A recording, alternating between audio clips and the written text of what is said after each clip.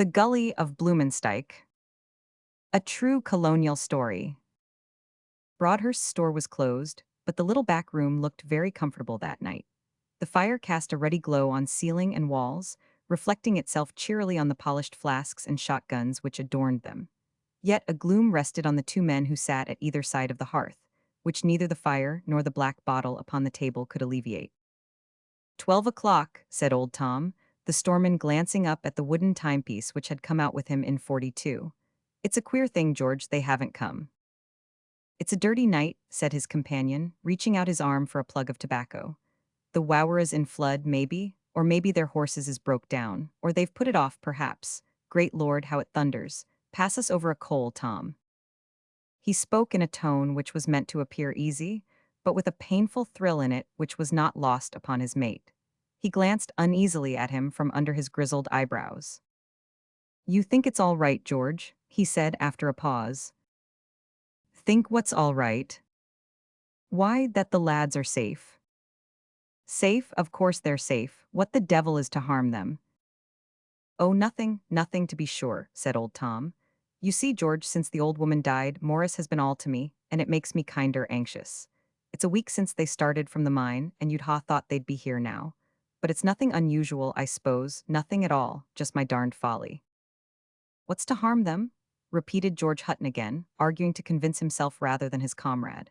It's a straight road from the diggins to Rathurst, and then through the hills past Bluemansdyke, and over the Wowera by the ford, and so down to Trafalgar by the bush track. There's nothing deadly in all that, is there? My son Alan's as dear to me as Morris can be to you, mate, he continued. But they know the ford well, and there's no other bad place. They'll be here tomorrow night, certain. Please God they may, said Broadhurst, and the two men lapsed into silence for some time, moodily staring into the glow of the fire and pulling at their short clays. It was indeed, as Hutton had said, a dirty night. The wind was howling down through the gorges of the western mountains, and whirling and eddying among the streets of Trafalgar, whistling through the chinks in the rough wood cabins, and tearing away the frail shingles which formed the roofs. The streets were deserted, save for one or two stragglers from the drinking shanties, who wrapped their cloaks around them and staggered home through the wind and rain towards their own cabins. The silence was broken by Broadhurst, who was evidently still ill at ease. Say, George, he said, what's become of Josiah Mapleton? Went to the diggins. Aye, but he sent word he was coming back. But he never came. And what's become of Joss Humphrey? He resumed after a pause. He went diggin' too. Well, did he come back? Drop it, Broadhurst, drop it, I say, said Hutton, springing to his feet and pacing up and down the narrow room. You're trying to make a coward of me? You know the men must have gone up country prospectin', or farmin', maybe. What is it to us where they went? You don't think I have a register of every man in the colony, as Inspector Burton has of the lags. Sit down, George, and listen, said old Tom. There's something queer about that road, something I don't understand and don't like. Maybe you remember how Maloney, the one-eyed scoundrel, made his money in the early mining days. He'd a halfway drinking shanty on the main road up on a kind of bluff, where the Lena comes down from the hills. You've heard, George, how they found a sort of wooden slide from his little back room down to the river. And how it came out that man after man had had his drink doctored, and been shot down that into eternity, like a bale of goods. No one will ever know how many were done away with there. They were all supposed to be farmin' and prospectin', and the like, till their bodies were picked out of the rapids. It's no use mincing matters, George. We'll have the troopers along to the diggins if those lads don't turn up by tomorrow night. As you like, Tom, said Hutton.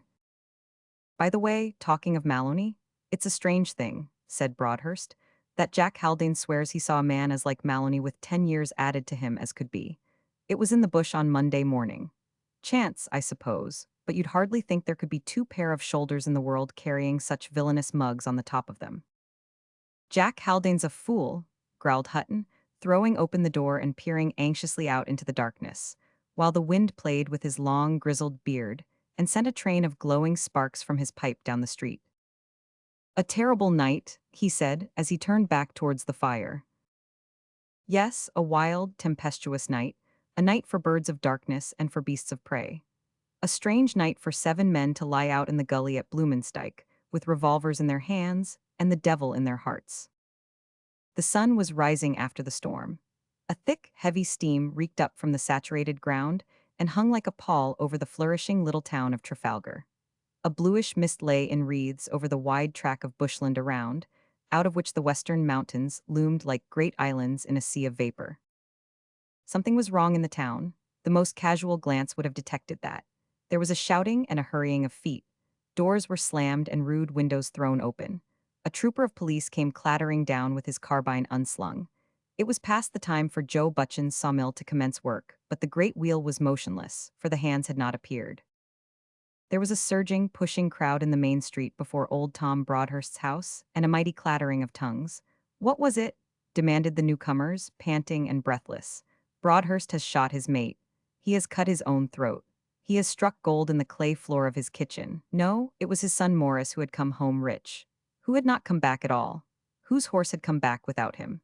At last the truth had come out, and there was the old sorrel horse in question whinnying and rubbing his neck against the familiar door of the stable, as if entreating entrance, while two haggard, gray-haired men held him by either bridle and gazed blankly at his reeking sides.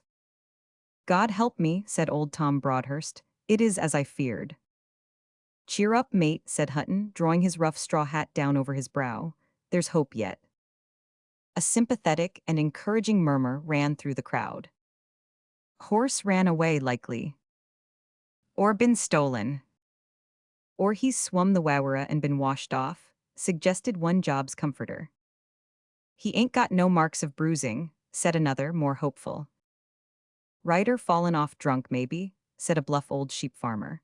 "I kin remember," he continued, "coming into town 'bout this hour myself with my head in my holster and thinking I was a six-chambered revolver. Mighty drunk I was. Morris had a good seat, he'd never be washed off." "Not he." "The horse has a wheel on its off forequarter," remarked another, more observant than the rest. "A blow from a whip, maybe." "It would be a darned hard one." "Where's Chicago Bill?" said someone. "He'll know." Thus invoked, a strange, gaunt figure stepped out in front of the crowd. He was an extremely tall and powerful man, with the red shirt and high boots of a miner. The shirt was thrown open, showing the sinewy throat and massive chest. His face was seamed and scarred with many a conflict, both with nature and his brother man. Yet beneath his ruffianly exterior there lay something of the quiet dignity of the gentleman. This man was a veteran gold hunter, a real old Californian, 49er, who had left the fields in disgust when private enterprise began to dwindle before the formation of huge incorporated companies with their ponderous machinery. But the red clay with the little shining points had become to him as the very breath of his nostrils, and he had come halfway round the world to seek it once again. "Here's Chicago Bill," he said. "What is it?" Bill was naturally regarded as an oracle, in virtue of his prowess and varied experience. Every eye was turned on him as Braxton, the young Irish trooper of constabulary, said, "What do you make of the horse, Bill?" The Yankee was in no hurry to commit himself. He surveyed the animal for some time with his shrewd little gray eye. He bent and examined the girths, then he felt the mane carefully. He stooped once more and examined the hoofs and then the quarters. His eye rested on the blue wheel already mentioned. This seemed to put him on a scent, for he gave a long, low whistle, and proceeded at once to examine the hair on either side of the saddle. He saw something conclusive apparently, for, with a sidelong glance under his shaggy eyebrows at the two old men beside him, he turned and fell back among the crowd. "Well, what d'ye think?" cried a dozen voices. "A job for you," said Bill, looking up at the young Irish trooper. "Why, what is it? What's become of young Broadhurst?" "He's done what better men has done afore. He has sunk a shaft for gold and panned out a coffin." "Speak out, man, what have you seen?" cried a husky voice.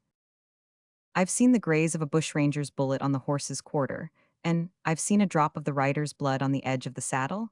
Here, hold the old man up, boys. Don't let him drop. Give him a swig of brandy and lead him inside. Say," he continued in a whisper, gripping the trooper by the wrist, "mind, I'm in it. You and I play this hand together. I'm dead on Sitch Farmin. We'll do as they do in Nevada, strike while the iron is hot. Get any men you can together. I s'pose you're game to come yourself." "Yes, I'll come," said young Braxton with a quiet smile.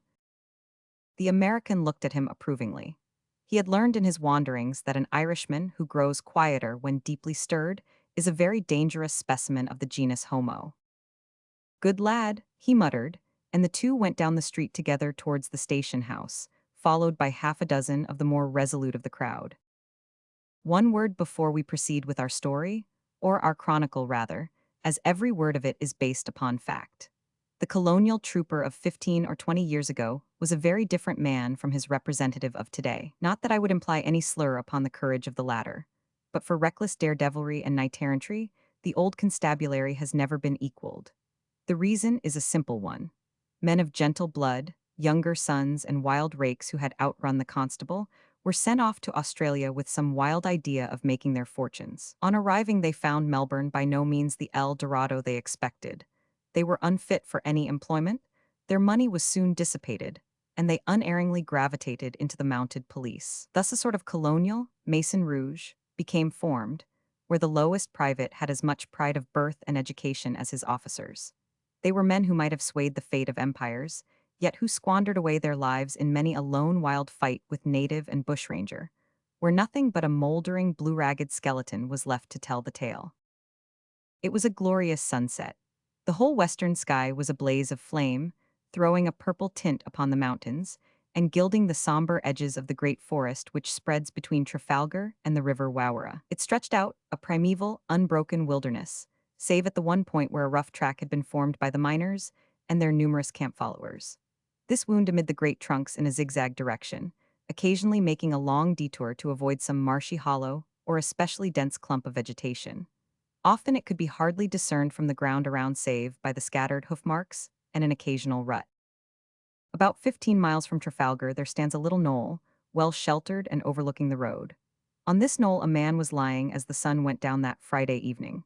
He appeared to shun observation, for he had chosen that part in which the foliage was thickest, yet he seemed decidedly at his ease, as he lolled upon his back with his pipe between his teeth and a broad hat down over his face. It was a face that it was well to cover in the presence of so peaceful a scene, a face pitted with the scars of an immaterial smallpox. The forehead was broad and low, one eye had apparently been gouged out, leaving a ghastly cavity, the other was deep-set, cunning, and vindictive. The mouth was hard and cruel, a rough beard covered the chin. It was the cut of face which, seen in a lonely street, would instinctively make one shift the grasp of one's stick from the knob end to the ferrule, the face of a bold and unscrupulous man. Some unpleasing thought seemed to occur to him, for he rose with a curse and knocked the ashes out of his pipe. "A darned fine thing," he muttered, "that I should have to lie out like this. It was Barrett's fault the job wasn't a clean one, and now he picks me out to get the swamp fever. If he'd shot the horse as I did the man, we wouldn't need a watch on this side of the Wowra. He always was a poor white-livered cuss. Well," he continued, picking up a gun which lay in the grass behind him, "there's no use my waiting longer. They wouldn't start during the night. Maybe the horse never got home. Maybe they gave them up as drowned. Anyhow, it's another man's turn tomorrow, so I'll just give them 5 minutes and then make tracks." He sat down on the stump of a tree as he spoke and hummed the verse of a song. A sudden thought seemed to strike him, for he plunged his hand into his pocket and after some searching, extracted a pack of playing cards wrapped in a piece of dirty brown paper.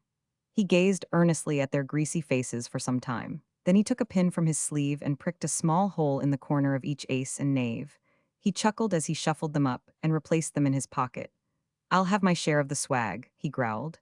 "They're sharp, but they'll not spot that when the liquor is in them. By the Lord, here they are." He had sprung to his feet and was bending to the ground, holding his breath as he listened. To the unpracticed ear all was as still as before, the hum of a passing insect, the chirp of a bird, the rustle of the leaves, but the bushranger rose with the air of a man who has satisfied himself.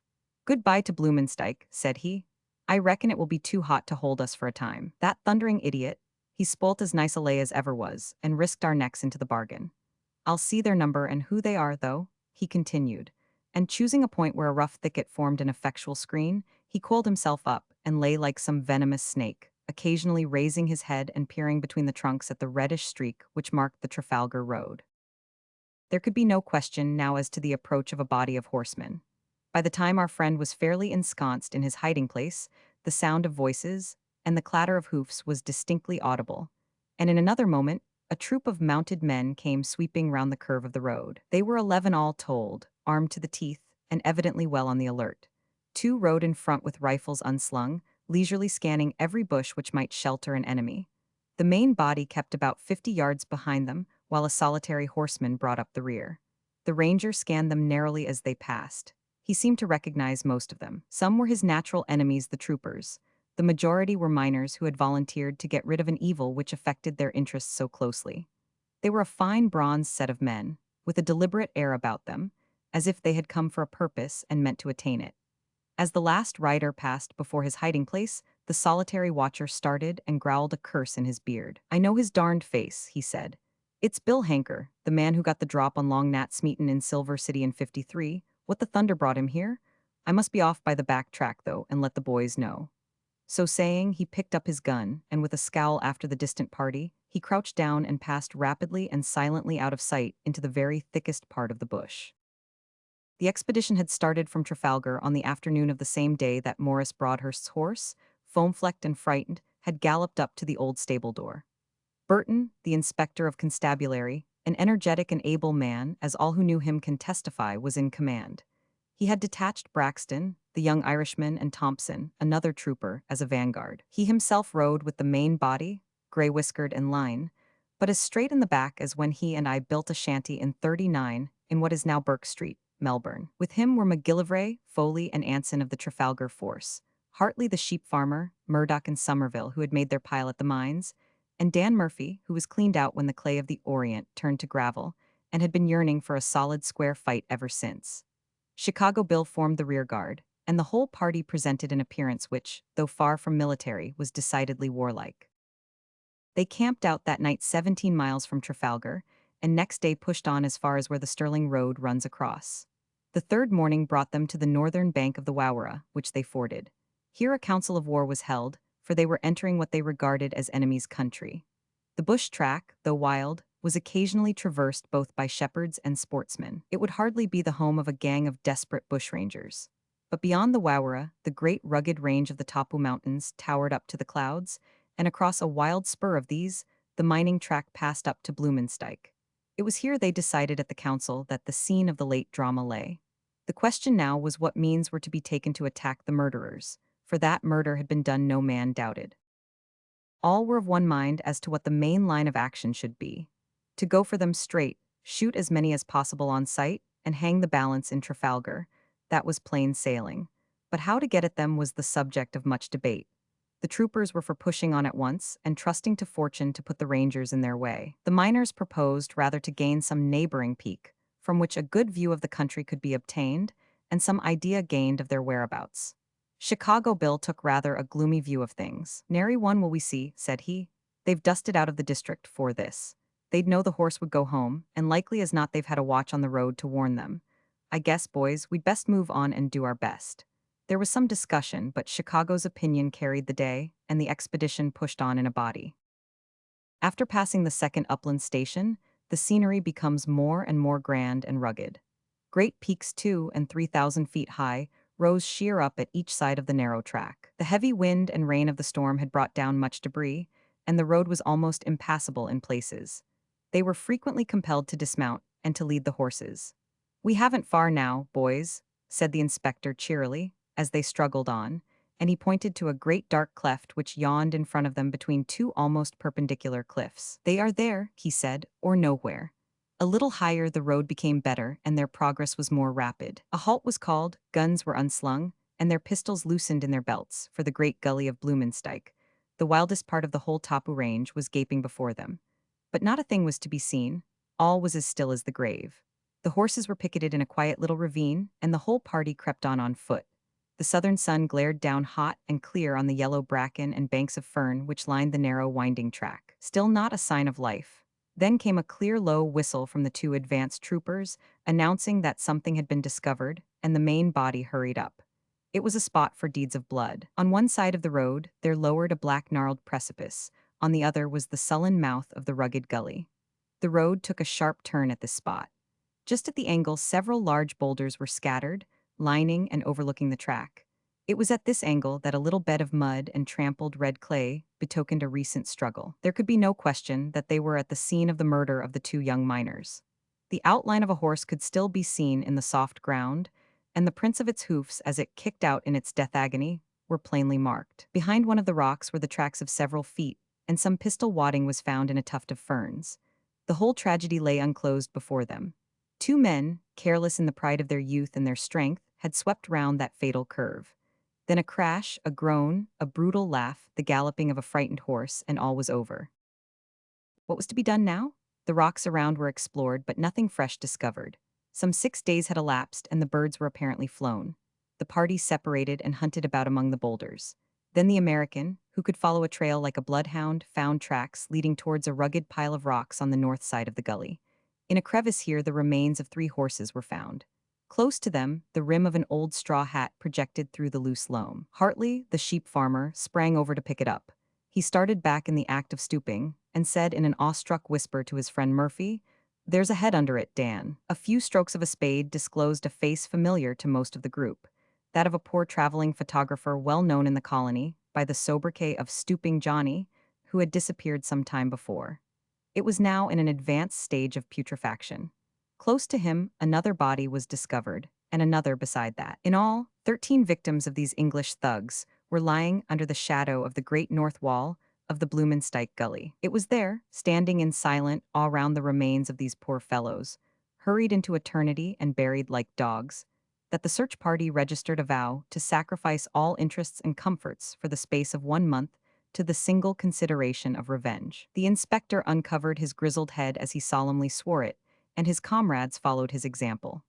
The bodies were then, with a brief prayer, consigned to a deeper grave, a rough cairn was erected over them, and the 11 men set forth upon their mission of stern justice. 3 weeks had passed, 3 weeks and 2 days. The sun was sinking over the great waste of bushland, unexplored and unknown, which stretches away from the eastern slope of the Tapu Mountains. Save some eccentric sportsman or bold prospector, no colonist had ever ventured into that desolate land. Yet on this autumn evening 2 men were standing in a little glade in the very heart of it. They were engaged tying up their horses, and apparently making preparations for camping out for the night. Though haggard, unkempt, and worn, one still might recognize 2 of our former acquaintances, the young Irish trooper and the American Chicago Bill. This was the last effort of the avenging party. They had traversed the mountain gorges, they had explored every gully and ravine, and now they had split into several small bands, and, having named a trysting place, they were scouring the country in the hope of hitting upon some trace of the murderers. Foley and Anson had remained among the hills, Murdoch and Dan Murphy were exploring towards Rathurst. Somerville and the inspector had ascended along the Wowara, while the others in 3 parties were wandering through the eastern bushland. Both the trooper and the miner seemed dejected and weary. The one had set out with visions of glory and hopes of a short cut to the coveted stripes which would put him above his fellows. The other had obeyed a rough, wild sense of justice, and each was alike disappointed. The horses were picketed, and the men threw themselves heavily upon the ground. There was no need to light a fire. A few dampers and some rusty bacon were their whole provisions. Braxton produced them and handed his share to his comrade. They ate their rough meal without a word. Braxton was the first to break the silence. "We're playing our last card," he said. "And a darned poor one at that," replied his comrade. "Why, mate," he continued, "if we did knock up again these all-fired varmin, you don't suppose you and I would go for them? I guess I'd up and shove for Trafalgar first." Braxton smiled. Chicago's reckless courage was too well known in the colony for any words of his to throw a doubt upon it. Miners still tell how, during the first great rush in '52, a blustering ruffian, relying upon some similar remark of the pioneers, had tried to establish a reputation by an unprovoked assault upon him. And the narrators then glide imperceptibly into an account of Bill's handsome conduct towards the widow, how he had given her his week's cleanup to start her in a drinking shanty. Braxton thought of this as he smiled at Chicago's remarks and glanced at the massive limbs and weather-beaten face. "We'd best see where we are before it grows darker," he said. And rising, he stacked his gun against the trunk of a blue gum tree, and seizing some of the creepers which hung down from it, began rapidly and silently to ascend it. "His soul's too big for his body," growled the American, as he watched the dark lithe figure standing out against the pale blue evening sky. "What d'ye see, Jack?" he shouted, for the trooper had reached the topmost branch by this time, and was taking a survey of the country. "Bush, bush, nothing but bush," said the voice among the leaves. "Wait a bit, though, there's a kind of hill about 3 miles off away to the northeast. I see it above the trees right over there. Not much good to us, though," he continued after a pause, for it seems a barren, stony sort of place. Chicago paced about at the bottom of the tree. He seems an almighty long time prospectin' it, he muttered, after 10 minutes had elapsed. Ah, here he is. And the trooper came swinging down and landed panting just in front of him. Why, what's come over him? What's the matter, Jack? Something was the matter. That was very evident. There was a light in Braxton's blue eyes and a flush on the pale cheek.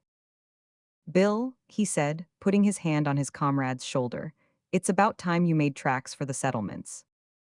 What do you mean? Said Chicago. Why, I mean that the murderers are within a league of us and that I intend going for them. There, don't be huffed, old man, he added. Of course I knew you were only joking, but they are there, Bill. I saw smoke on the top of that hill, and it wasn't good, honest smoke, mind you. It was drywood smoke and meant to be hid. I thought it was mist at first, but no, it was smoke. I'll swear it. It could only be them. Who else would camp on the summit of a desolate hill? We've got them, Bill. We have them as sure as fate. Or they've got us, growled the American. But here, lad, here's my glass. Run up and have a look at them. It's too dark now, said Braxton. We'll camp out tonight. No fear of them stirring. They're lying by there until the whole thing blows over, depend upon it, so we'll make sure of them in the morning.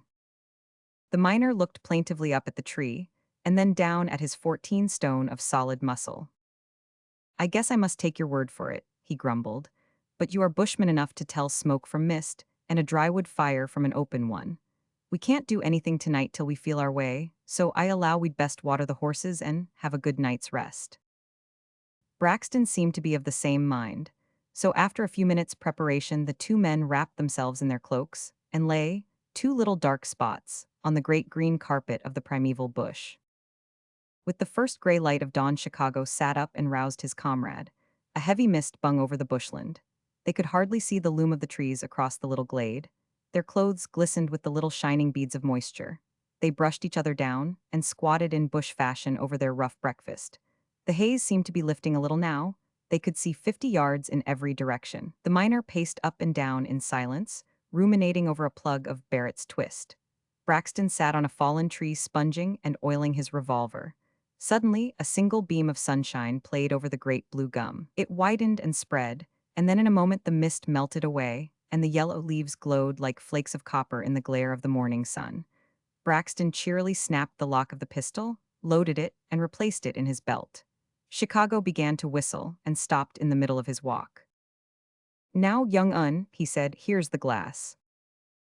Braxton slung it round his neck and ascended the tree as he had done the night before. It was child's play to the trooper, a splendid climber, as I can testify, for I saw him 2 years later swarming up the topmost backstay of the Hector frigate in a gale of wind for a bet of a bottle of wine. He soon reached the summit, and shuffling along a naked branch 200 feet from the ground, he gained a point where no leaves could obstruct his view. Here he sat straddle-legged, and unslinging the glass, he proceeded to examine the hill, bush by bush and stone by stone. An hour passed without his moving. Another had almost elapsed before he descended. His face was grave and thoughtful. Are they there? Was the eager query. Yes, they are there. How many? I've only seen 5, but there may be more. Wait till I think it out, Bill. The miner gazed at him with all the reverence matter has towards mind. Thinking things out was not his strong point. Blamed if I can help you, he said apologetically. It kinder don't come natural to me to be plottin' and plannin'. Want edication, likely. My father was allowed to be the hardest-headed man in the States. Judge Jeffers let on as how the old man wanted to hand in his checks. So he down and put his head on the line when the first engine as ran from Vermont was common, up. They fined him $100 for upsettin' that air locomotive, and the old man got the cussedest headache as ever was. Braxton hardly seemed to hear this family anecdote. He was deep in thought. Look here, old man, said he. Sit down by me on the trunk and listen to what I say. Remember that you are here as a volunteer, Bill. You've no call to come. Now I am here in the course of duty. Your name is known through the settlement. You were a marked man when I was in the nursery. Now, Bill, it's a big thing I am going to ask you. If you and I go in and take these men, it will be another feather in your cap, and in yours only. What do men know of Jack Braxton, the private of police? He'd hardly be mentioned in the matter. Now I want to make my name this day. We'll have to secure these men by a surprise after dusk, and it will be as easy for one resolute man to do it as for two, perhaps easier, for there is less chance of detection. "Bill, I want you to stay with the horses and let me go alone." Chicago sprang to his feet with a snarl of indignation and paced up and down in front of the fallen trees. Then he seemed to master himself, for he sat down again. "They'd chaw you up, lad," he said, putting his hand on Braxton's shoulder. "It wouldn't wash." "Not they," said the trooper. "I'd take your pistol as well as my own, and I'd need a deal of chawing."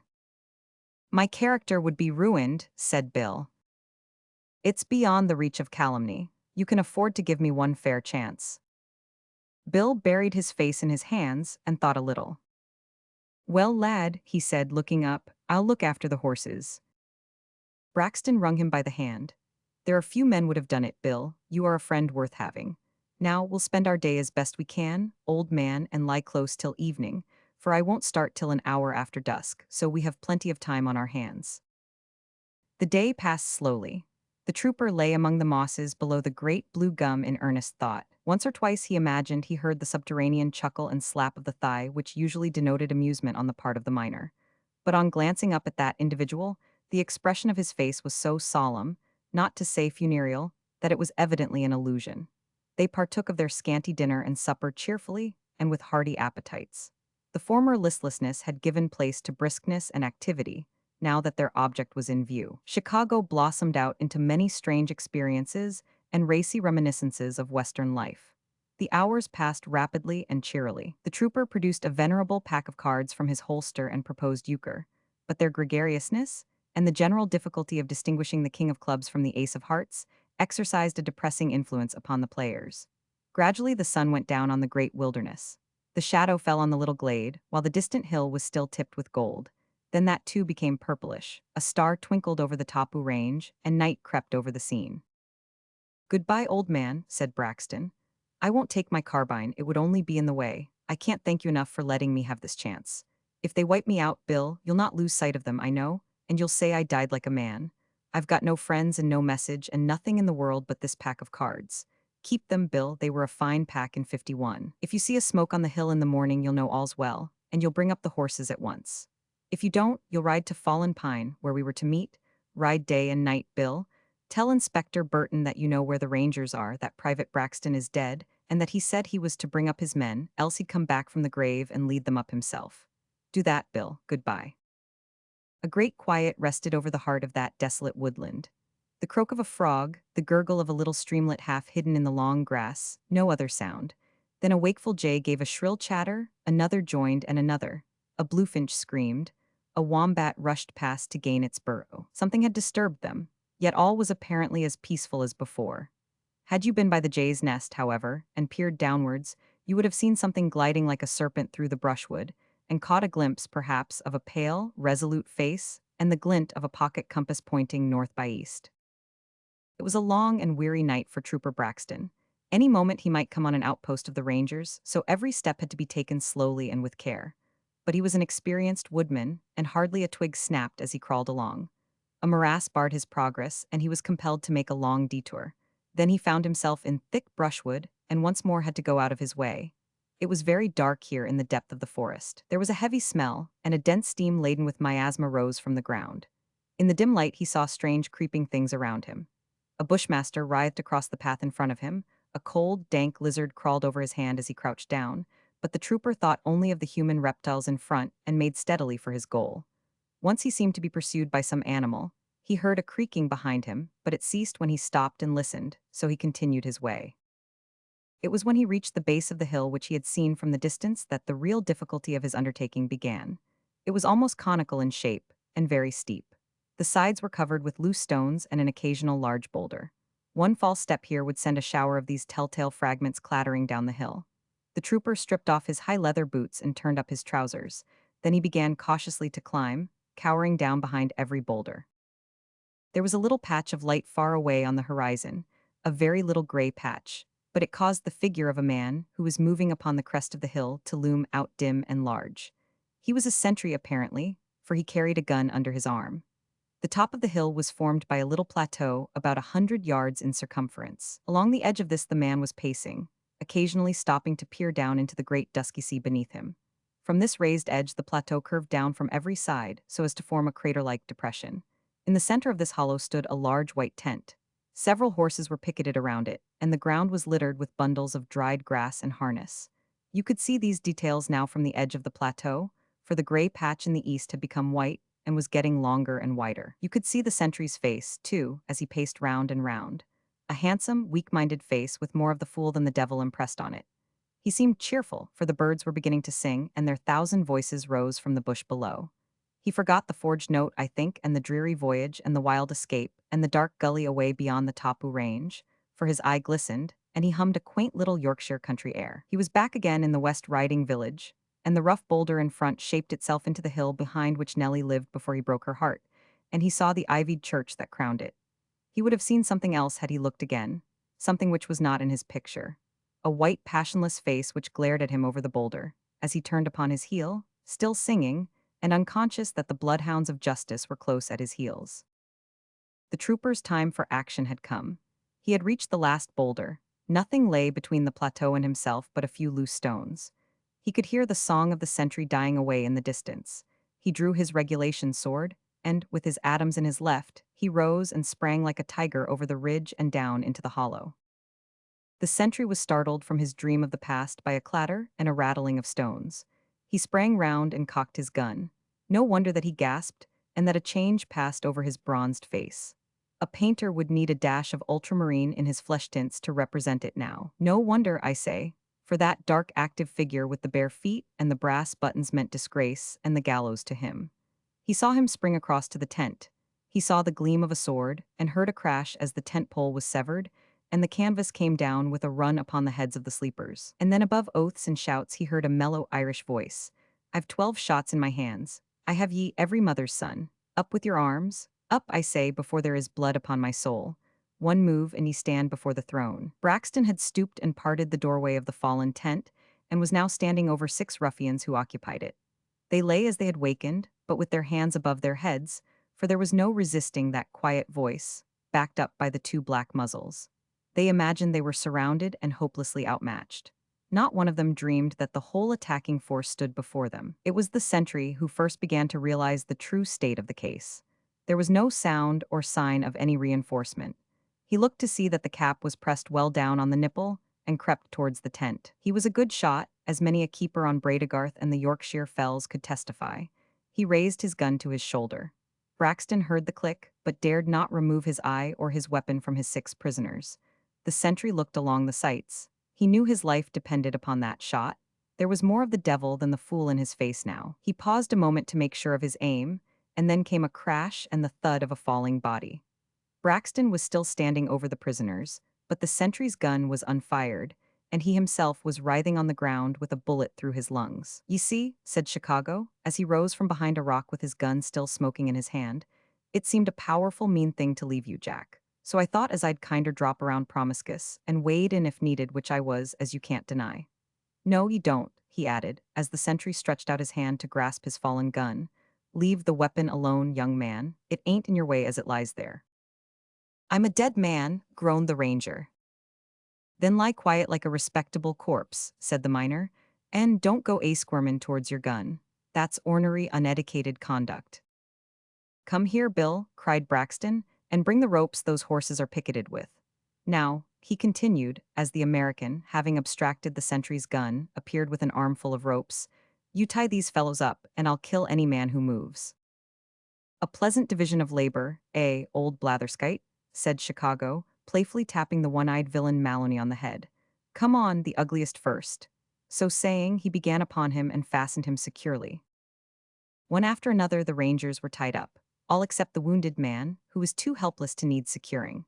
Then Chicago went down and brought up the horses, while Braxton remained on guard, and by midday the cavalcade was in full march through the forest en route for Fallen Pine, the rendezvous of the search party. The wounded man was tied on to a horse in front, the other rangers followed on foot for safety, while the trooper in Chicago brought up the rear. There was a sad assemblage at Fallen Pine.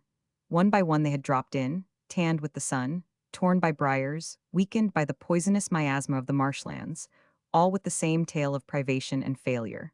Somerville and the inspector had fallen in with blacks above the upper ford and had barely escaped with their lives. Troopers Foley and Anson were well, though somewhat gaunt from privation. Hartley had lost his horse from the bite of a bushmaster. Murdoch and Murphy had scoured the bush as far as Rathurst, but without success. All were dejected and weary.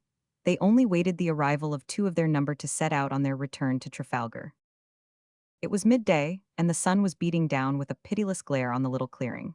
The men were lying about on the shady side of the trunks, some smoking, some with their hats over their faces and half asleep. The horses were tethered here and there, looking as listless as their masters. Only the inspector's old charger seemed superior to the weather, a shrewd, blasé old horse that had seen the world and was nearly as deeply versed in woodcraft as his master. As Chicago said, short of climbing a tree, there weren't nothing that horse couldn't do, and it would make a darned good try at that if it was pushed. Old Sawback seemed ill at ease this afternoon. Twice he had pricked up his ears, and once he had raised his head as if to neigh, but paused before committing himself. The inspector looked at him curiously and put his meerschaum back into its case. Meerschaums were always a weakness of poor Jim Burton's. "Demn it, sir," I have heard him say, "a gentleman is known by his pipe. When he comes down in the world, his pipe has most vitality." He put the case inside his uniform and went over to the horse. The ears were still twitching. "He hears something," said the inspector. "By Jove, so do I. Here, boys, jump up. There's a body of men coming." Every man sprang to his horse's head. "I hear hoofs, and I hear the tramp of men on foot. They must be a large party. They're heading straight for us. Get under cover, boys, and have your guns loose." The men wheeled right and left, and in a very few moments the glade was deserted. Only the brown barrel of a gun here and there among the long grass and the ferns showed where they were crouching. "Steady, boys," said Burton. "If they are enemies, don't fire till I give the word. Then one by one aim low and let the smoke clear. Rangers, by Jove," he added, as a horseman broke into the clearing some way down, with his head hanging down over his horse's neck. "More," he growled, as several men emerged from the bush at the same point. "By the living powers, they're taken, I see the ropes. Hurrah!" And next moment Braxton and Chicago were mobbed by 9 shouting, dancing men, who pulled them and tugged at them, and slapped them on the back, and dragged them about in such a way that Maloney whispered with a scowl, "If we'd had the grit to do as much, we'd have been free men this day." And now our story is nearly done. We have chronicled a fact which we think is worthy of a wider circulation than the colonial drinking bar and the sheep farmer's fireside. For Trooper Braxton and his capture of the Bluemansdyke murderers have long been household words among our brothers in the England of the Southern Seas.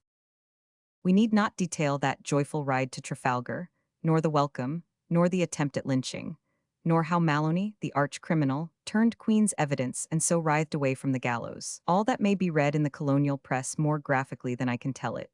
My friend Jack Braxton is an officer now, as his father was before him, and still in the Trafalgar force.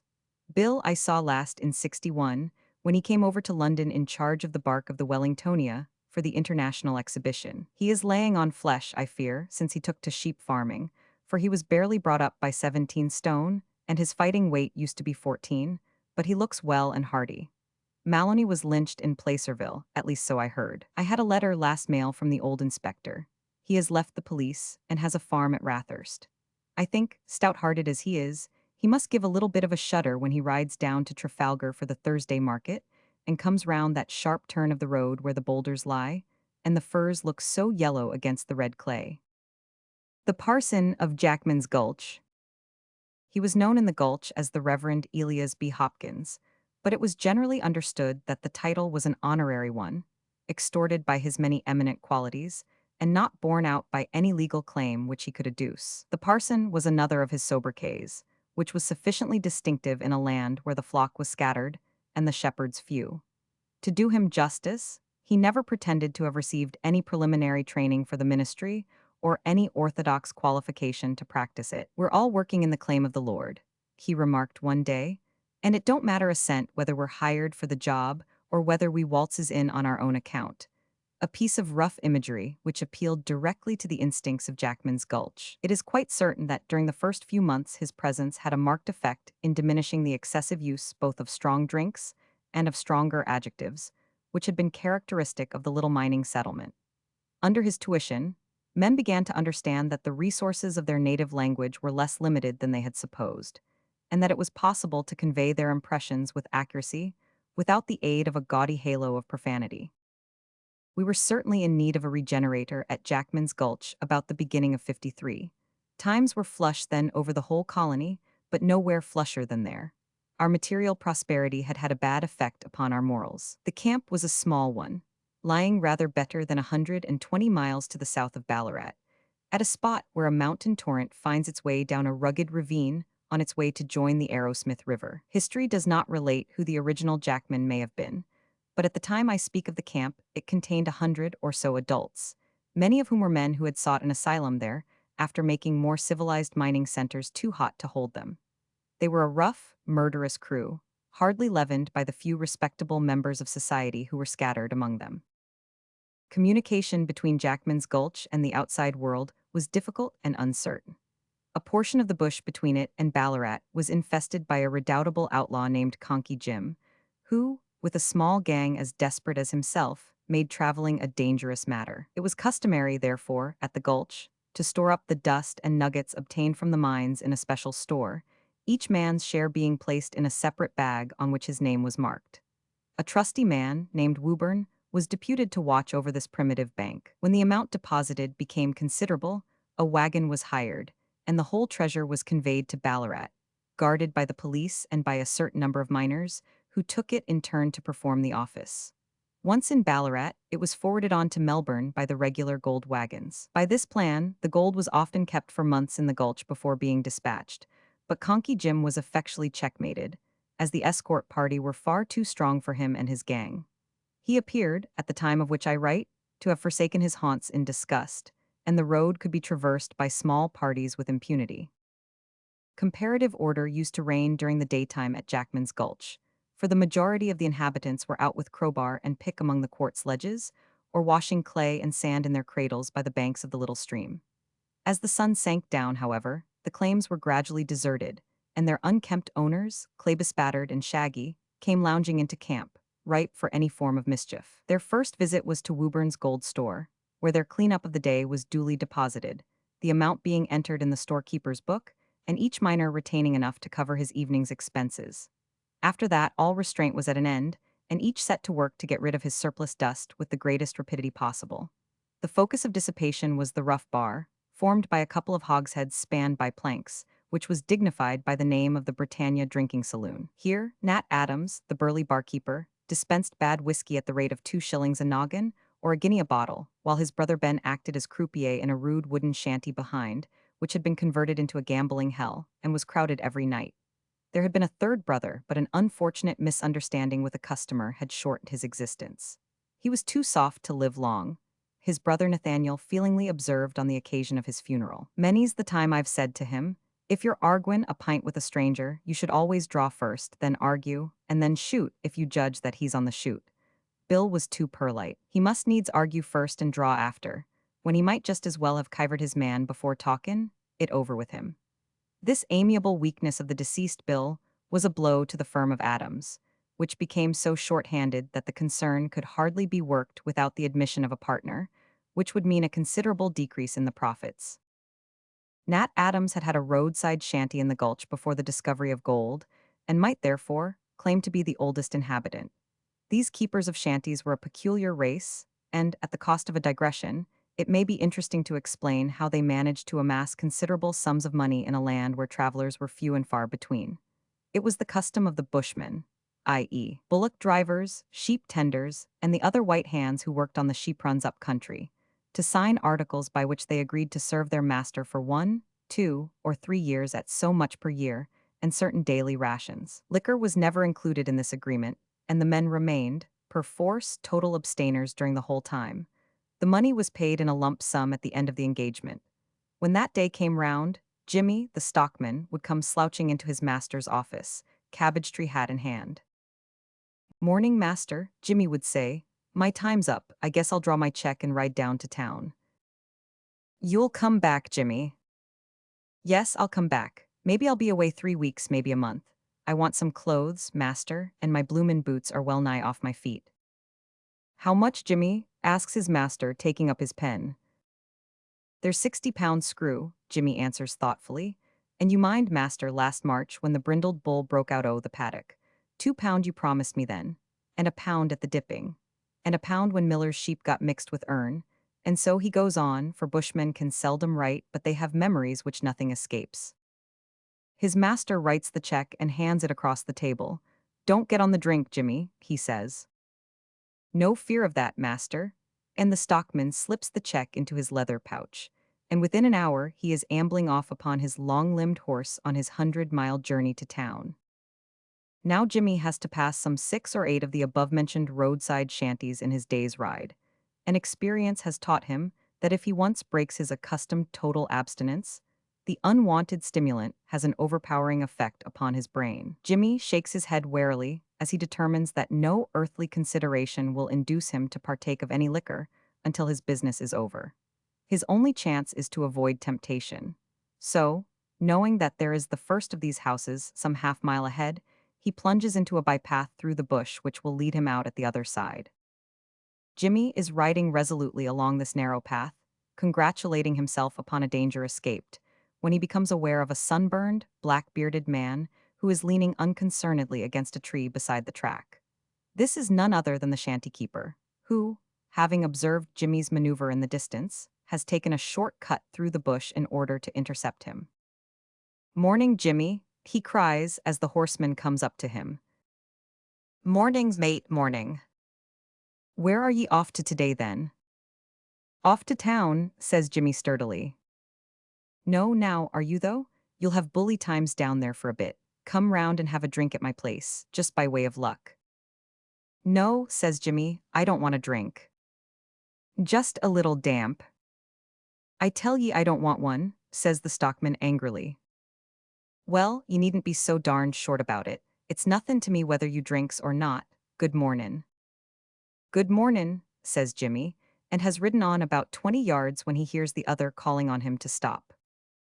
"See here, Jimmy," he says, overtaking him again. "If you'll do me a kindness when you're up in town, I'd be obliged." "What is it?" "It's a letter, Jim, as I once posted. It's an important one, too, and I wouldn't trust it with everyone, but I knows you, and if you'll take charge on it, it'll be a powerful weight off my mind." "Give it here," Jimmy says laconically. "I hain't got it here, it's round in my caboose. Come round for it with me, it ain't more'n quarter of a mile."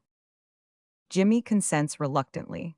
When they reach the tumble-down hut, the keeper asks him cheerily to dismount and to come in.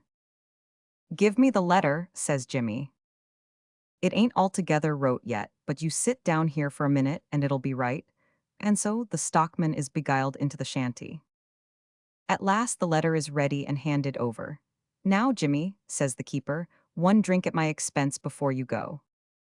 "Not a taste," says Jimmy. "Oh, that's it, is it?" the other says in an aggrieved tone. "You're too damned proud to drink with a poor cove like me. Here, give us back that letter. I'm cursed if I'll accept a favor from a man who's too almighty big to have a drink with me." "Well, well, mate, don't turn rusty," says Jim. "Give us one drink and I'm off." The keeper pours out about half a pannikin of raw rum and hands it to the bushman. The moment he smells the old familiar smell, his longing for it returns, and he swigs it off at a gulp. His eyes shine more brightly, and his face becomes flushed. The keeper watches him narrowly. "You can go now, Jim," he says. "Steady, mate, steady," says the bushman. "I'm as good a man as you. If you stand a drink, I can stand one too, I suppose." So the pannikin is replenished, and Jimmy's eyes shine brighter still. "Now, Jimmy, one last drink for the good of the house," says the keeper, "and then it's time you were off." The stockman has a third gulp from the pannikin, and with it all his scruples and good resolutions vanish forever. "Look here," he says somewhat huskily, taking his check out of his pouch. "You take this, mate. Whoever comes along this road, ask 'em what they'll have and tell them it's my shout. Let me know when the money's done." So Jimmy abandons the idea of ever getting to town, and for 3 weeks or a month, he lies about the shanty in a state of extreme drunkenness and reduces every wayfarer upon the road to the same condition. At last, one fine morning, the keeper comes to him. "The coin's done, Jimmy," he says. "It's about time you made some more."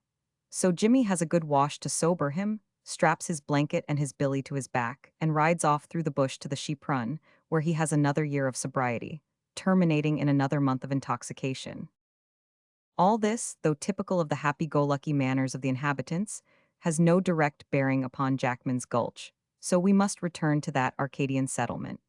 Additions to the population, there were not numerous, and such as came about the time of which I speak were even rougher and fiercer than the original inhabitants. In particular, there came a brace of ruffians named Phillips and Maul, who rode into camp one day and started a claim upon the other side of the stream. They outgulched the gulch in the virulence and fluency of their blasphemy, in the truculence of their speech and manner, and in their reckless disregard of all social laws. They claimed to have come from Bendigo, and there were some amongst us who wished that the redoubted Conky Jim was on the track once more, as long as he would close it to such visitors as these. After their arrival, the nightly proceedings at the Britannia Bar and at the gambling hell behind became more riotous than ever. Violent quarrels, frequently ending in bloodshed, were of constant occurrence. The more peaceable frequenters of the bar began to talk seriously of lynching the two strangers who were the principal promoters of disorder. Things were in this unsatisfactory condition when our evangelist, Elias B. Hopkins, came limping into the camp, travel-stained and footsore, with his spade strapped across his back and his Bible in the pocket of his moleskin jacket. His presence was hardly noticed at first, so insignificant was the man. His manner was quiet and unobtrusive, his face pale, and his figure fragile. On better acquaintance, however, there was a squareness and firmness about his clean-shaven lower jaw, and an intelligence in his widely opened blue eyes, which marked him as a man of character. He erected a small hut for himself, and started a claim close to that occupied by the two strangers who had preceded him.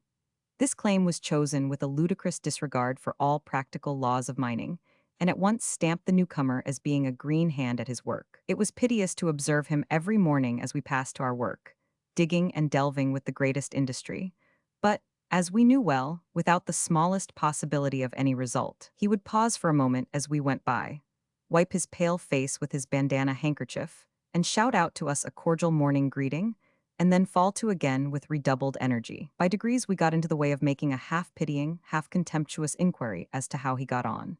"I hain't struck it yet, boys," he would answer cheerily, leaning on his spade, "but the bedrock lies deep just hereabouts, and I reckon we'll get among the pay gravel today." Day after day he returned the same reply with unvarying confidence and cheerfulness. It was not long before he began to show us the stuff that was in him. One night the proceedings were unusually violent at the drinking saloon. A rich pocket had been struck during the day, and the striker was standing treat in a lavish and promiscuous fashion, which had reduced 3 parts of the settlement to a state of wild intoxication. A crowd of drunken idlers stood or lay about the bar, cursing, swearing, shouting, dancing, and they're firing their pistols into the air out of pure wantonness. From the interior of the shanty behind there came a similar chorus. Maul, Phillips, and the roughs who followed them were in the ascendant, and all order and decency was swept away. Suddenly, amid this tumult of oaths and drunken cries, men became conscious of a quiet monotone which underlay all other sounds and obtruded itself at every pause in the uproar. Gradually first one man and then another paused to listen, until there was a general cessation of the hubbub, and every eye was turned in the direction whence this quiet stream of words flowed. There, mounted upon a barrel, was Elias B. Hopkins, the newest of the inhabitants of Jackman's Gulch, with a good-humored smile upon his resolute face. He held an open Bible in his hand, and was reading aloud a passage taken at random, an extract from the Apocalypse, if I remember right. The words were entirely irrelevant, and without the smallest bearing upon the scene before him, but he plodded on with great unction, waving his left hand slowly to the cadence of his words. There was a general shout of laughter and applause at this apparition, and Jackman's Gulch gathered round the barrel approvingly, under the impression that this was some ornate joke, and that they were about to be treated to some mock sermon or parody of the chapter read. When, however, the reader, having finished the chapter, placidly commenced another, and having finished that rippled on into another one, the revelers came to the conclusion that the joke was somewhat too long-winded. The commencement of yet another chapter confirmed this opinion, and an angry chorus of shouts and cries, with suggestions as to gagging the reader or knocking him off the barrel, rose from every side. In spite of roars and hoots, however, Elias B. Hopkins plodded away at the Apocalypse with the same serene countenance, looking as ineffably contented as though the babel around him were the most gratifying applause. Before long, an occasional boot pattered against the barrel, or whistled past our parson's head. But here some of the more orderly of the inhabitants interfered in favor of peace and order, aided curiously enough by the aforementioned Maul and Phillips, who warmly espoused the cause of the little scripture reader. "The little cuss has got grit in him," the latter explained, rearing his bulky red-shirted form between the crowd and the object of its anger. "His ways ain't our ways, and we're all welcome to our opinions, and to sling them round from barrels or otherwise, if so minded. What I says and Bill says is that when it comes to slingin' boots instead o' words it's too steep by half. And if this man's wronged we'll chip in and see him righted. This oratorical effort had the effect of checking the more active signs of disapproval, and the party of disorder attempted to settle down once more to their carouse, and to ignore the shower of scripture which was poured upon them. The attempt was hopeless. The drunken portion fell asleep under the drowsy refrain, and the others, with many a sullen glance at the imperturbable reader, slouched off to their huts, leaving him still perched upon the barrel. Finding himself alone with the more orderly of the spectators, the little man rose, closed his book, after methodically marking with a lead pencil the exact spot at which he stopped, and descended from his perch. "Tomorrow night, boys," he remarked in his quiet voice, "the reading will commence at the 9th verse of the 15th chapter of the Apocalypse," with which piece of information, disregarding our congratulations, he walked away with the air of a man who has performed an obvious duty. We found that his parting words were no empty threat. Hardly had the crowd begun to assemble next night before he appeared once more upon the barrel and began to read with the same monotonous vigor, tripping over words, muddling up sentences, but still boring along through chapter after chapter. Laughter, threats, chaff, every weapon short of actual violence, was used to deter him, but all with the same want of success. Soon it was found that there was a method in his proceedings. When silence reigned, or when the conversation was of an innocent nature, the reading ceased. A single word of blasphemy, however, set it going again, and it would ramble on for a quarter of an hour or so, when it stopped, only to be renewed upon similar provocation. The reading was pretty continuous during that second night, for the language of the opposition was still considerably free. At least it was an improvement upon the night before. For more than a month Elias B. Hopkins carried on this campaign. There he would sit, night after night, with the open book upon his knee, and at the slightest provocation off he would go, like a musical box when the spring is touched. The monotonous drawl became unendurable, but it could only be avoided by conforming to the parson's code. A chronic swearer came to be looked upon with disfavor by the community, since the punishment of his transgression fell upon all. At the end of a fortnight, the reader was silent more than half the time, and at the end of the month his position was a sinecure. Never was a moral revolution brought about more rapidly and more completely. Our parson carried his principle into private life. I have seen him, on hearing an unguarded word from some worker in the gulches, rush across, Bible in hand, and perching himself upon the heap of red clay which surmounted the offender's claim, drawl through the genealogical tree at the commencement of the New Testament in a most earnest and impressive manner, as though it were especially appropriate to the occasion. In time an oath became a rare thing amongst us. Drunkenness was on the wane too. Casual travelers passing through the gulch used to marvel at our state of grace, and rumors of it went as far as Ballarat, and excited much comment therein. There were points about our evangelist which made him especially fitted for the work which he had undertaken. A man entirely without redeeming vices would have had no common basis on which to work, and no means of gaining the sympathy of his flock. As we came to know Elias B. Hopkins better, we discovered that in spite of his piety there was a leaven of old Adam in him, and that he had certainly known unregenerate days. He was no teetotaler. On the contrary, he could choose his liquor with discrimination, and lower it in an able manner. He played a masterly hand at poker, and there were few who could touch him at cutthroat euchre. He and the two ex-ruffians, Phillips and Mall, used to play for hours in perfect harmony, except when the fall of the cards elicited an oath from one of his companions. At the first of these offenses, the parson would put on a pained smile and gaze reproachfully at the culprit. At the second he would reach for his Bible, and the game was over for the evening. He showed us he was a good revolver shot too, for when we were practicing at an empty brandy bottle outside Adam's bar, he took up a friend's pistol and hit it plumb in the center at 24 paces. There were few things he took up that he could not make a show at apparently, except gold digging, and at that he was the veriest duffer alive. It was pitiful to see the little canvas bag, with his name printed across it, lying placid and empty upon the shelf at Woburn's store, while all the other bags were increasing daily, and some had assumed quite a portly rotundity of form, for the weeks were slipping by, and it was almost time for the gold train to start off for Ballarat. We reckoned that the amount which we had stored at the time represented the greatest sum which had ever been taken by a single convoy out of Jackman's Gulch. Although Elias B. Hopkins appeared to derive a certain quiet satisfaction from the wonderful change which he had effected in the camp, his joy was not yet rounded and complete. There was one thing for which he still yearned. He opened his heart to us about it one evening. "We'd have a blessing on the camp, boys," he said, If we only had a service some sort on the Lord's day. It's a temptin', Providence, to go on in this way without talkin' any notice of it, except that maybe there's more whiskey drunk and more card playin' than on any other day. We hain't got no parson, objected one of the crowd. Ye fool, growled another, hain't we got a man as is worth any 3 parsons, and can splash texts around like clay out o' a cradle?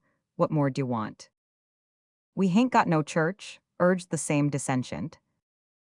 Have it in the open air, one suggested. Or in Woburn's store, said another.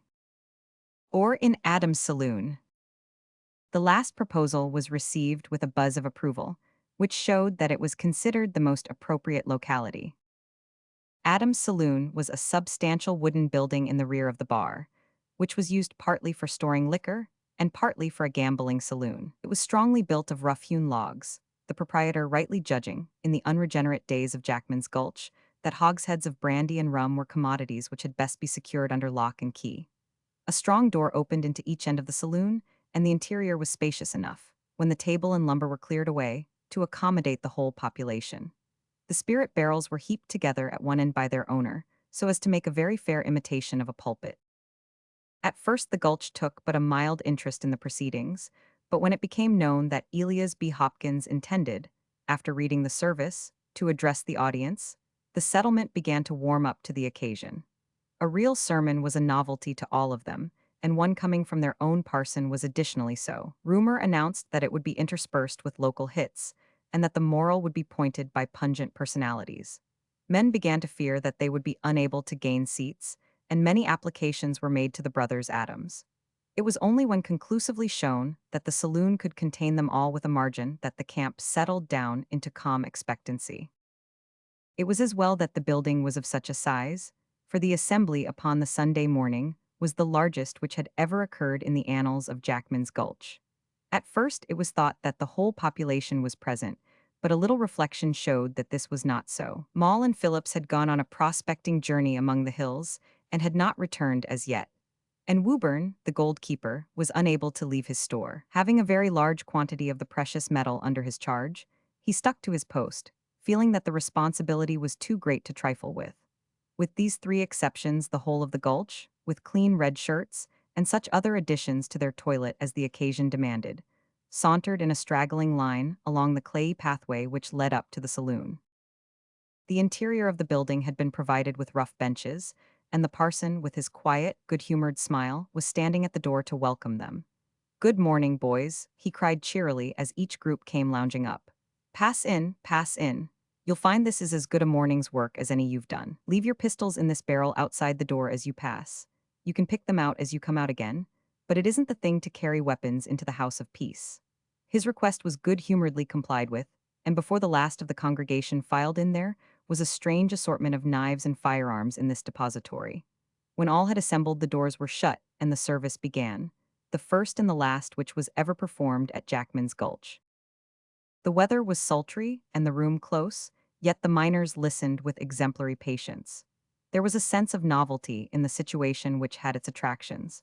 To some it was entirely new, others were wafted back by it to another land and other days. Beyond a disposition which was exhibited by the uninitiated to applaud at the end of certain prayers, by way of showing that they sympathized with the sentiments expressed, no audience could have behaved better.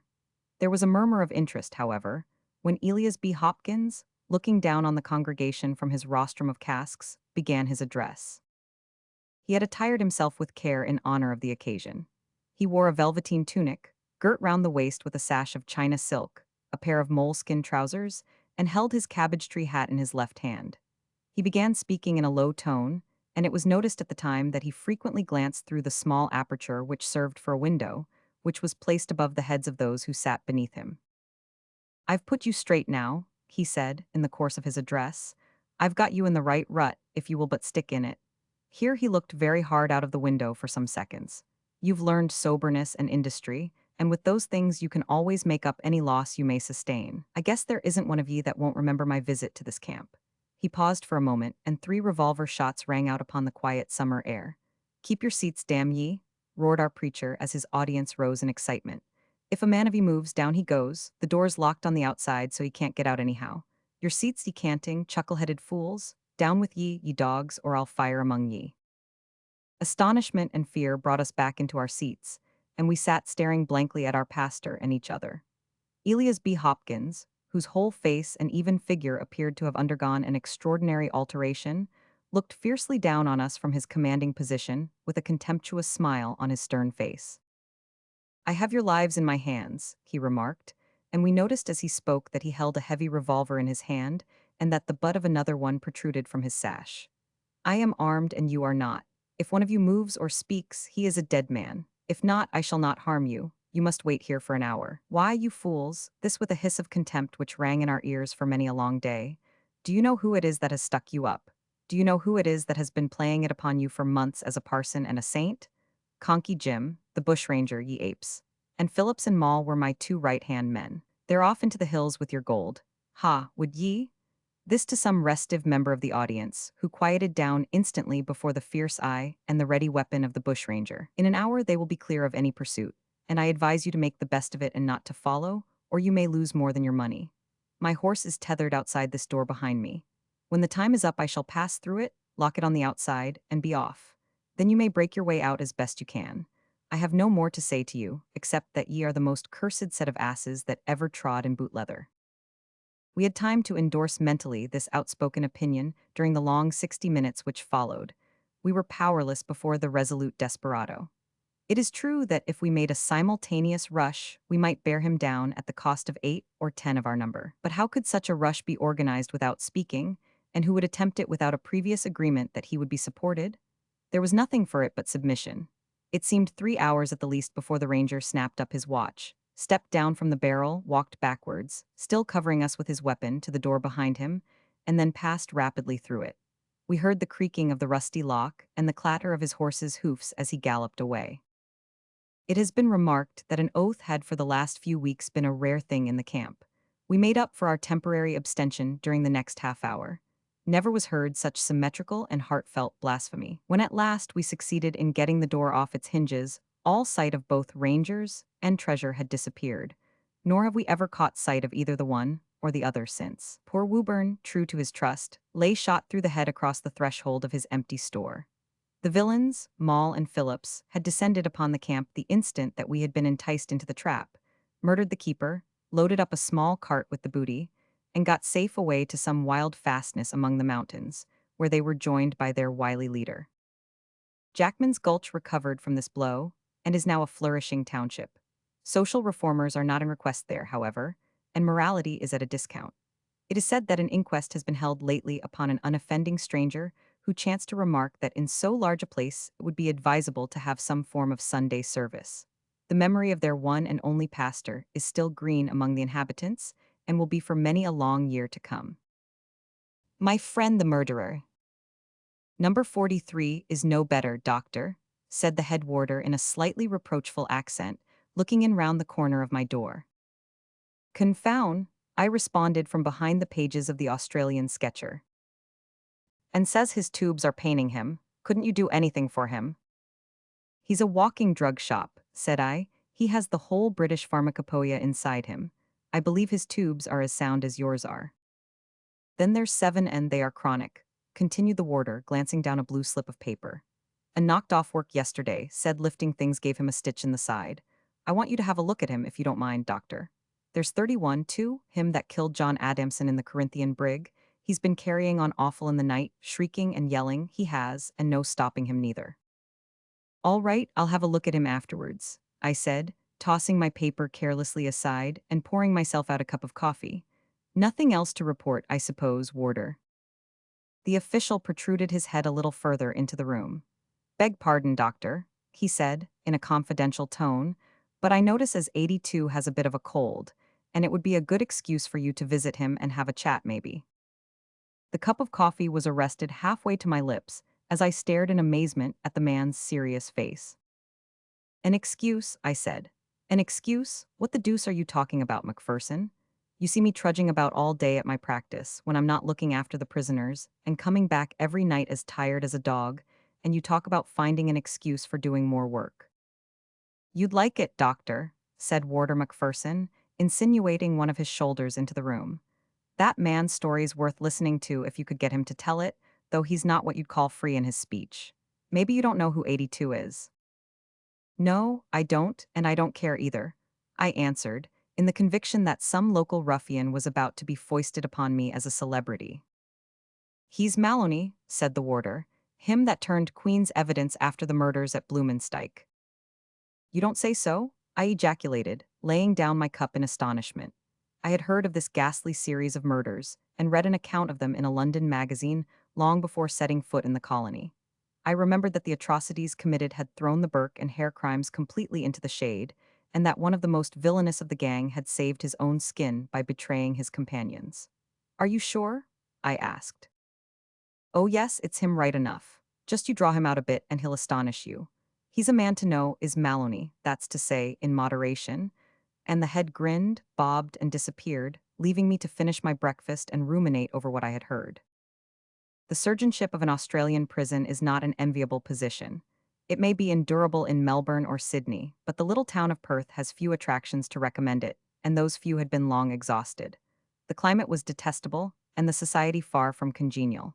Sheep and cattle were the staple support of the community, and their prices, breeding, and diseases the principal topic of conversation. Now, as I, being an outsider, possessed neither the one nor the other, and was utterly callous to the new dip and the rot and other kindred topics, I found myself in a state of mental isolation, and was ready to hail anything which might relieve the monotony of my existence. Maloney, the murderer, had at least some distinctiveness and individuality in his character, and might act as a tonic to a mind sick of the commonplaces of existence. I determined that I should follow the warder's advice, and take the excuse for making his acquaintance. When, therefore, I went upon my usual matutinal round, I turned the lock of the door which bore the convict's number upon it, and walked into the cell. The man was lying in a heap upon his rough bed as I entered, but, uncoiling his long limbs, he started up and stared at me with an insolent look of defiance on his face which augured badly for our interview. He had a pale set face, with sandy hair and a steely blue eye, with something feline in its expression. His frame was tall and muscular, though there was a curious bend in his shoulders, which almost amounted to a deformity. An ordinary observer meeting him in the street might have put him down as a well-developed man, fairly handsome, and of studious habits. Even in the hideous uniform of the rottenest convict establishment, he imparted a certain refinement to his carriage, which marked him out among the inferior ruffians around him. I'm not on the sick list, he said gruffly. There was something in the hard, rasping voice which dispelled all softer illusions, and made me realize that I was face to face with the man of the Lena Valley and Bluemansdyke, the bloodiest bushranger that ever stuck up a farm or cut the throats of its occupants. I know you're not, I answered. Warder Macpherson told me you had a cold, though, and I thought I'd look in and see you. Blast Warder Macpherson and blast you too, yelled the convict in a paroxysm of rage. Oh, that's right, he added in a quieter voice. Hurry away, report me to the governor, do. Get me another 6 months or so, that's your game. I'm not going to report you, I said. 8 square feet of ground, he went on, disregarding my protest and evidently working himself into a fury again. 8 square feet, and I can't have that without being talked to and stared at, and, oh, blast the whole crew of you.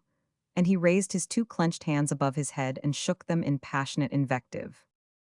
You've got a curious idea of hospitality, I remarked, determined not to lose my temper, and saying almost the first thing that came to my tongue. To my surprise, the words had an extraordinary effect upon him. He seemed completely staggered at my assuming the proposition for which he had been so fiercely contending, namely, that the room in which we stood was his own. I beg your pardon, he said. I didn't mean to be rude. Won't you take a seat? And he motioned towards a rough trestle which formed the headpiece of his couch. I sat down rather astonished at the sudden change. I don't know that I liked Maloney better under his new aspect. The murderer had, it is true, disappeared for the nonce, but there was something in the smooth tones and obsequious manner which powerfully suggested the witness of the Queen, who had stood up and sworn away the lives of his companions in crime. How's your chest? I asked, putting on my professional air. Come, drop it, doctor, drop it, he answered, showing a row of white teeth as he resumed his seat upon the side of the bed. It wasn't anxiety after my precious health that brought you along here. That story won't wash at all. You came to have a look at Wolf Tone Maloney, forger, murderer, Sydney Slider, ranger, and government peach. That's about my figure, ain't it? There it is, plain and straight, there's nothing mean about me. He paused as if he expected me to say something, but as I remained silent, he repeated once or twice, "There's nothing mean about me." And why shouldn't I? He suddenly yelled, his eyes gleaming and his whole satanic nature reasserting itself. We were bound to swing, one and all, and they were none the worse if I saved myself by turning against them. Every man for himself, say I, and the devil take the luckiest. You haven't a plug of tobacco, doctor, have you? He tore at the piece of Barrett's, which I handed him as ravenously as a wild beast. It seemed to have the effect of soothing his nerves, for he settled himself down in the bed and reassumed his former deprecating manner. "You wouldn't like it yourself, you know, doctor," he said. "It's enough to make any man a little queer in his temper. I'm in for 6 months this time for assault, and very sorry I shall be to go out again, I can tell you. My mind's at ease in here, but when I'm outside, what with the government and what with tattooed Tom of Hawkesbury, there's no chance of a quiet life." "Who is he?" I asked. "He's the brother of John Grimthorpe, the same that was condemned on my evidence, and an infernal scamp he was too. Spawn of the devil, both of them. This tattooed one is a murderous ruffian, and he swore to have my blood after that trial. It's 7 year ago, and he's following me yet. I know he is, though he lies low and keeps dark. He came up to me in Ballarat in 75. You can see on the back of my hand here where the bullet clipped me. He tried again in 76 at Port Phillip, but I got the drop on him and wounded him badly. He knifed me in 79, though, in a bar at Adelaide, and that made our account about level. He's loafing round again now, and he'll let daylight into me, unless by some extraordinary chance someone does as much for him." And Maloney gave a very ugly smile. "I don't complain of him so much," he continued. "Looking at it in his way, no doubt it is a sort of family matter that can hardly be neglected. It's the government that fetches me. When I think of what I've done for this country, and then of what this country has done for me, it makes me fairly wild, clean drives me off my head. There's no gratitude nor common decency left, doctor." He brooded over his wrongs for a few minutes, and then proceeded to lay them before me in detail. "Here's 9 men," he said. "They've been murdering and killing for a matter of 3 years, and maybe a life a week wouldn't more than average the work that they've done. The government catches them and the government tries them, but they can't convict. And why? Because the witnesses have all had their throats cut, and the whole job's been very neatly done. What happens then? Up comes a citizen called Wolfe Tone Maloney. He says, 'The country needs me, and here I am.' And with that he gives his evidence, convicts the lot, and enables the beaks to hang them. That's what I did. There's nothing mean about me. And now what does the country do in return? Dogs me, sir, spies on me, watches me night and day, turns against the very man that worked so hard for it. There's something mean about that anyway. I didn't expect them to knight me, nor to make me colonial secretary, but damn it, I did expect that they would let me alone." "Well," I remonstrated, "if you choose to break laws and assault people, you can't expect it to be looked over on account of former services." "I don't refer to my present imprisonment, sir," said Maloney, with dignity. "It's the life I've been leading since that cursed trial that takes the soul out of me. Just you sit there on that trestle, and I'll tell you all about it, and then look me in the face and tell me that I've been treated fair by the police." I shall endeavor to transcribe the experiences of the convict in his own words, as far as I can remember them, preserving his curious perversions of right and wrong. I can answer for the truth of his facts, whatever may be said for his deductions from them. Months afterwards, Inspector H.W. Han, formerly governor of the jail at Dunedin, showed me entries in his ledger which corroborated every statement. Maloney reeled the story off in a dull, monotonous voice, with his head sunk upon his breast and his hands between his knees. The glitter of his serpent-like eyes was the only sign of the emotions which were stirred up by the recollection of the events which he narrated. "You've read of Bluemansdyke," he began, with some pride in his tone. "We made it hot while it lasted, but they ran us to earth at last, and a trap called Braxton, with a damned Yankee, took the lot of us. That was in New Zealand, of course, and they took us down to Dunedin, and there they were convicted and hanged. One and all they put up their hands in the dock, and cursed me till your blood would have run cold to hear them, which was scurvy treatment, seeing that we had all been pals together. But they were a blackguard lot, and thought only of themselves. I think it is as well that they were hung. They took me back to Dunedin jail, and clapped me into the old cell. The only difference they made was that I had no work to do, and was well fed. I stood this for a week or two, until one day the governor was making his round, and I put the matter to him. "How's this?" I said. "My conditions were a free pardon, and you're keeping me here against the law." He gave a sort of a smile. "Should you like very much to go out?" he asked. So much, said I, that, unless you open that door, I'll have an action against you for illegal detention. He seemed a bit astonished by my resolution. You're very anxious to meet your death, he said. What do you mean? I asked. Come here and you'll know what I mean, he answered, and he led me down the passage to a window that overlooked the door of the prison. Look at that, said he. I looked out and there were a dozen or so rough-looking fellows standing outside in the street, some of them smoking, some playing cards on the pavement. When they saw me, they gave a yell and crowded round the door, shaking their fists and hooting. They wait for you, watch and watch about, said the governor.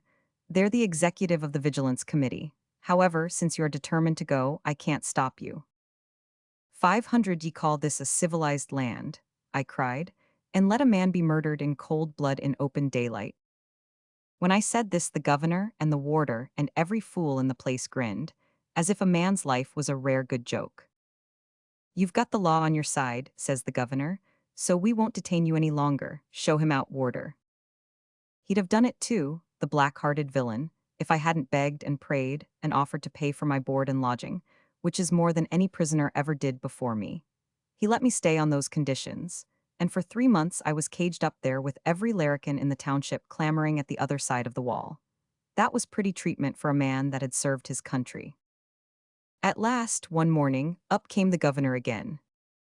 Well, Maloney, he said, how long are you going to honor us with your society? I could have put a knife into his cursed body, and would, too, if we had been alone in the bush. But I had to smile and smooth him and flatter, for I feared that he might have me sent out. You're an infernal rascal, he said. Those were his very words to a man that had helped him all he knew how. I don't want any rough justice here, though, and I think I see my way to getting you out of Dunedin.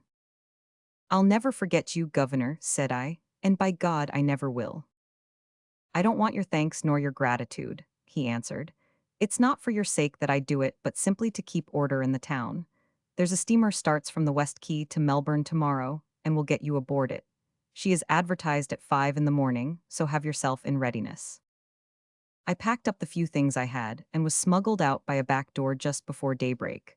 I hurried down, took my ticket under the name of Isaac Smith, and got safely aboard the Melbourne boat. I remember hearing her screw grinding into the water as the warps were cast loose, and looking back at the lights of Dunedin, as I leaned upon the bulwarks, with the pleasant thought that I was leaving them behind me forever. It seemed to me that a new world was before me, and that all my troubles had been cast off. I went down below and had some coffee, and came up again feeling better than I had done since the morning that I woke to find that cursed Irishman that took me standing over me with a 6-shooter. Day had dawned by that time, and we were steaming along by the coast, well out of sight of Dunedin. I loafed about for a couple of hours, and when the sun got well up, some of the other passengers came on deck and joined me. One of them, a little perky sort of fellow, took a good long look at me, and then came over and began talking. Mining, I suppose, says he. Yes, I says. Made your pile, he asks. Pretty fair, says I. I was at it myself, he says. I worked at the Nelson Fields for 3 months and spent all I made in buying a salted claim which busted up the second day. I went at it again, though, and struck it rich. But when the gold wagon was going down to the settlements, it was stuck up by those cursed rangers, and not a red cent left. That was a bad job, I says. Broke me, ruined me clean. Never mind, I've seen them all hanged for it. That makes it easier to bear. There's only one left, the villain that gave the evidence. I'd die happy if I could come across him. There are 2 things I have to do if I meet him. What's that? Says I carelessly. I've got to ask him where the money lies. They never had time to make away with it, and it's cached somewhere in the mountains.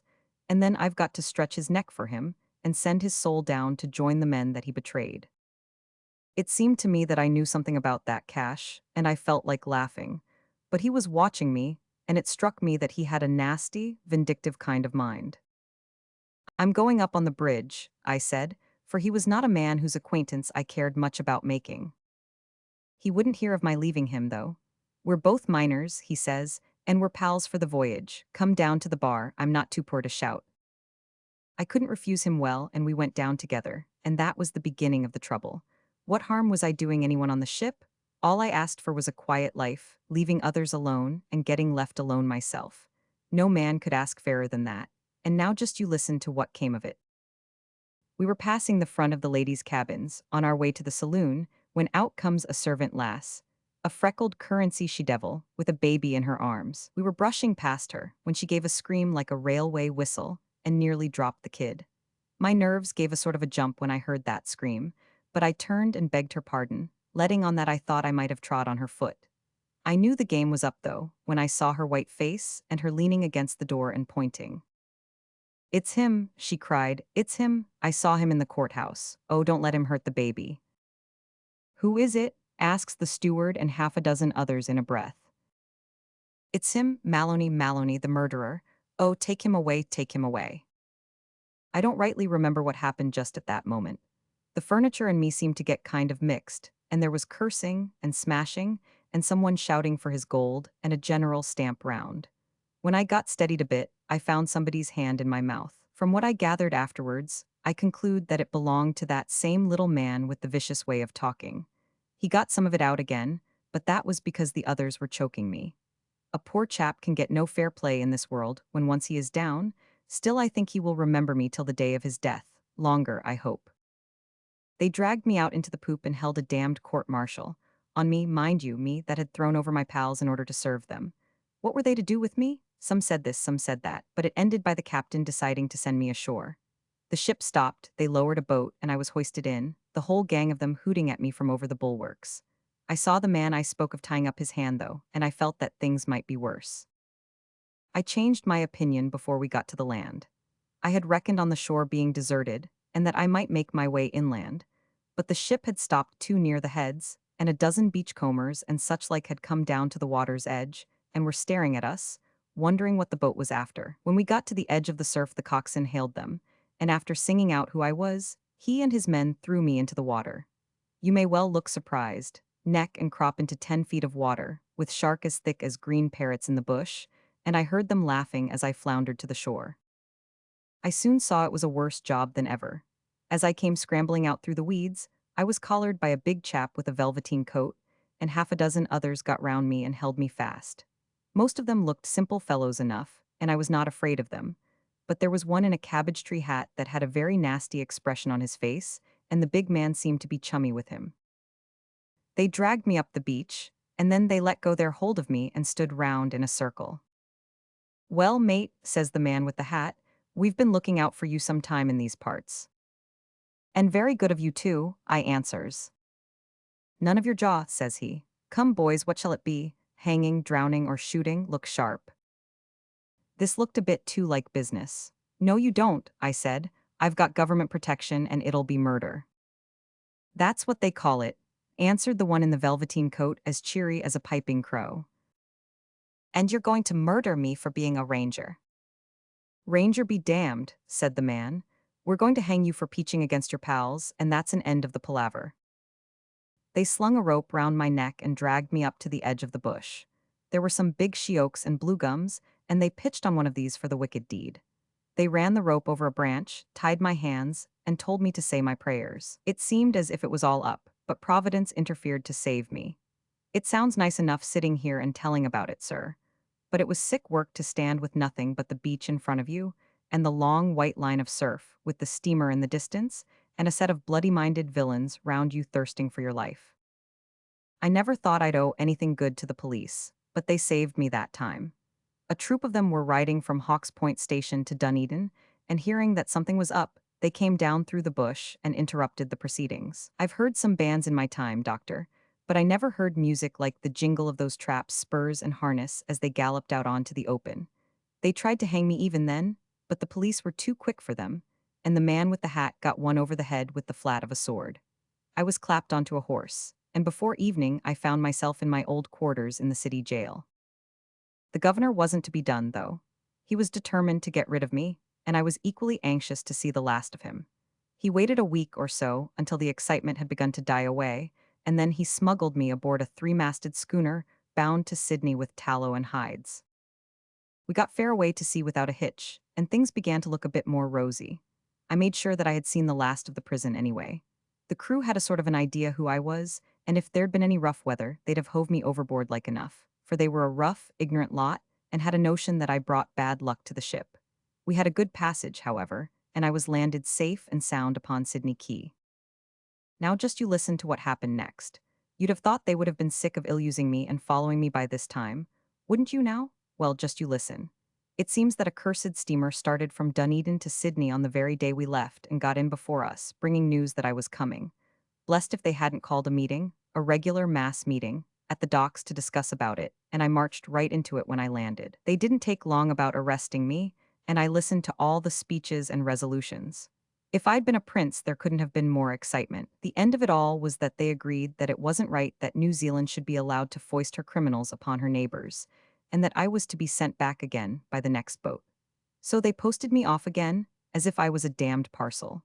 And after another 800-mile journey, I found myself back for the third time moving in the place that I started from. By this time, I had begun to think that I was going to spend the rest of my existence traveling about from one port to another. Every man's hand seemed turned against me, and there was no peace or quiet in any direction. I was about sick of it by the time I had come back, and if I could have taken to the bush, I'd have done it and chanced it with my old pals. They were too quick for me, though, and kept me under lock and key, but I managed, in spite of them, to negotiate that cash I told you of, and sewed the gold up in my belt. I spent another month in jail, and then they slipped me aboard a bark that was bound for England. This time the crew never knew who I was, but the captain had a pretty good idea, though he didn't let on to me that he had any suspicions. I guessed from the first that the man was a villain. We had a fair passage, except a gale or two off the Cape, and I began to feel like a free man when I saw the blue loom of the old country and the saucy little pilot boat from Falmouth dancing towards us over the waves. We ran down the channel, and before we reached Gravesend, I had agreed with the pilot that he should take me ashore with him when he left.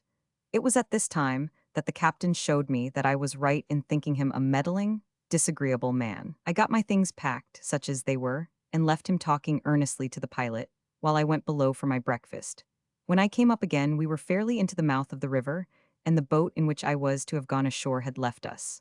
The skipper said the pilot had forgotten me, but that was too thin, and I began to fear that all my old troubles were going to commence once more.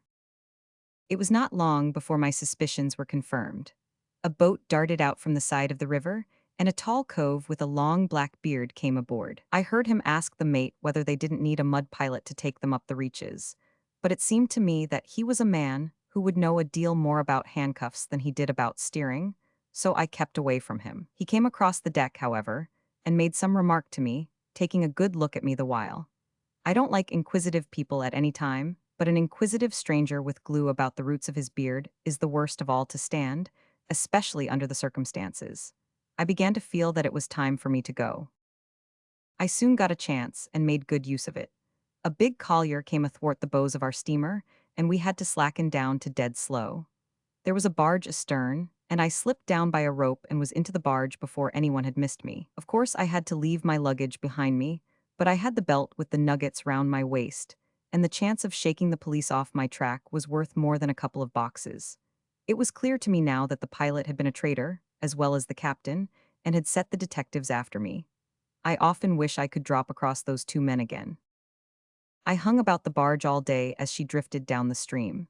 There was one man in her, but she was a big, ugly craft, and his hands were too full for much looking about. Towards evening, when it got a bit dusky, I struck out for the shore and found myself in a sort of marsh place, a good many miles to the east of London. I was soaking wet and half dead with hunger, but I trudged into the town, got a new rig out at a slop shop, and after having some supper, engaged a bed at the quietest lodgings I could find. I woke pretty early, a habit you pick up in the bush, and lucky for me that I did so. The very first thing I saw when I took a look through a chink in the shutter was one of these infernal policemen standing right opposite and staring up at the windows. He hadn't epaulets nor a sword like our traps, but for all that there was a sort of family likeness and the same busybody expression. Whether they'd followed me all the time, or whether the woman that let me the bed didn't like the looks of me, is more than I have ever been able to find out. He came across as I was watching him and noted down the address of the house in a book. I was afraid that he was going to ring at the bell, but I suppose his orders were simply to keep an eye on me, for after another good look at the windows, he moved on down the street. I saw that my only chance was to act at once. I threw on my clothes, opened the window softly, and, after making sure that there was nobody about, dropped out onto the ground, and made off as hard as I could run. I traveled a matter of 2 or 3 miles when my wind gave out, and as I saw a big building with people going in and out, I went in too and found that it was a railway station. A train was just going off for Dover to meet the French boat, so I took a ticket and jumped into a third-class carriage. There were a couple of other chaps in the carriage, innocent-looking young beggars, both of them. They began speaking about this and that, while I sat quiet in the corner and listened. Then they started on England and foreign countries and such like. Look ye now, doctor, this is a fact. One of them begins jawing about the justice of England's laws. It's all fair and above board, says he. There ain't any secret police, nor spying like they have abroad, and a lot more of the same sort of wash. Rather rough on me, wasn't it, listening to the damned young fool, with the police following me about like my shadow? I got to Paris right enough, and there I changed some of my gold, and for a few days I imagined I'd shaken them off, and began to think of settling down for a bit of a rest. I needed it by that time, for I was looking more like a ghost than a man. You've never had the police after you, I suppose? Well, you needn't look offended, I didn't mean any harm. If ever you had, you'd know that it wastes a man away like a sheep with the rot. I went to the opera one night and took a box, for I was very flush. I was coming out between the acts when I met a fellow lounging along in the passage. The light fell on his face, and I saw that it was the mud pilot that had boarded us in the Thames. His beard was gone, but I recognized the man at a glance, for I've a good memory for faces. I tell you, doctor, I felt desperate for a moment. I could have knifed him if we had been alone, but he knew me well enough never to give me the chance. It was more than I could stand any longer, so I went right up to him and drew him aside, where we'd be free from all the loungers and theater goers. How long are you going to keep it up? I asked him. He seemed a bit flustered for a moment, but then he saw there was no use beating about the bush, so he answered straight. Until you go back to Australia, he said. Don't you know, I said, that I have served the government and got a free pardon? He grinned all over his ugly face when I said this. We know all about you, Maloney, he answered. If you want a quiet life, just you go back where you came from. If you stay here, you're a marked man, and when you are found tripping, it'll be a lifer for you at the least.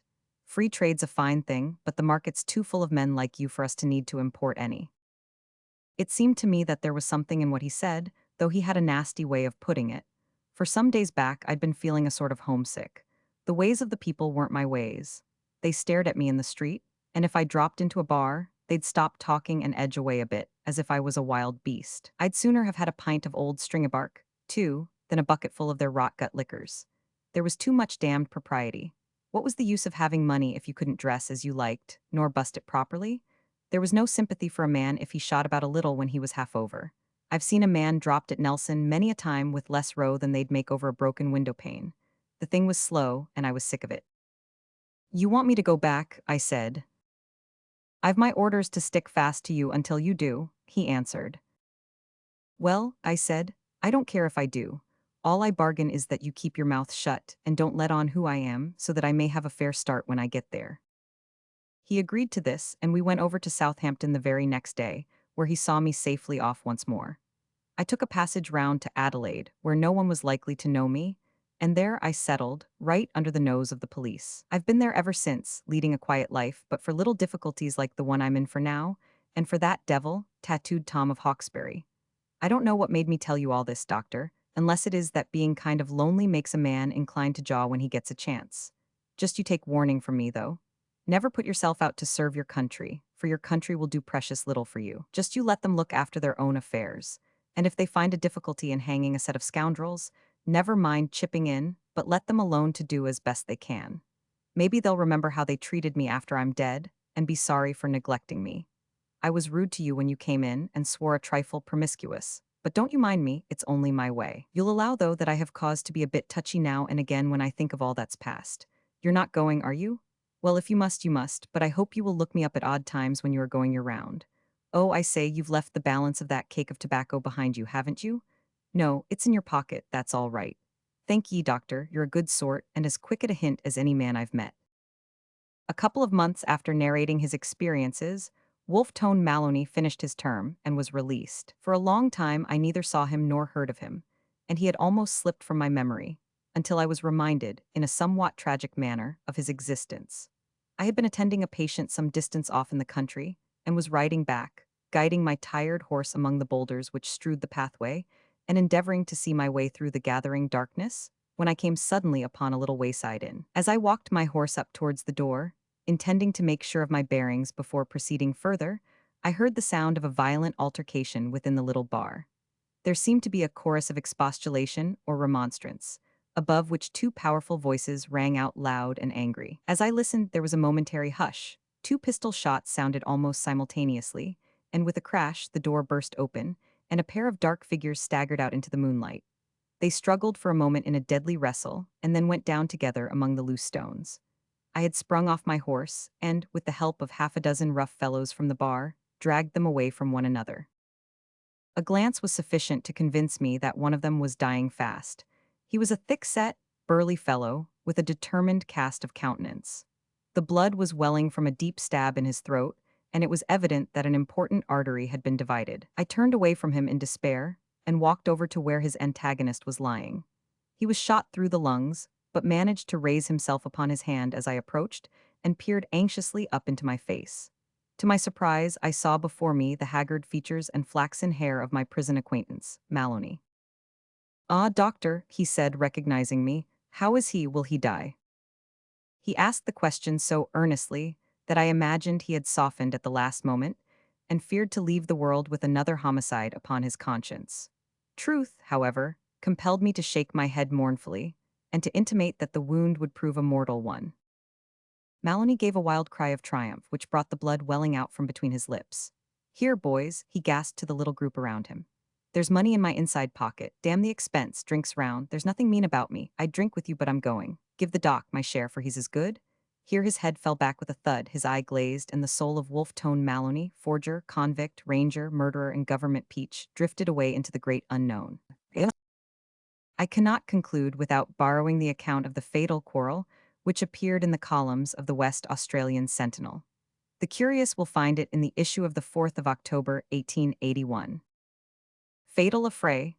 W. T. Maloney, a well-known citizen of New Montrose and proprietor of the Yellow Boy Gambling Saloon, has met with his death under rather painful circumstances. Mr. Maloney was a man who had led a checkered existence, and whose past history is replete with interest. Some of our readers may recall the Lena Valley murders, in which he figured as the principal criminal.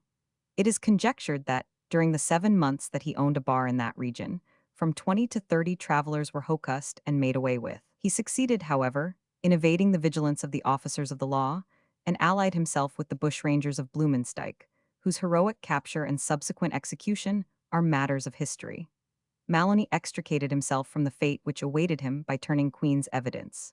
He afterwards visited Europe, but returned to West Australia, where he has long played a prominent part in local matters. On Friday evening, he encountered an old enemy, Thomas Grimthorpe, commonly known as Tattooed Tom of Hawkesbury. Shots were exchanged, and both men were badly wounded, only surviving a few minutes. Mr. Maloney had the reputation of being not only the most wholesale murderer that ever lived, but also of having a finish and attention to detail in matters of evidence which has been unapproached by any European criminal. Sic transit Gloria Mundi. The Silver Hatchet. On the 3rd of December 1861, Dr. Otto von Hopstein, Regius Professor of Comparative Anatomy of the University of Budapest and curator of the Academical Museum, was foully and brutally murdered within a stone throw of the entrance to the college quadrangle. Besides the eminent position of the victim and his popularity amongst both students and townsfolk, there were other circumstances which excited public interest very strongly and drew general attention throughout Austria and Hungary to this murder. The Pestler Abendblatt of the following day had an article upon it, which may still be consulted by the curious, and from which I translate a few passages giving a succinct account of the circumstances under which the crime was committed, and the peculiar features in the case which puzzled the Hungarian police. "It appears," said that very excellent paper, "that Professor von Hopstein left the university about 4:30 in the afternoon, in order to meet the train which is due from Vienna at 3 minutes after 5. He was accompanied by his old and dear friend, Herr Wilhelm Schlesinger, sub-curator of the museum and private docent of chemistry.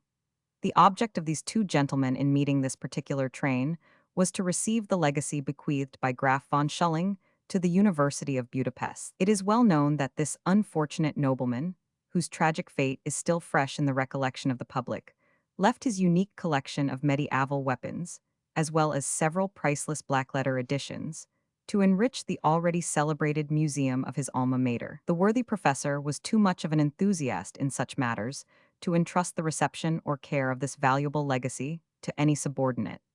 And, with the assistance of Herr Schlesinger, he succeeded in removing the whole collection from the train and stowing it away in a light cart which had been sent by the university authorities. Most of the books and more fragile articles were packed in cases of pine wood, but many of the weapons were simply done round with straw, so that considerable labor was involved in moving them all.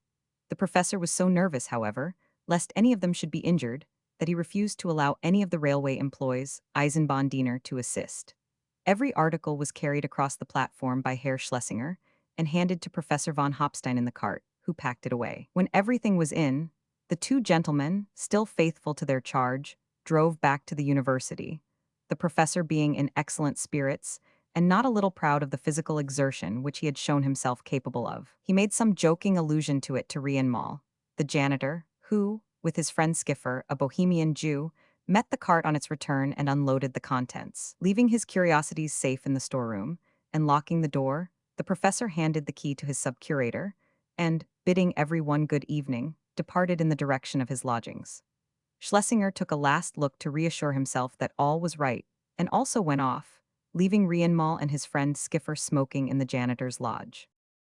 At 11 o'clock, about an hour and a half after von Hopstein's departure, a soldier of the 14th Regiment of Jaeger, passing the front of the university on his way to barracks, came upon the lifeless body of the professor lying a little way from the side of the road. He had fallen upon his face, with both hands stretched out. His head was literally split in two halves by a tremendous blow, which, it is conjectured, must have been struck from behind, there remaining a peaceful smile upon the old man's face, as if he had been still dwelling upon his new archaeological acquisition when death had overtaken him. There is no other mark of violence upon the body, except a bruise over the left patella, caused probably by the fall. The most mysterious part of the affair is that the professor's purse, containing 43 gulden, and his valuable watch have been untouched. Robbery cannot, therefore, have been the incentive to the deed, unless the assassins were disturbed before they could complete their work.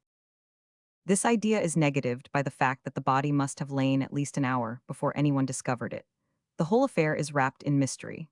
Dr. Langemann, the eminent medico-jurist, has pronounced that the wound is such as might have been inflicted by a heavy sword bayonet wielded by a powerful arm. The police are extremely reticent upon the subject, and it is suspected that they are in possession of a clue which may lead to important results. Thus far the Pestler Benblatt.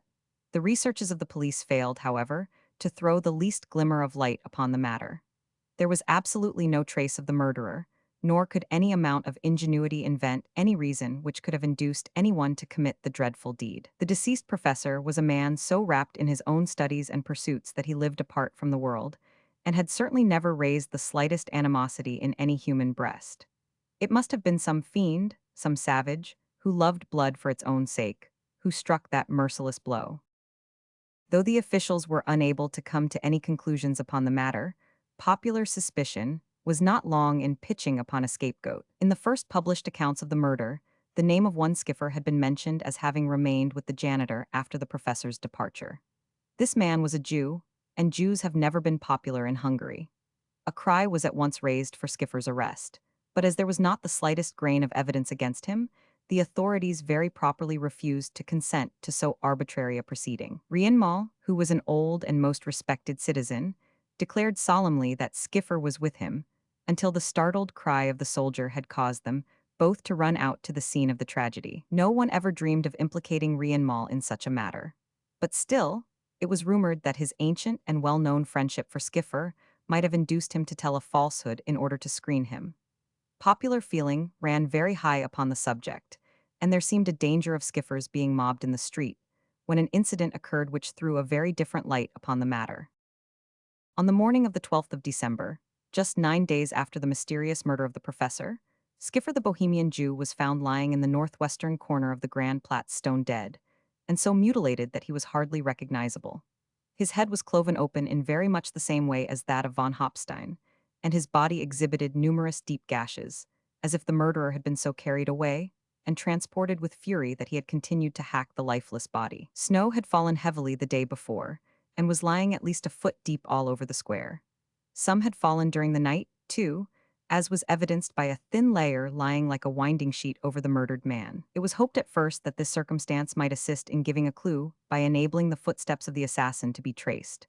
But the crime had been committed, unfortunately, in a place much frequented during the day, and there were innumerable tracks in every direction. Besides, the newly fallen snow had blurred the footsteps to such an extent that it would have been impossible to draw trustworthy evidence from them. In this case, there was exactly the same impenetrable mystery and absence of motive, which had characterized the murder of Professor von Hopstein. In the dead man's pocket, there was found a notebook containing a considerable sum in gold and several very valuable bills, but no attempt had been made to rifle him. Supposing that anyone to whom he had lent money, and this was the first idea which occurred to the police, had taken this means of evading his debt, it was hardly conceivable that he would have left such a valuable spoil untouched. Skiffer lodged with a widow named Gruga at 49 Marie Theresa Strasse, and the evidence of his landlady and her children showed that he had remained shut up in his room the whole of the preceding day in a state of deep dejection, caused by the suspicion which the populace had fastened upon him. She had heard him go out about 11 o'clock at night for his last and fatal walk, and as he had a latchkey, she had gone to bed without waiting for him. His object in choosing such a late hour for a ramble obviously was that he did not consider himself safe if recognized in the streets. The occurrence of this second murder so shortly after the first threw not only the town of Budapest, but the whole of Hungary, into a terrible state of excitement and even of terror. Vague dangers seemed to hang over the head of every man. The only parallel to this intense feeling was to be found in our own country at the time of the Williams murders described by De Quincey. There were so many resemblances between the cases of von Hopstein and of Skiffer that no one could doubt that there existed a connection between the two. The absence of object and of robbery, the utter want of any clue to the assassin, and, lastly, the ghastly nature of the wounds, evidently inflicted by the same or a similar weapon, all pointed in one direction. Things were in this state when the incidents which I am now about to relate occurred, and in order to make them intelligible, I must lead up to them from a fresh point of departure. Otto von Schlegel was a younger son of the old Silesian family of that name.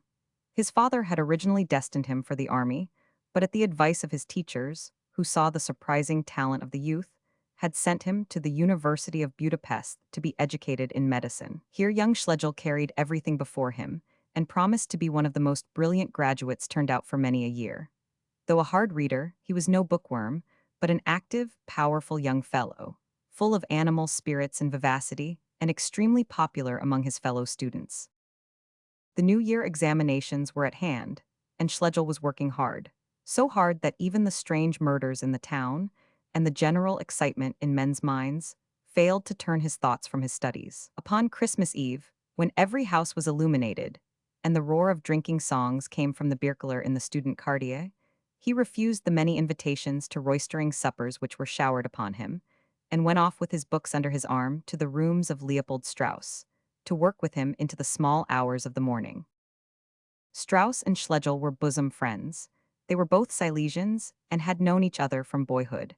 Their affection had become proverbial in the university. Strauss was almost as distinguished a student as Schlegel, and there had been many a tough struggle for academic honors between the two fellow countrymen, which had only served to strengthen their friendship by a bond of mutual respect. Schlegel admired the dogged pluck and never-failing good temper of his old playmate, while the latter considered Schlegel, with his many talents and brilliant versatility, the most accomplished of mortals. The friends were still working together, the one reading from a volume on anatomy, the other holding a skull and marking off the various parts mentioned in the text, when the deep-toned bell of St. Gregory's Church struck the hour of midnight. "Hark to that," said Schlegel, snapping up the book and stretching out his long legs towards the cheery fire. "Why, it's Christmas morning, old friend. May it not be the last that we spend together? May we have passed all these confounded examinations before another one comes?" answered Strauss. "But see here, Otto, one bottle of wine will not be amiss. I have laid one up on purpose." And with a smile on his honest South German face, he pulled out a long-necked bottle of Rhenish from amongst a pile of books and bones in the corner. "It is a night to be comfortable indoors," said Otto von Schlegel, looking out at the snowy landscape, For tea's bleak and bitter enough outside. Good health, Leopold. Lieb hoc, replied his companion. It is a comfort indeed to forget sphenoid bones and ethmoid bones, if it be but for a moment. And what is the news of the corps, Otto? Has Grob fought the Swabian? They fight tomorrow, said von Schlegel. I fear that our man will lose his beauty, for he is short in the arm, yet activity and skill may do much for him. They say his hanging guard is perfection. And what else is the news amongst the students? Asked Strauss. They talk, I believe, of nothing but the murders. But I have worked hard of late, as you know, and hear little of the gossip. Have you had time, inquired Strauss, to look over the books and the weapons which our dear old professor was so concerned about the very day he met his death? They say they are well worth a visit. I saw them today, said Schlegel, lighting his pipe. Rian Mall, the janitor, showed me over the storeroom, and I helped to label many of them from the original catalogue of Graf Schelling's museum. As far as we can see, there is but one article missing of all the collection. One missing, exclaimed Strauss. That would grieve old von Hopstein's ghost. Is it anything of value? It is described as an antique hatchet, with a head of steel and a handle of chased silver. We have applied to the railway company, and no doubt it will be found. I trust so, echoed Strauss, and the conversation drifted off into other channels. The fire was burning low, and the bottle of Rhenish was empty before the two friends rose from their chairs, and von Schlegel prepared to depart. It's a bitter night, he said, standing on the doorstep and folding his cloak round him. Why, Leopold, you have your cap on. You are not going out, are you? Yes, I am coming with you, said Strauss, shutting the door behind him. I feel heavy, he continued, taking his friend's arm and walking down the street with him. I think a walk as far as your lodgings in the crisp, frosty air is just the thing to set me right. The two students went down Stephenstrasse together and across Julian Platz, talking on a variety of topics. As they passed the corner of the Grand Platz, however, where Skiffer had been found dead, the conversation turned naturally upon the murder. That's where they found him, remarked von Schlegel, pointing to the fatal spot. Perhaps the murderer is near us now, said Strauss. Let us hasten on. They both turned to go, when von Schlegel gave a sudden cry of pain and stooped down. Something has cut through my boot, he cried, and feeling about with his hand in the snow, he pulled out a small glistening battle-axe, made apparently entirely of metal. It had been lying with the blade turned slightly upwards, so as to cut the foot of the student when he trod upon it. The weapon of the murderer, he ejaculated. The silver hatchet from the museum, cried Strauss in the same breath. There could be no doubt that it was both the one and the other. There could not be two such curious weapons, and the character of the wounds was just such as would be inflicted by a similar instrument. The murderer had evidently thrown it aside after committing the dreadful deed, and it had lain concealed in the snow some 20 meters from the spot ever since. It was extraordinary that of all the people who had passed and repassed, none had discovered it. But the snow was deep, and it was a little off the beaten track. What are we to do with it? Said von Schlegel, holding it in his hand. He shuddered as he noticed by the light of the moon that the head of it was all dabbled with dark brown stains. Take it to the commissary of police, suggested Strauss. He'll be in bed now. Still, I think you are right, but it is nearly 4 o'clock. I will wait until morning and take it round before breakfast. Meanwhile, I must carry it with me to my lodgings. That is the best plan, said his friend, and the two walked on together talking of the remarkable find which they had made. When they came to Schlegel's door, Strauss said goodbye, refusing an invitation to go in, and walked briskly down the street in the direction of his own lodgings. Schlegel was stooping down putting the key into the lock, when a strange change came over him. He trembled violently, and dropped the key from his quivering fingers. His right hand closed convulsively round the handle of the silver hatchet, and his eye followed the retreating figure of his friend with a vindictive glare. In spite of the coldness of the night, the perspiration streamed down his face. For a moment he seemed to struggle with himself, holding his hand up to his throat as if he were suffocating. Then, with crouching body and rapid, noiseless steps, he crept after his late companion. Strauss was plodding sturdily along through the snow, humming snatches of a student's song, and little dreaming of the dark figure which pursued him. At the Grand Platz it was 40 yards behind him. At the Julienplatz it was but 20. In Stephenstrasse it was 10, and gaining on him with panther-like rapidity. Already it was almost within arm's length of the unsuspecting man, and the hatchet glittered coldly in the moonlight, when some slight noise must have reached Strauss's ears, for he faced suddenly round upon his pursuer. He started and uttered an exclamation as his eye met the white set face, with flashing eyes and clenched teeth, which seemed to be suspended in the air behind him. "What, Otto?" he exclaimed, recognizing his friend. "Art thou ill? You look pale. Come with me to my— Ah, hold, you madman, hold. Drop that axe. Drop it, I say, or by heaven I'll choke you." Von Schlegel had thrown himself upon him with a wild cry and uplifted weapon, but the student was stout-hearted and resolute. He rushed inside the sweep of the hatchet and caught his assailant round the waist, narrowly escaping a blow which would have cloven his head. The two staggered for a moment in a deadly wrestle, Schlegel endeavoring to shorten his weapon. But Strauss with a desperate wrench managed to bring him to the ground, and they rolled together in the snow, Strauss clinging to the other's right arm and shouting frantically for assistance. It was as well that he did so, for Schlegel would certainly have succeeded in freeing his arm had it not been for the arrival of two stalwart gendarmes, attracted by the uproar. Even then, the three of them found it difficult to overcome the maniacal strength of Schlegel, and they were utterly unable to wrench the silver hatchet from his grasp. One of the gendarmes, however, had a coil of rope round his waist, with which he rapidly secured the student's arms to his sides. In this way, half pushed, half dragged, he was conveyed, in spite of furious cries and frenzied struggles, to the central police station. Strauss assisted in coercing his former friend and accompanied the police to the station, protesting loudly at the same time against any unnecessary violence and giving it as his opinion that a lunatic asylum would be a more fitting place for the prisoner.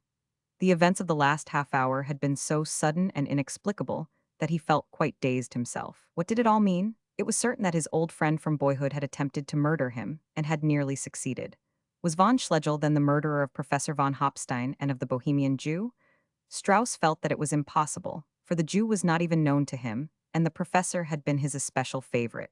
He followed mechanically to the police station, lost in grief and amazement. Inspector Baumgarten, one of the most energetic and best known of the police officials, was on duty in the absence of the commissary. He was a wiry little active man, quiet and retiring in his habits, but possessed of great sagacity and a vigilance which never relaxed. Now, though he had had a 6 hours' vigil, he sat as erect as ever with his pen behind his ear at his official desk, while his friend, Sub-Inspector Winkle, snored in a chair at the side of the stove. Even the inspector's usually immovable features betrayed surprise, however, when the door was flung open and von Schlegel was dragged in with pale face and disordered clothes, the silver hatchet still grasped firmly in his hand. Still more surprised was he when Strauss and the gendarmes gave their account, which was duly entered in the official register. Young man," said Inspector Baumgarten, laying down his pen and fixing his eyes sternly upon the prisoner, "this is pretty work for Christmas morning. Why have you done this thing?" "God knows," cried von Schlegel, covering his face with his hands and dropping the hatchet. A change had come over him, his fury and excitement were gone, and he seemed utterly prostrated with grief. "You have rendered yourself liable to a strong suspicion of having committed the other murders which have disgraced our city." "No, no, indeed," said von Schlegel earnestly. "God forbid." "At least you are guilty of attempting the life of Herr Leopold Strauss." "The dearest friend I have in the world," groaned the student. "Oh, how could I, how could I?" "His being your friend makes your crime 10 times more heinous," said the inspector severely. "Remove him for the remainder of the night to the— but steady, who comes here?" The door was pushed open, and a man came into the room, so haggard and careworn that he looked more like a ghost than a human being. He tottered as he walked, and had to clutch at the backs of the chairs as he approached the inspector's desk. It was hard to recognize in this miserable-looking object the once cheerful and rubicund sub-curator of the museum and private docent of chemistry, Herr Wilhelm Schlesinger. The practiced eye of Baumgarten, however, was not to be baffled by any change. "Good morning, mein Herr," he said. "You are up early. No doubt the reason is that you have heard that one of your students, von Schlegel, is arrested for attempting the life of Leopold Strauss." "No, I have come for myself," said Schlesinger, speaking huskily and putting his hand up to his throat. "I have come to ease my soul of the weight of a great sin, though, God knows, an unmeditated one. It was I who— But, merciful heavens, there it is, the horrid thing, oh, that I had never seen it."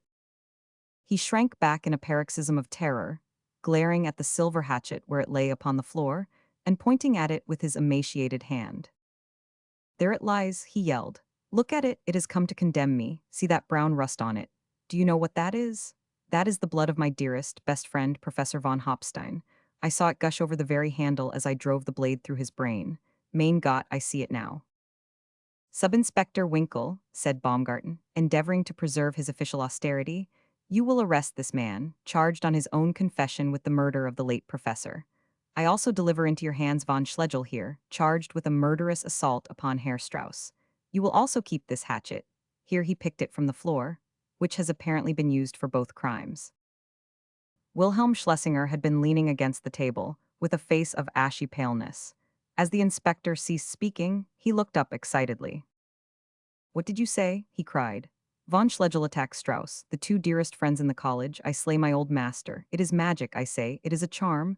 There is a spell upon us. It is, I have it. It is that hatchet, that thrice accursed hatchet. And he pointed convulsively at the weapon which Inspector Baumgarten still held in his hand. The inspector smiled contemptuously. Restrain yourself, Mein Herr, he said.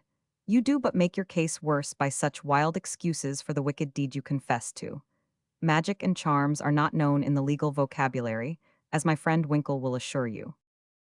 I know not, remarked his sub-inspector, shrugging his broad shoulders. There are many strange things in the world. Who knows but that?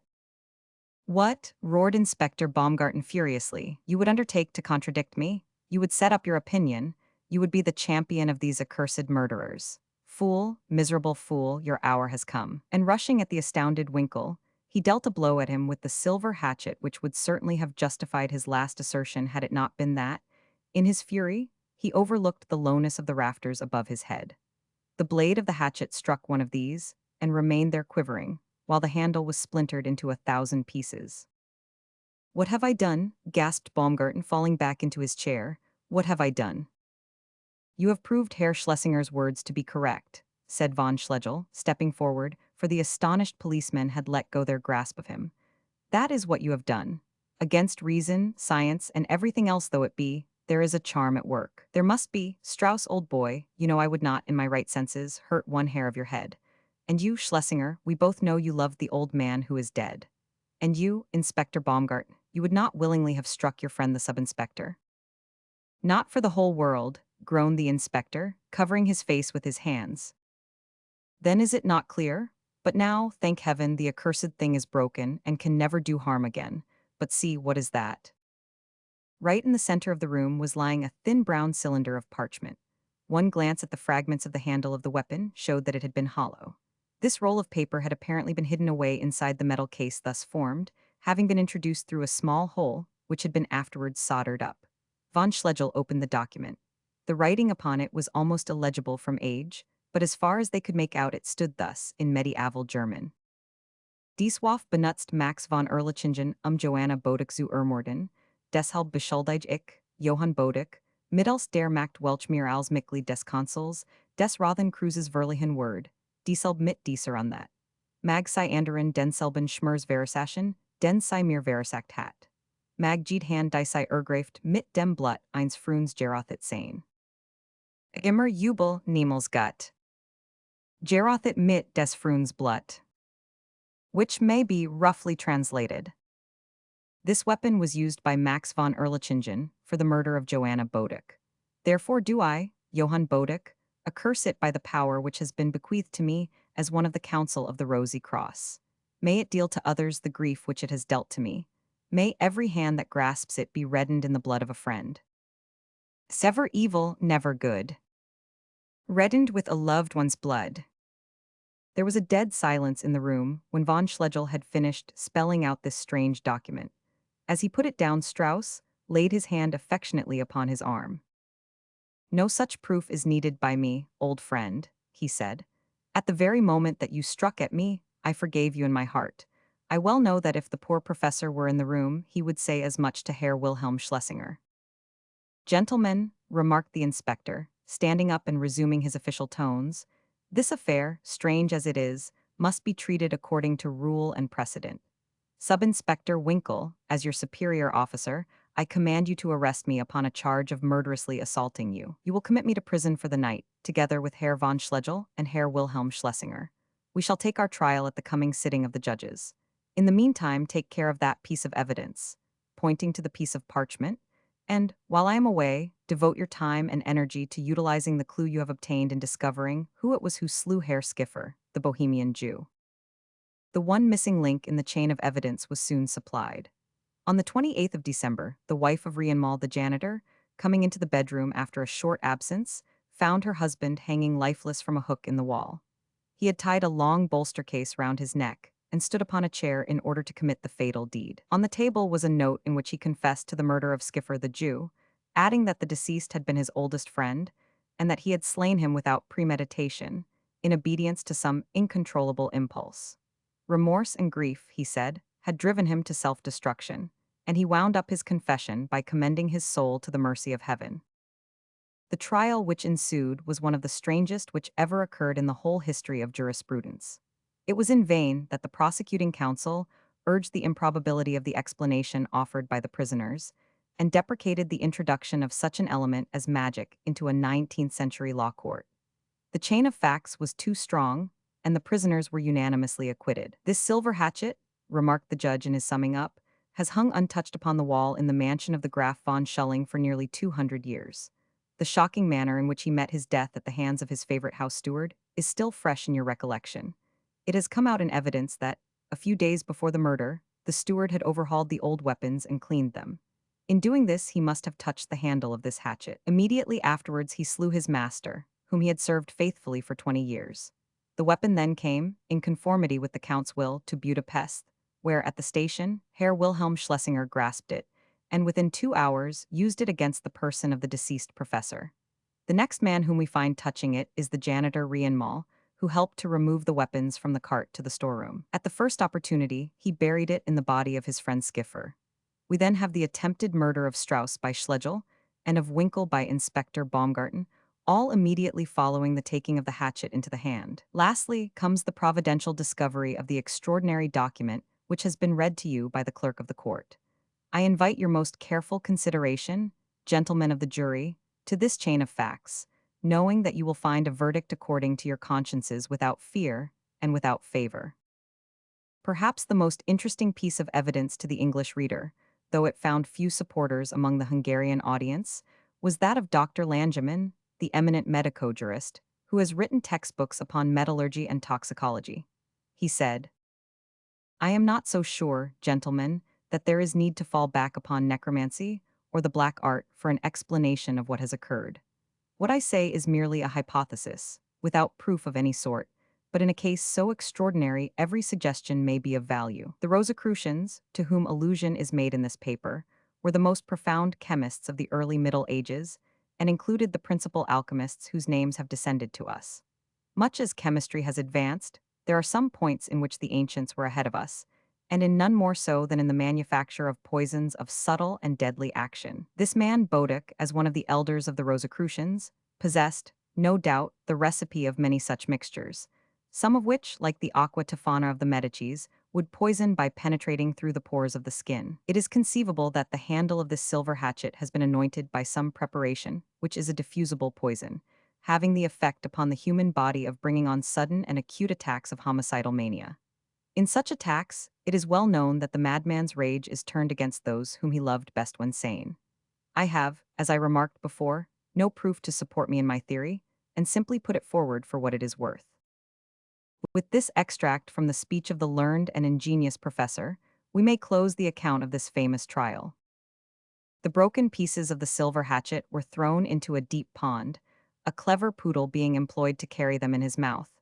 As no one would touch them for fear, some of the infection might still hang about them. The piece of parchment was preserved in the museum of the university. As to Strauss and Schlegel, Winkel and Baumgarten, they continued the best of friends, and are so still for all I know to the contrary. Schlesinger became surgeon of a cavalry regiment, and was shot at the Battle of Sadowa 5 years later, while rescuing the wounded under a heavy fire. By his last injunctions, his little patrimony was to be sold to erect a marble obelisk over the grave of Professor von Hopstein. The man from Archangel. On the 4th day of March, in the year 1867, I being at that time in my 25th year, I wrote the following words in my notebook, the result of much mental perturbation and conflict. The solar system, amidst a countless number of other systems as large as itself, rolls ever silently through space in the direction of the constellation of Hercules. The great spheres of which it is composed spin and spin through the eternal void ceaselessly and noiselessly. Of these, one of the smallest and most insignificant is that conglomeration of solid and of liquid particles which we have named the Earth.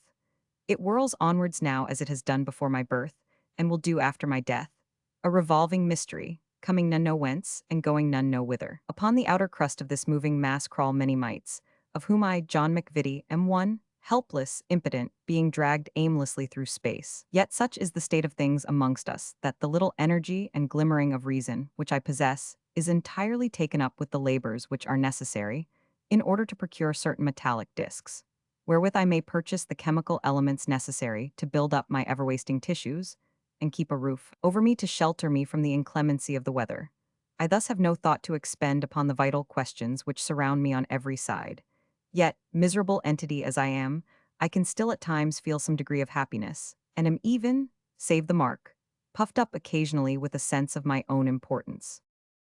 These words, as I have said, I wrote down in my notebook, and they reflected accurately the thoughts which I found rooted far down in my soul, ever present and unaffected by the passing emotions of the hour. Every day for 7 months I read over my words, and every day when I had finished them I said to myself, "Well done, John McVitie. You have said the thought which was in you. You have reduced things to their least common measure." At last came a time when my uncle, McVitie of Glencairn, died, the same who was at one time chairman of committees of the House of Commons. He divided his great wealth among his many nephews, and I found myself with sufficient to provide amply for my wants during the remainder of my life, and became at the same time owner of a bleak tract of land upon the coast of Caithness, which I think the old man must have bestowed upon me in derision, for it was sandy and valueless, and he had ever a grim sense of humor. Up to this time I had been an attorney in a Midland town in England. Now I saw that I could put my thoughts into effect, and, leaving all petty and sordid aims, could elevate my mind by the study of the secrets of nature. My departure from my English home was somewhat accelerated by the fact that I had nearly slain a man in a quarrel, for my temper was fiery, and I was apt to forget my own strength when enraged. There was no legal action taken in the matter, but the papers yelped at me, and folk looked askance when I met them. It ended by my cursing them and their vile, smoke-polluted town, and hurrying to my northern possession, where I might at last find peace and an opportunity for solitary study and contemplation. I borrowed from my capital before I went, and so was able to take with me a choice collection of the most modern philosophical instruments and books, together with chemicals and such other things as I might need in my retirement. The land which I had inherited was a narrow strip, consisting mostly of sand, and extending for rather over 2 miles round the coast of Mancy Bay, in Caithness. Upon this strip there had been a rambling, grey stone building, when erected or wherefore none could tell me, and this I had repaired so that it made a dwelling quite good enough for one of my simple tastes. One room was my laboratory, another my sitting room, and in a third, just under the sloping roof, I slung the hammock in which I always slept. There were 3 other rooms, but I left them vacant, except one which was given over to the old crone who kept house for me. Save the Youngs and the MacLeods, who were fisher folk living round at the other side of Fergus Ness, there were no other people for many miles in each direction. In front of the house was the great bay. Behind it were 2 long barren hills, capped by other loftier ones beyond. There was a glen between the hills, and when the wind was from the land, it used to sweep down this with a melancholy sough and whisper among the branches of the fir trees beneath my attic window. I dislike my fellow mortals. Justice compels me to add that they appear for the most part to dislike me. I hate their little crawling ways, their conventionalities, their deceits, their narrow rights and wrongs. They take offense at my brusque outspokenness, my disregard for their social laws, my impatience of all constraint. Among my books and my drugs in my lonely den at Mancy, I could let the great drove of the human race pass onwards with their politics and inventions and tittle-tattle, and I remain behind stagnant and happy. Not stagnant either, for I was working in my own little groove, and making progress. I have reason to believe that Dalton's atomic theory is founded upon error, and I know that mercury is not an element. During the day I was busy with my distillations and analyses. Often I forgot my meals, and when old Madge summoned me to my tea, I found my dinner lying untouched upon the table. At night I read Bacon, Descartes, Spinoza, Kant, all those who have pried into what is unknowable. They are all fruitless and empty, barren of result, but prodigal of polysyllables, reminding me of men who, while digging for gold, have turned up many worms, and then exhibit them exultantly as being what they sought. At times, a restless spirit would come upon me, and I would walk 30 and 40 miles without rest or breaking fast. On these occasions, when I used to stalk through the country villages, gaunt, unshaven, and disheveled, the mothers would rush into the road and drag their children indoors, and the rustics would swarm out of their pothouses to gaze at me. I believed that I was known far and wide as the mad Laird o' Mancy. It was rarely, however, that I made these raids into the country, for I usually took my exercise upon my own beach, where I soothed my spirit with strong black tobacco and made the ocean my friend and my confidant. What companion is there like the great restless, throbbing sea? What human mood is there which it does not match and sympathize with? There are none so gay but that they may feel gayer when they listen to its merry turmoil, and see the long green surges racing in, with the glint of the sunbeams in their sparkling crests. But when the gray waves toss their heads in anger, and the wind screams above them, goading them on to madder and more tumultuous efforts, then the darkest minded of men feels that there is a melancholy principle in nature which is as gloomy as his own thoughts. When it was calm in the Bay of Mancy, the surface would be as clear and bright as a sheet of silver, broken only at one spot some little way from the shore, where a long black line projected out of the water, looking like the jagged back of some sleeping monster. This was the top of the dangerous ridge of rocks known to the fishermen as the Ragged Reef o' Mancy. When the wind blew from the east, the waves would break upon it like thunder, and the spray would be tossed far over my house and up to the hills behind. The bay itself was a bold and noble one, but too much exposed to the northern and eastern gales, and too much dreaded for its reef, to be much used by mariners. There was something of romance about this lonely spot. I have lain in my boat upon a calm day, and, peering over the edge, I have seen far down the flickering, ghostly forms of great fish. Fish, as it seemed to me, such as naturalists never knew, and which my imagination transformed into the genii of that desolate bay. Once, as I stood by the brink of the waters upon a quiet night, a great cry, as of a woman in hopeless grief, rose from the bosom of the deep and swelled out upon the still air, now sinking and now rising, for a space of 30 seconds. This I heard with my own ears. In this strange spot, with the eternal hills behind me and the eternal sea in front, I worked and brooded for more than 2 years unpestered by my fellow men. By degrees I had trained my old servant into habits of silence, so that she now rarely opened her lips, though I doubt not that when twice a year she visited her relations in Wick, her tongue during those few days made up for its enforced rest. I had come almost to forget that I was a member of the human family, and to live entirely with the dead whose books I pored over, when a sudden incident occurred which threw all my thoughts into a new channel. 3 rough days in June had been succeeded by one calm and peaceful one. There was not a breath of air that evening. The sun sank down in the west behind a line of purple clouds, and the smooth surface of the bay was gashed with scarlet streaks. Along the beach, the pools left by the tide showed up like gouts of blood against the yellow sand, as if some wounded giant had toilfully passed that way, and had left these red traces of his grievous hurt behind him. As the darkness closed in, certain ragged clouds which had lain low on the eastern horizon coalesced and formed a great irregular cumulus. The glass was still low, and I knew that there was mischief brewing. About 9 o'clock, a dull moaning sound came up from the sea, as from a creature who, much harassed, learns that the hour of suffering has come round again. At 10, a sharp breeze sprang up from the eastward. At 11, it had increased to a gale, and by midnight the most furious storm was raging which I ever remember upon that weather-beaten coast. As I went to bed, the shingle and seaweed was pattering up against my attic window, and the wind was screaming as though every gust were a lost soul. By that time, the sounds of the tempest had become a lullaby to me. I knew that the gray walls of the old house would buffet it out, and for what occurred in the world outside I had small concern. Old Madge was usually as callous to such things as I was myself. It was a surprise to me when, about 3 in the morning, I was awoke by the sound of a great knocking at my door and excited cries in the wheezy voice of my housekeeper. I sprang out of my hammock and roughly demanded of her what was the matter. Meester," she screamed in her hateful dialect. "Come down, mun, come down. There's a muckle ship gone ashore on the reef, and the pure folks are a yammerin' and can for help, and I doop they'll be drooned. Oh, Maester McVitie, come down." "Hold your tongue, you hag," I shouted back in a passion. "What is it to you whether they are drowned or not? Get back to your bed and leave me alone." I turned in again and drew the blankets over me. "Those men out there," I said to myself, "have already gone through half the horrors of death. If they be saved, they will but have to go through the same once more in the space of a few brief years. It is best, therefore, that they should pass away now, since they have suffered that anticipation which is more than the pain of dissolution. With this thought in my mind, I endeavored to compose myself to sleep once more, for that philosophy which had taught me to consider death as a small and trivial incident in man's eternal and ever-changing career, had also broken me of much curiosity concerning worldly matters. On this occasion, I found, however, that the old leaven still fermented strongly in my soul. I tossed from side to side for some minutes, endeavoring to beat down the impulses of the moment by the rules of conduct which I had framed during months of thought. Then I heard a dull roar amid the wild shriek of the gale, and I knew that it was the sound of a signal gun. Driven by an uncontrollable impulse, I rose, dressed, and having lit my pipe, walked out onto the beach.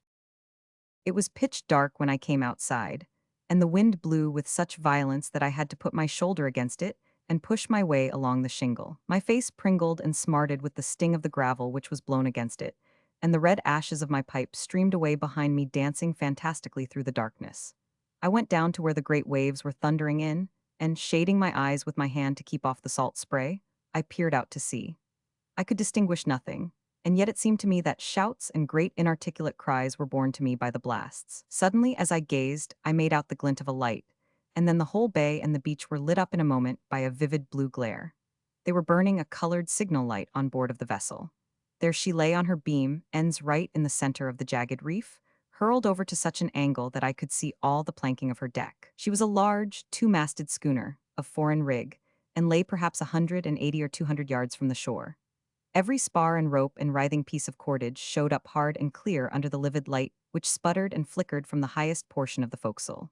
Beyond the doomed ship, out of the great darkness, came the long rolling lines of black waves, never ending, never tiring, with a petulant tuft of foam here and there upon their crests. Each, as it reached the broad circle of unnatural light, appeared to gather strength and volume, and to hurry on more impetuously until, with a roar and a jarring crash, it sprang upon its victim. Clinging to the weather shrouds, I could distinctly see some 10 or 12 frightened seamen, who, when their light revealed my presence, turned their white faces towards me and waved their hands imploringly. I felt my gorge rise against these poor cowering worms. Why should they presume to shirk the narrow pathway along which all that is great and noble among mankind has traveled? There was one there who interested me more than they. He was a tall man who stood apart from the others, balancing himself upon the swaying wreck, as though he disdained to cling to rope or bulwark. His hands were clasped behind his back, and his head was sunk upon his breast. But even in that despondent attitude, there was a litheness and decision in his pose, and in every motion which marked him as a man little likely to yield to despair. Indeed, I could see by his occasional rapid glances up and down and all around him that he was weighing every chance of safety. But though he often gazed across the raging surf to where he could see my dark figure upon the beach, his self-respect, or some other reason, forbade him from imploring my help in any way. He stood, dark, silent, and inscrutable, looking down on the black sea, and waiting for whatever fortune fate might send him. It seemed to me that that problem would very soon be settled. As I looked, an enormous billow, topping all the others and coming after them, like a driver following a flock, swept over the vessel. Her foremast snapped short off, and the men who clung to the shrouds were brushed away like a swarm of flies. With a rending, riving sound, the ship began to split in two, where the sharp back of the Mancy reef was sawing into her keel. The solitary man upon the forecastle ran rapidly across the deck and seized hold of a white bundle which I had already observed, but failed to make out. As he lifted it up, the light fell upon it, and I saw that the object was a woman, with a spar lashed across her body, and under her arms in such a way that her head should always rise above water. He bore her tenderly to the side and seemed to speak for a minute or so to her, as though explaining the impossibility of remaining upon the ship. Her answer was a singular one. I saw her deliberately raise her hand and strike him across the face with it.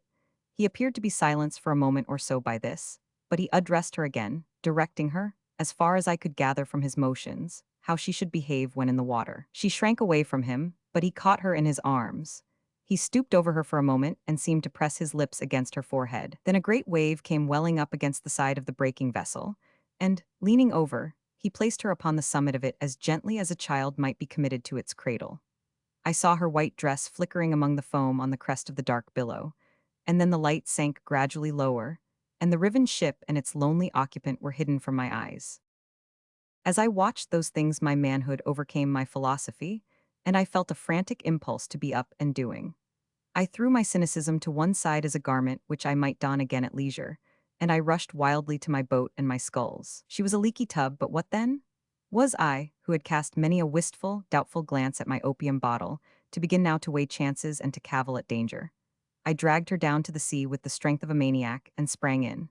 For a moment or two it was a question whether she could live among the boiling surge, but a dozen frantic strokes took me through it, half full of water but still afloat. I was out on the unbroken waves now, at one time climbing up the broad black breast of one, then sinking down on the other side, until looking up I could see the gleam of the foam all around me against the dark heavens. Far behind me I could hear the wild wailings of old Madge, who, seeing me start, thought no doubt that my madness had come to a climax. As I rode I peered over my shoulder, until at last on the belly of a great wave, which was sweeping towards me, I distinguished the vague white outline of the woman. Stooping over I seized her as she swept by me, and with an effort lifted her, all sodden with water, into the boat. There was no need to row back, for the next billow carried us in and threw us upon the beach. I dragged the boat out of danger, and then lifting up the woman I carried her to the house, followed by my housekeeper, loud with congratulation and praise. Now that I had done this thing a reaction set in upon me.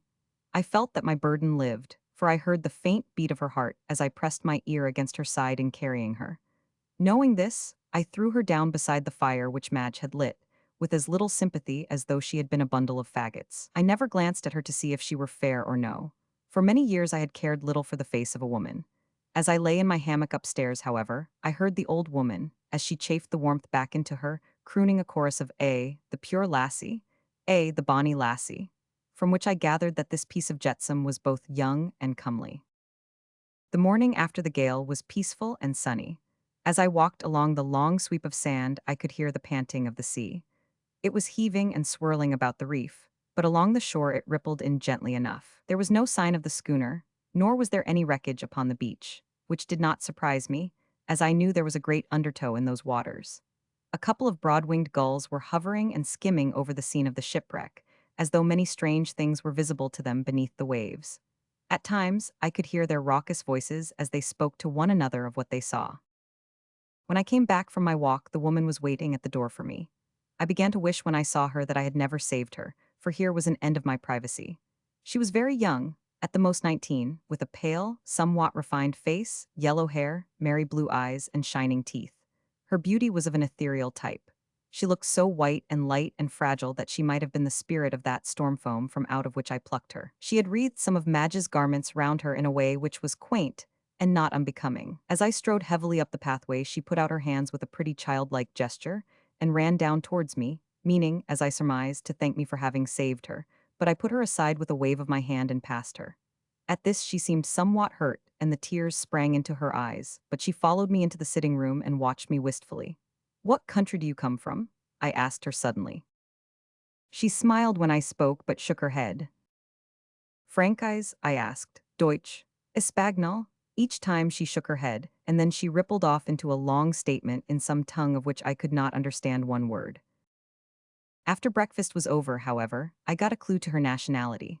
Passing along the beach once more, I saw that in a cleft of the ridge a piece of wood had been jammed. I rowed out to it in my boat and brought it ashore. It was part of the stern post of a boat, and on it, or rather on the piece of wood attached to it, was the word Archangel, painted in strange, quaint lettering. So, I thought as I paddled slowly back, this pale damsel is a Russian, a fit subject for the White Tsar, and a proper dweller on the shores of the White Sea. It seemed to me strange that one of her apparent refinement should perform so long a journey in so frail a craft. When I came back into the house, I pronounced the word Archangel several times in different intonations, but she did not appear to recognize it. I shut myself up in the laboratory all the morning, continuing a research which I was making upon the nature of the allotropic forms of carbon and of sulfur. When I came out at midday for some food, she was sitting by the table with a needle and thread, mending some rents in her clothes, which were now dry. I resented her continued presence, but I could not turn her out on the beach to shift for herself. Presently she presented a new phase of her character. Pointing to herself and then to the scene of the shipwreck, she held up one finger, by which I understood her to be asking whether she was the only one saved. I nodded my head to indicate that she was. On this she sprang out of the chair, with a cry of great joy, and holding the garment which she was mending over her head, and swaying it from side to side with the motion of her body, she danced as lightly as a feather all round the room, and then out through the open door into the sunshine. As she whirled round, she sang in a plaintive, shrill voice some uncouth, barbarous chant, expressive of exultation. I called out to her, "Come in, you young fiend, come in and be silent." But she went on with her dance.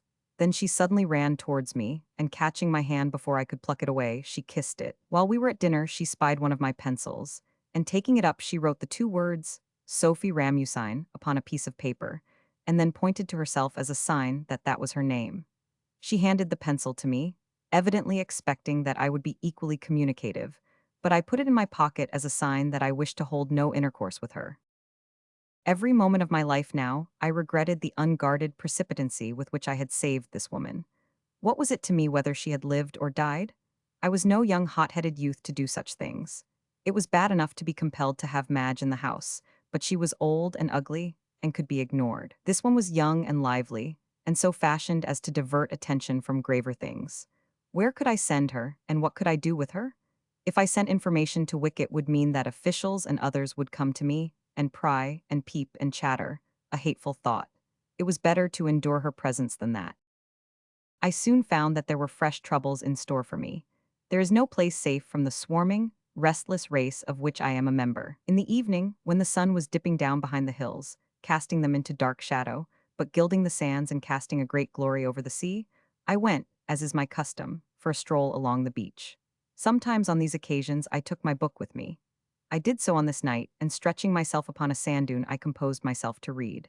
As I lay there, I suddenly became aware of a shadow which interposed itself between the sun and myself. Looking round, I saw, to my great surprise, a very tall, powerful man who was standing a few yards off, and who, instead of looking at me, was ignoring my existence completely, and was gazing over my head with a stern set face at the bay and the black line of the Mansi Reef. His complexion was dark, with black hair and short curling beard, a hawk-like nose, and golden earrings in his ears, the general effect being wild and somewhat noble. He wore a faded velveteen jacket, a red flannel shirt, and high sea boots coming halfway up his thighs. I recognized him at a glance as being the same man who had been left on the wreck the night before. "Hullo," I said in an aggrieved voice. "You got ashore all right, then?" "Yes," he answered in good English. "It was no doing of mine. The waves threw me up. I wish to God I had been allowed to drown." There was a slight foreign lisp in his accent which was rather pleasing. "Two good fishermen, who live round yonder point, pulled me out and cared for me, yet I could not honestly thank them for it." "Ho, ho," thought I, "here is a man of my own kidney. Why do you wish to be drowned?" I asked. "Because," he cried, throwing out his long arms with a passionate, despairing gesture, there in that blue smiling bay lies my soul, my treasure, everything that I loved and lived for." "Well, well," I said, "people are ruined every day, but there's no use making a fuss about it. Let me inform you that this ground on which you walk is my ground, and that the sooner you take yourself off it the better pleased I shall be. One of you is quite trouble enough." "One of us?" he gasped. "Yes, if you could take her off with you, I should be still more grateful." He gazed at me for a moment as if hardly able to realize what I said, and then, with a wild cry, he ran away from me with prodigious speed and raced along the sands towards my house. Never before or since have I seen a human being run so fast. I followed as rapidly as I could, furious at this threatened invasion, but long before I reached the house he had disappeared through the open door. I heard a great scream from the inside, and, as I came nearer, the sound of the man's bass voice speaking rapidly and loudly. When I looked in, the girl Sophie Ramusine was crouching in a corner, cowering away, with fear and loathing expressed on her averted face and in every line of her shrinking form. The other, with his dark eyes flashing, and his outstretched hands quivering with emotion, was pouring forth a torrent of passionate pleading words. He made a step forward to her as I entered, but she writhed still further away, and uttered a sharp cry like that of a rabbit when the weasel has him by the throat. "Here," I said, pulling him back from her. "This is a pretty to-do. What do you mean? Do you think this is a wayside inn or place of public accommodation?" "Oh, sir," he said, "excuse me. This woman is my wife and I feared that she was drowned. You have brought me back to life." "Who are you?" I asked roughly. "I am a man from Archangel," he said simply, "a Russian man." "What is your name?" "Arganif." "Arganif, and hers is Sophie Ramusine. She is no wife of yours, she has no ring." "We are man and wife in the sight of heaven," he said solemnly, looking upwards. We are bound by higher laws than those of Earth. As he spoke, the girl slipped behind me and caught me by the other hand, pressing it as though beseeching my protection. Give me up my wife, sir, he went on. Let me take her away from here. Look here, you whatever your name is, I said sternly. I don't want this wench here. I wish I had never seen her. If she died, it would be no grief to me. But as to handing her over to you, when it is clear she fears and hates you, I won't do it. So now just clear your great body out of this and leave me to my books. I hope I may never look upon your face again. You won't give her up to me, he said hoarsely. I'll see you damned first, I answered. Suppose I take her, he cried, his dark face growing darker. All my tigerish blood flushed up in a moment. I picked up a billet of wood from beside the fireplace. Go, I said in a low voice. Go quick, or I may do you an injury. He looked at me irresolutely for a moment, and then he left the house. He came back again in a moment, however, and stood in the doorway looking in at us. Have a heed what you do, he said. The woman is mine, and I shall have her. When it comes to blows, a Russian is as good a man as a Scotchman. We shall see that, I cried, springing forward, but he was already gone, and I could see his tall form moving away through the gathering darkness. For a month or more after this things went smoothly with us. I never spoke to the Russian girl, nor did she ever address me. Sometimes when I was at work at my laboratory, she would slip inside the door and sit silently there watching me with her great eyes. At first this intrusion annoyed me, but by degrees, finding that she made no attempt to distract my attention, I suffered her to remain. Encouraged by this concession, she gradually came to move the stool on which she sat nearer and nearer to my table, until, after gaining a little every day during some weeks, she at last worked her way right up to me, and used to perch herself beside me whenever I worked. In this position she used, still without ever obtruding her presence in any way, to make herself very useful by holding my pens, test tubes, bottles, etc., and handing me whatever I wanted, with never-failing sagacity.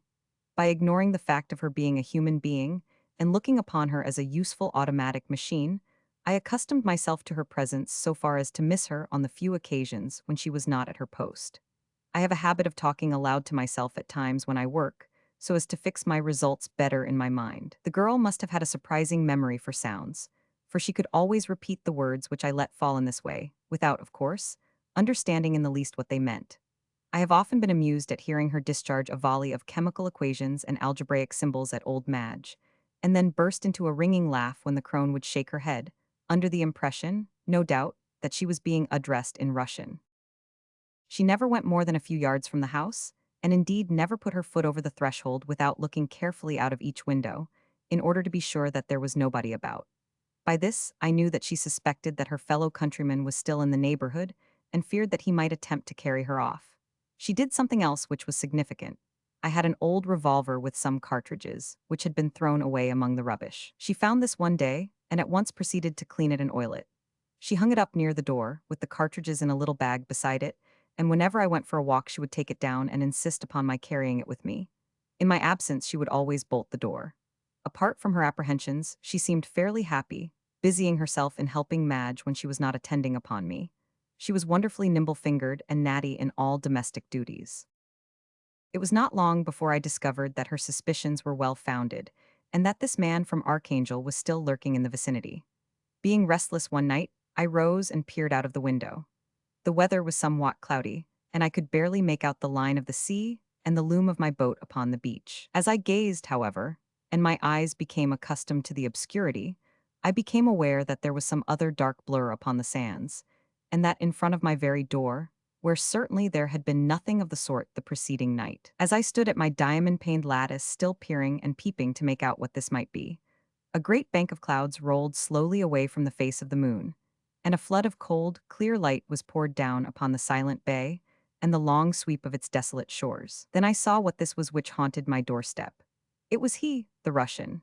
He squatted there like a gigantic toad, with his legs doubled under him in strange Mongolian fashion, and his eyes fixed apparently upon the window of the room in which the young girl and the housekeeper slept. The light fell upon his upturned face, and I saw once more the hawk-like grace of his countenance, with the single deeply indented line of care upon his brow, and the protruding beard which marks the passionate nature. My first impulse was to shoot him as a trespasser, but as I gazed my resentment changed into pity and contempt. Poor fool, I said to myself. Is it then possible that you, whom I have seen looking open-eyed at present death, should have your whole thoughts and ambitions centered upon this wretched slip of a girl. A girl, too, who flies from you and hates you. Most women would love you, were it but for that dark face and great handsome body of yours, and yet you must needs hanker after the one in 1,000 who will have no traffic with you. As I returned to my bed, I chuckled much to myself over this thought. I knew that my bars were strong and my bolts thick.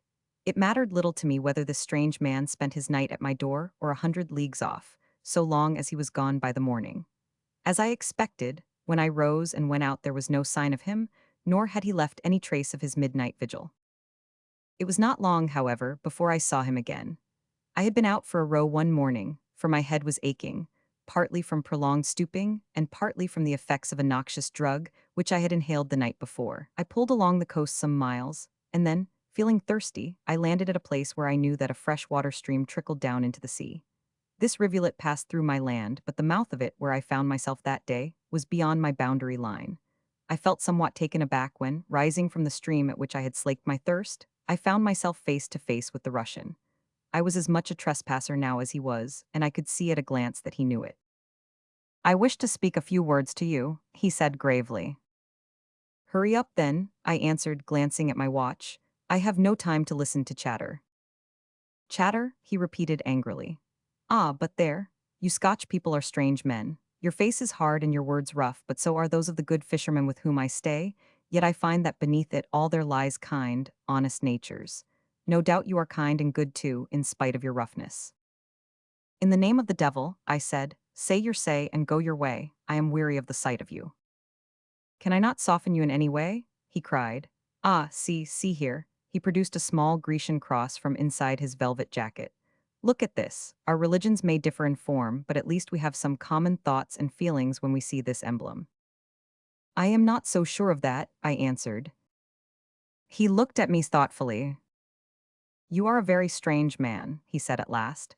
"I cannot understand you. You still stand between me and Sophie. It is a dangerous position to take, sir. Oh, believe me before it is too late. If you did but know what I have done to gain that woman, how I have risked my body, how I have lost my soul. You are a small obstacle to some which I have surmounted, you, whom a rip with a knife or a blow from a stone would put out of my way forever. But God preserve me from that," he cried wildly. "I am deep, too deep already, anything rather than that." "You would do better to go back to your country," I said, "than to skulk about these sandhills and disturb my leisure. When I have proof that you have gone away, I shall hand this woman over to the protection of the Russian consul at Edinburgh. Until then, I shall guard her myself, and not you, nor any Muscovite that ever breathed, shall take her from me." "And what is your object in keeping me from Sophie?" he asked. "Do you imagine that I would injure her? Why, man, I would give my life freely to save her from the slightest harm. Why do you do this thing?" "I do it because it is my good pleasure to act so," I answered. "I give no man reasons for my conduct."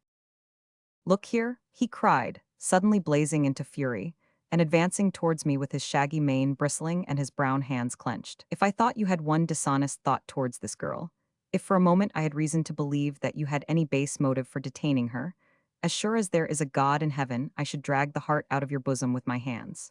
The very idea seemed to have put the man in a frenzy, for his face was all distorted, and his hands opened and shut convulsively. I thought that he was about to spring at my throat. "Stand off," I said, putting my hand on my pistol. "If you lay a finger on me, I shall kill you." He put his hand into his pocket, and for a moment I thought that he was about to produce a weapon too, but instead of that, he whipped out a cigarette and lit it, breathing the smoke rapidly into his lungs. No doubt he had found by experience that this was the most effectual way of curbing his passions. "I told you," he said in a quieter voice, "that my name is Arganif, Alexis Arganif. I am a Finn by birth, but I have spent my life in every part of the world. I was one who could never be still, nor settle down to a quiet existence. After I came to own my own ship, there is hardly a port from Archangel to Australia which I have not entered. I was rough and wild and free, but there was one at home, sir, who was prim and white-handed and soft-tongued, skillful in little fancies and conceits which women love. This youth by his wiles and tricks stole from me the love of the girl whom I had ever marked as my own, and who up to that time had seemed in some sort inclined to return my passion. I had been on a voyage to Hammerfest for ivory, and coming back unexpectedly, I learned that my pride and treasure was to be married to this soft-skinned boy, and that the party had actually gone to the church. In such moments, sir, something gives way in my head and I hardly know what I do. I landed with a boat's crew, all men who had sailed with me for years and who were as true as steel. We went up to the church. They were standing, she and he, before the priest, but the thing had not been done. I dashed between them and caught her round the waist. My men beat back the frightened bridegroom and the lookers-on. We bore her down to the boat and aboard our vessel, and then getting up anchor, we sailed away across the White Sea until the spires of Archangel sank down behind the horizon. She had my cabin, my room, every comfort. I slept among the men in the forecastle. I hoped that in time her aversion to me would wear away, and that she would consent to marry me in England or in France. For days and days we sailed. We saw the North Cape die away behind us, and we skirted the grey Norwegian coast, but still, in spite of every attention, she would not forgive me for tearing her from that pale-faced lover of hers. Then came this cursed storm which shattered both my ship and my hopes, and has deprived me even of the sight of the woman for whom I have risked so much. Perhaps she may learn to love me yet. You, sir, he said wistfully, look like one who has seen much of the world. Do you not think that she may come to forget this man and to love me? I am tired of your story, I said, turning away. For my part, I think you are a great fool. If you imagine that this love of yours will pass away, you had best amuse yourself as best you can until it does. If, on the other hand, it is a fixed thing, you cannot do better than cut your throat, for that is the shortest way out of it. I have no more time to waste on the matter. With this, I hurried away and walked down to the boat. I never looked round, but I heard the dull sound of his feet upon the sands as he followed me. I have told you the beginning of my story, he said, and you shall know the end some day. You would do well to let the girl go. I never answered him, but pushed the boat off. When I had rowed some distance out, I looked back and saw his tall figure upon the yellow sand as he stood gazing thoughtfully after me. When I looked again, some minutes later, he had disappeared. For a long time after this, my life was as regular and as monotonous as it had been before the shipwreck. At times I hoped that the man from Archangel had gone away altogether, but certain footsteps which I saw upon the sand, and more particularly a little pile of cigarette ash which I found one day behind a hillock from which a view of the house might be obtained, warned me that, though invisible, he was still in the vicinity. My relations with the Russian girl remained the same as before. Old Madge had been somewhat jealous of her presence at first, and seemed to fear that what little authority she had would be taken away from her. By degrees, however, as she came to realize my utter indifference, she became reconciled to the situation, and, as I have said before, profited by it, as our visitor performed much of the domestic work. And now I am coming near the end of this narrative of mine, which I have written a great deal more for my own amusement than for that of anyone else. The termination of the strange episode in which these two Russians had played a part was as wild and as sudden as the commencement. The events of one single night freed me from all my troubles and left me once more alone with my books and my studies, as I had been before their intrusion. Let me endeavor to describe how this came about. I had had a long day of heavy and wearying work, so that in the evening I determined upon taking a long walk. When I emerged from the house, my attention was attracted by the appearance of the sea. It lay like a sheet of glass, so that never a ripple disturbed its surface. Yet the air was filled with that indescribable moaning sound, which I have alluded to before. A sound, as though the spirits of all those who lay beneath those treacherous waters were sending a sad warning of coming troubles to their brethren in the flesh. The fishermen's wives along that coast know the eerie sound, and look anxiously across the waters for the brown sails making for the land. When I heard it, I stepped back into the house and looked at the glass. It was down below 29 degrees. Then I knew that a wild night was coming upon us. Underneath the hills where I walked that evening it was dull and chill, but their summits were rosy red, and the sea was brightened by the sinking sun. There were no clouds of importance in the sky, yet the dull groaning of the sea grew louder and stronger. I saw, far to the eastward, a brig beating up for Wick with a reef in her topsails. It was evident that her captain had read the signs of nature as I had done. Behind her, a long, lurid haze lay low upon the water, concealing the horizon. I had better push on, I thought to myself, or the wind may rise before I get back. I suppose I must have been at least half a mile from the house when I suddenly stopped and listened breathlessly. My ears were so accustomed to the noises of nature, the sighing of the breeze and the sob of the waves, that any other sound made itself heard at a great distance. I waited, listening with all my ears. Yes, there it was again, a long-drawn, shrill cry of despair, ringing over the sands and echoed back from the hills behind me, a piteous appeal for aid. It came from the direction of my house. I turned and ran back homewards at the top of my speed, plowing through the sand, racing over the shingle. In my mind, there was a great dim perception of what had occurred. About a quarter of a mile from the house, there is a high sandhill from which the whole country round is visible. When I reached the top of this, I paused for a moment. There was the old gray building, there the boat. Everything seemed to be as I had left it. Even as I gazed, however, the shrill scream was repeated, louder than before, and the next moment a tall figure emerged from my door, the figure of the Russian sailor. Over his shoulder was the white form of the young girl, and even in his haste he seemed to bear her tenderly and with gentle reverence. I could hear her wild cries and see her desperate struggles to break away from him. Behind the couple came my old housekeeper, staunch and true, as the aged dog, who can no longer bite, still snarls with toothless gums at the intruder. She staggered feebly along at the heels of the ravisher, waving her long, thin arms and hurling, no doubt, volleys of Scotch curses and imprecations at his head. I saw at a glance that he was making for the boat. A sudden hope sprang up in my soul that I might be in time to intercept him. I ran for the beach at the top of my speed. As I ran, I slipped a cartridge into my revolver. This I determined should be the last of these invasions. I was too late. By the time I reached the water's edge, he was 100 yards away, making the boat spring with every stroke of his powerful arms. I uttered a wild cry of impotent anger and stamped up and down the sands like a maniac. He turned and saw me. Rising from his seat, he made me a graceful bow and waved his hand to me. It was not a triumphant or a derisive gesture. Even my furious and distempered mind recognized it as being a solemn and courteous leave-taking. Then he settled down to his oars once more, and the little skiff shot away out over the bay. The sun had gone down now, leaving a single dull, red streak upon the water, which stretched away until it blended with the purple haze on the horizon. Gradually, the skiff grew smaller and smaller as it sped across this lurid band, until the shades of night gathered round it, and it became a mere blur upon the lonely sea. Then this vague loom died away also, and darkness settled over it, a darkness which should never more be raised. And why did I pace the solitary shore, hot and wrathful as a wolf whose whelp has been torn from it? Was it that I loved this Muscovite girl? No, 1,000 times no. I am not one who, for the sake of a white skin or a blue eye, would belie my own life and change the whole tenor of my thoughts and existence. My heart was untouched. But my pride? Ah, there I had been cruelly wounded. To think that I had been unable to afford protection to the helpless one who craved it of me, and who relied on me, it was that which made my heart sick and sent the blood buzzing through my ears. That night a great wind rose up from the sea, and the wild waves shrieked upon the shore as though they would tear it back with them into the ocean.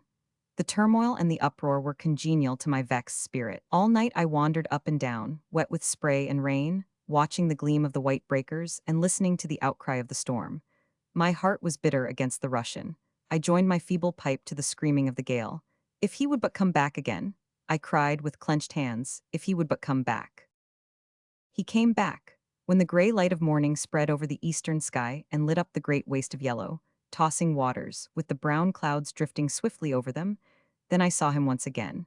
A few 100 yards off along the sand there lay a long, dark object, cast up by the fury of the waves. It was my boat, much shattered and splintered. A little farther on, a vague, shapeless something was washing to and fro in the shallow water, all mixed with shingle and with seaweed. I saw at a glance that it was the Russian, face downwards and dead. I rushed into the water and dragged him up onto the beach. It was only when I turned him over that I discovered that she was beneath him, his dead arms encircling her, his mangled body still intervening between her and the fury of the storm. It seemed that the fierce German sea might beat the life from him, but with all its strength, it was unable to tear this one-ideaed man from the woman whom he loved. There were signs which led me to believe that, during that awful night, the woman's fickle mind had come at last to learn the worth of the true heart and strong arm which struggled for her and guarded her so tenderly. Why else should her little head be nestling so lovingly on his broad breast, while her yellow hair entwined itself with his flowing beard? Why, too, should there be that bright smile of ineffable happiness and triumph, which death itself had not had power to banish from his dusky face? I fancy that death had been brighter to him than life had ever been. Madge and I buried them there on the shores of the desolate northern sea. They lie in one grave deep down beneath the yellow sand. Strange things may happen in the world around them. Empires may rise and may fall, dynasties may perish, great wars may come and go, but heedless of it all, Those two shall embrace each other forever and I in their lonely shrine by the side of the sounding ocean. I sometimes have thought that their spirits flit like shadowy sea mews over the wild waters of the bay. No cross or symbol marks their resting place, but old Madge puts wild flowers upon it at times. And when I pass on my daily walk and see the fresh blossoms scattered over the sand, I think of the strange couple who came from afar and broke for a little space the dull tenor of my somber life. That little square box. All aboard, said the captain. All aboard, sir, said the mate. Then stand by to let her go. It was 9 o'clock on a Wednesday morning. The good ship Spartan was lying off Boston Quay with her cargo under hatches, her passengers shipped, and everything prepared for a start. The warning whistle had been sounded twice, the final bell had been rung. Her bowsprit was turned towards England, and the hiss of escaping steam showed that all was ready for her run of 3,000 miles. She strained at the warps that held her like a greyhound at its leash. I have the misfortune to be a very nervous man. A sedentary literary life has helped to increase the morbid love of solitude which, even in my boyhood, was one of my distinguishing characteristics. As I stood upon the quarterdeck of the transatlantic steamer, I bitterly cursed the necessity which drove me back to the land of my forefathers. The shouts of the sailors, the rattle of the cordage, the farewells of my fellow passengers, and the cheers of the mob, each and all jarred upon my sensitive nature. I felt sad too. An indescribable feeling as of some impending calamity seemed to haunt me. The sea was calm and the breeze light. There was nothing to disturb the equanimity of the most confirmed of landsmen, yet I felt as if I stood upon the verge of a great though indefinable danger. I have noticed that such presentiments occur often in men of my peculiar temperament, and that they are not uncommonly fulfilled.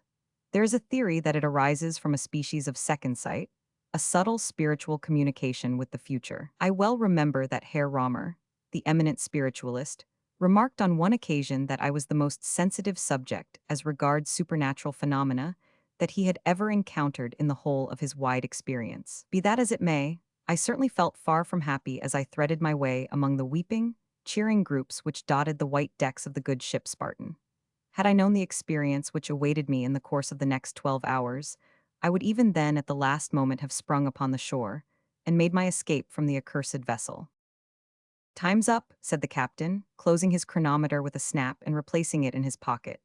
Time's up, said the mate.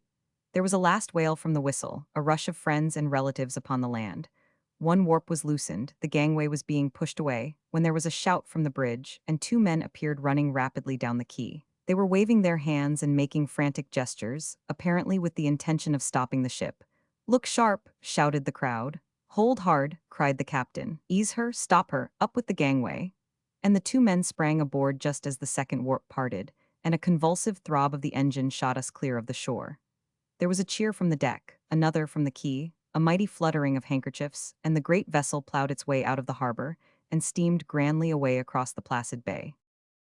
We were fairly started upon our fortnight's voyage. There was a general dive among the passengers in quest of berths and luggage, while a popping of corks in the saloon proved that more than one bereaved traveler was adopting artificial means for drowning the pangs of separation. I glanced round the deck and took a running inventory of my companions de voyage. They presented the usual types met with upon these occasions. There was no striking face among them. I speak as a connoisseur, for faces are a specialty of mine.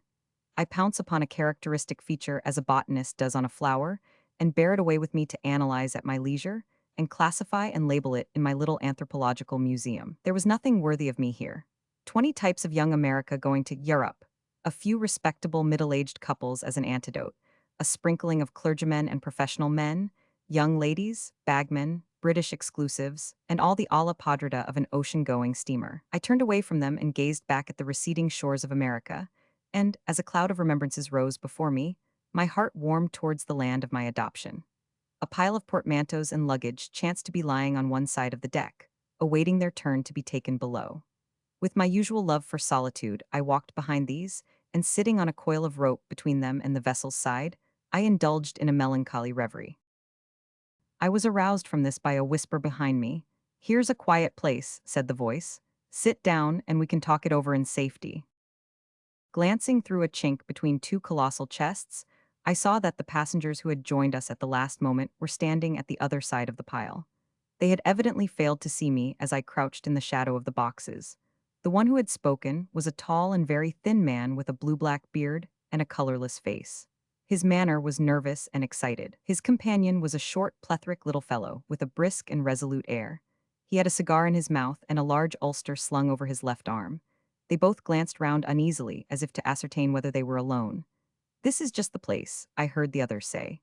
They sat down on a bale of goods with their backs turned towards me, and I found myself, much against my will, playing the unpleasant part of eavesdropper to their conversation. "Well, Muller," said the taller of the two, "we've got it aboard right enough." "Yes," assented the man whom he had addressed as Muller, "it's safe aboard." It was rather a near go. It was that Flanagan. It wouldn't have done to have missed the ship. No, it would have put our plans out. "Ruined them entirely," said the little man, and puffed furiously at his cigar for some minutes. "I've got it here," he said at last. "Let me see it."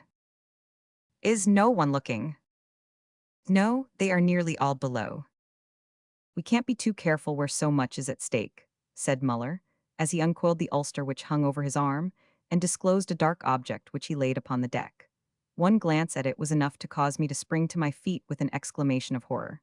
Luckily, they were so engrossed in the matter on hand that neither of them observed me.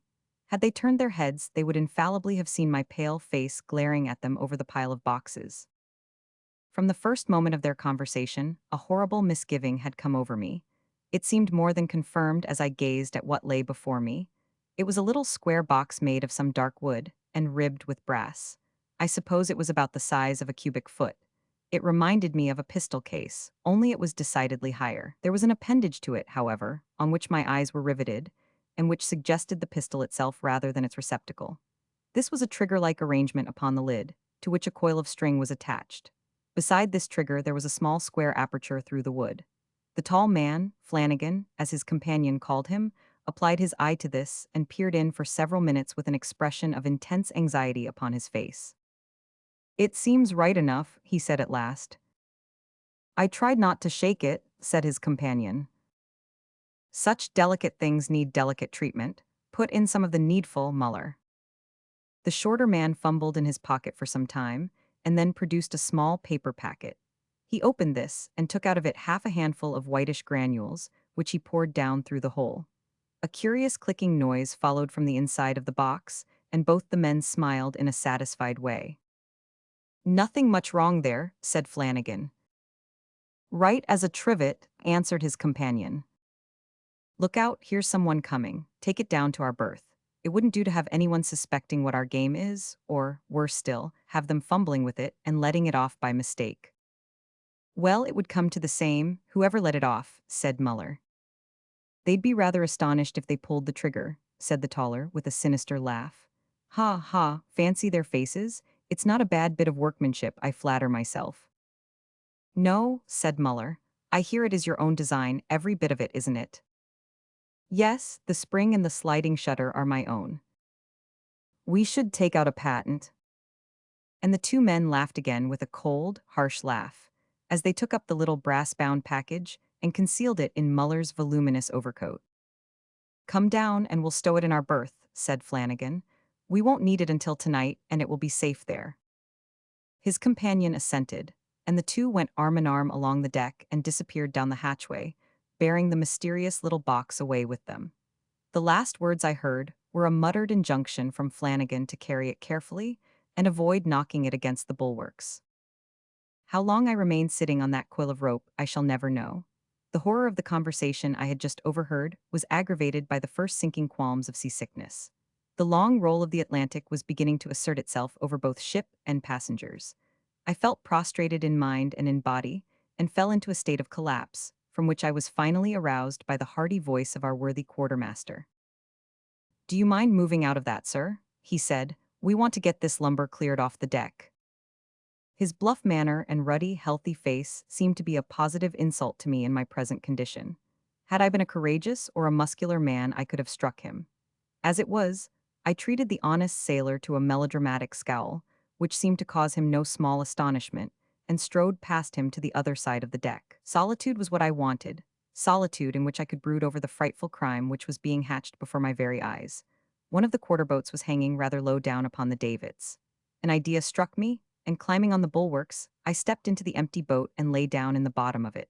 Stretched on my back, with nothing but the blue sky above me and an occasional view of the mizzen as the vessel rolled, I was at least alone with my sickness and my thoughts. I tried to recall the words which had been spoken in the terrible dialogue I had overheard. Would they admit of any construction but the one which stared me in the face? My reason forced me to confess that they would not. I endeavored to array the various facts which formed the chain of circumstantial evidence and to find a flaw in it. But no, not a link was missing. There was the strange way in which our passengers had come aboard, enabling them to evade any examination of their luggage. The very name of Flanagan smacked of Fenianism, while Muller suggested nothing but socialism and murder. Then their mysterious manner, their remark that their plans would have been ruined had they missed the ship, their fear of being observed. Last, but not least, the clenching evidence in the production of the little square box with the trigger and their grim joke about the face of the man who should let it off by mistake. Could these facts lead to any conclusion other than that they were the desperate emissaries of some body, political or otherwise, and intended to sacrifice themselves, their fellow passengers, and the ship in one great holocaust? The whitish granules which I had seen one of them pour into the box formed no doubt a fuse or train for exploding it. I had myself heard a sound come from it, which might have emanated from some delicate piece of machinery. But what did they mean by their allusion to tonight? Could it be that they contemplated putting their horrible design into execution on the very first evening of our voyage? The mere thought of it sent a cold shudder over me, and made me for a moment superior even to the agonies of seasickness. I have remarked that I am a physical coward. I am a moral one also. It is seldom that the two defects are united to such a degree in the one character. I have known many men who were most sensitive to bodily danger, and yet were distinguished for the independence and strength of their minds. In my own case, however, I regret to say that my quiet and retiring habits had fostered a nervous dread of doing anything remarkable or making myself conspicuous, which exceeded, if possible, my fear of personal peril. An ordinary mortal placed under the circumstances in which I now found myself would have gone at once to the captain, confessed his fears, and put the matter into his hands.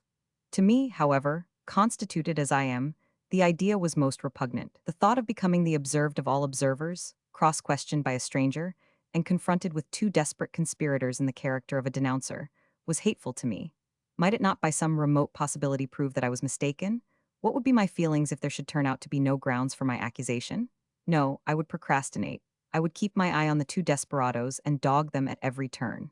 Anything was better than the possibility of being wrong.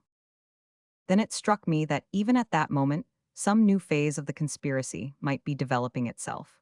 The nervous excitement seemed to have driven away my incipient attack of sickness, for I was able to stand up and lower myself from the boat without experiencing any return of it. I staggered along the deck with the intention of descending into the cabin and finding how my acquaintances of the morning were occupying themselves. Just as I had my hand on the companion rail, I was astonished by receiving a hearty slap on the back, which nearly shot me down the steps with more haste than dignity. "Is that you, Hammond?" said a voice which I seemed to recognize. "God bless me," I said as I turned round. "It can't be Dick Merton. Why, how are you, old man?" This was an unexpected piece of luck in the midst of my perplexities. Dick was just the man I wanted. Kindly and shrewd in his nature, and prompt in his actions, I should have no difficulty in telling him my suspicions, and could rely upon his sound sense to point out the best course to pursue. Since I was a little lad in the second form at Harrow, Dick had been my adviser and protector. He saw at a glance that something had gone wrong with me. "Hullo," he said in his kindly way, "what's put you about, Hammond? You look as white as a sheet. Mal de mer, eh?" "No, not that altogether," said I. "Walk up and down with me, Dick. I want to speak to you. Give me your arm." Supporting myself on Dick's stalwart frame, I tottered along by his side, but it was some time before I could muster resolution to speak. "Have a cigar," said he, breaking the silence. "No, thanks," said I. "Dick, we shall all be corpses tonight." "That's no reason against your having a cigar now," said Dick, in his cool way, but looking hard at me from under his shaggy eyebrows as he spoke. He evidently thought that my intellect was a little gone. "No," I continued, "it's no laughing matter, and I speak in sober earnest, I assure you. I have discovered an infamous conspiracy, Dick, to destroy this ship and every soul that is in her. and I then proceeded systematically and in order to lay before him the chain of evidence which I had collected. "There, Dick," I said as I concluded, "what do you think of that, and above all, what am I to do?" To my astonishment, he burst into a hearty fit of laughter. "I'd be frightened," he said, "if any fellow but you had told me as much. You always had a way, Hammond, of discovering mares' nests. I like to see the old traits breaking out again. Do you remember at school how you swore there was a ghost in the long room, and how it turned out to be your own reflection in the mirror? Why, man," he continued, "what object would anyone have in destroying this ship? We have no great political guns aboard. On the contrary, the majority of the passengers are Americans. Besides, in this sober 19th century, the most wholesale murderers stop at including themselves among their victims. Depend upon it, you have misunderstood them and have mistaken a photographic camera, or something equally innocent, for an infernal machine." "Nothing of the sort, sir," said I, rather touchily. "You will learn to your cost, I fear, that I have neither exaggerated nor misinterpreted a word. As to the box, I have certainly never before seen one like it. It contained delicate machinery, of that I am convinced, from the way in which the men handled it and spoke of it." "You'd make out every packet of perishable goods to be a torpedo," said Dick, "if that is to be your only test." "The man's name was Flanagan," I continued. "I don't think that would go very far in a court of law," said Dick. "But come, I have finished my cigar. Suppose we go down together and split a bottle of claret.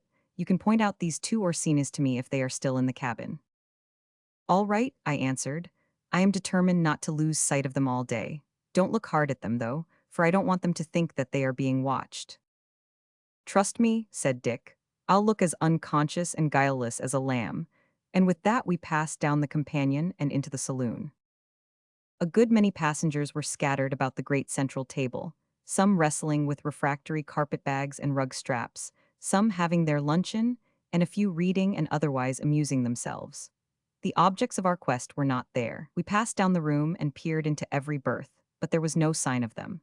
"Heavens," thought I, "perhaps at this very moment they are beneath our feet, in the hold or engine room, preparing their diabolical contrivance. It was better to know the worst than to remain in such suspense." "Steward," said Dick, "are there any other gentlemen about?" "There's two in the smoking room, sir," answered the steward. The smoking room was a little snuggery, luxuriously fitted up and adjoining the pantry. We pushed the door open and entered. A sigh of relief escaped from my bosom. The very first object on which my eye rested was the cadaverous face of Flanagan, with its hard-set mouth and unwinking eye. His companion sat opposite to him. They were both drinking, and a pile of cards lay upon the table. They were engaged in playing as we entered. I nudged Dick to show him that we had found our quarry, and we sat down beside them with as unconcerned an air as possible. The two conspirators seemed to take little notice of our presence. I watched them both narrowly.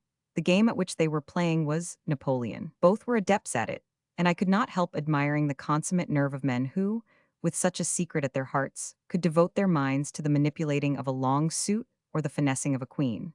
Money changed hands rapidly, but the run of luck seemed to be all against the taller of the two players. At last he threw down his cards on the table with an oath and refused to go on. "No, I'm hanged if I do," he said. "I haven't had more than two of a suit for 5 hands." "Never mind," said his comrade, as he gathered up his winnings. "A few dollars one way or the other won't go very far after tonight's work." I was astonished at the rascal's audacity, but took care to keep my eyes fixed abstractedly upon the ceiling, and drank my wine in as unconscious a manner as possible. I felt that Flanagan was looking towards me with his wolfish eyes to see if I had noticed the illusion. He whispered something to his companion which I failed to catch. It was a caution, I suppose, for the other answered rather angrily. "Nonsense, why shouldn't I say what I like? Overcaution is just what would ruin us." "I believe you want it not to come off," said Flanagan. "You believe nothing of the sort," said the other, speaking rapidly and loudly. "You know as well as I do that when I play for a stake I like to win it. But I won't have my words criticized and cut short by you or any other man. I have as much interest in our success as you have, more, I hope." He was quite hot about it, and puffed furiously at his cigar for a few minutes. The eyes of the other ruffian wandered alternately from Dick Merton to myself. I knew that I was in the presence of a desperate man, that a quiver of my lip might be the signal for him to plunge a weapon into my heart, but I betrayed more self-command than I should have given myself credit for under such trying circumstances. As to Dick, He was as immovable and apparently as unconscious as the Egyptian Sphinx. There was silence for some time in the smoking room, broken only by the crisp rattle of the cards as the man Muller shuffled them up before replacing them in his pocket. He still seemed to be somewhat flushed and irritable. Throwing the end of his cigar into the spittoon, he glanced defiantly at his companion and turned towards me. "Can you tell me, sir," he said, "when this ship will be heard of again?" They were both looking at me, but though my face may have turned a trifle paler, my voice was as steady as ever as I answered. "I presume, sir, that it will be heard of first when it enters Queenstown Harbor." "Ha ha," laughed the angry little man. "I knew you would say that. Don't you kick me under the table, Flanagan. I won't stand it. I know what I am doing." "You are wrong, sir," he continued, turning to me. "Utterly wrong." "Some passing ship, perhaps," suggested Dick. "No, nor that either." "The weather is fine," I said. "Why should we not be heard of at our destination?" "I didn't say we shouldn't be heard of at our destination. No doubt we shall in the course of time, but that is not where we shall be heard of first." "Where then?" asked Dick. "That you will never know. Suffice it that a rapid and mysterious agency will signal our whereabouts, and that before the day is out. Ha ha," and he chuckled once again. "Come on deck," growled his comrade.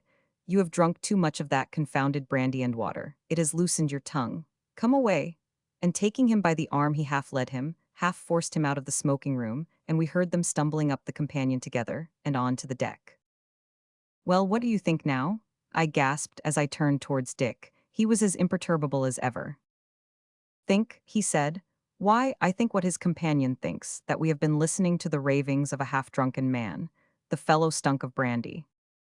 "Nonsense, Dick. You saw how the other tried to stop his tongue." "Of course he did. He didn't want his friend to make a fool of himself before strangers. Maybe the short one is a lunatic, and the other his private keeper. It's quite possible."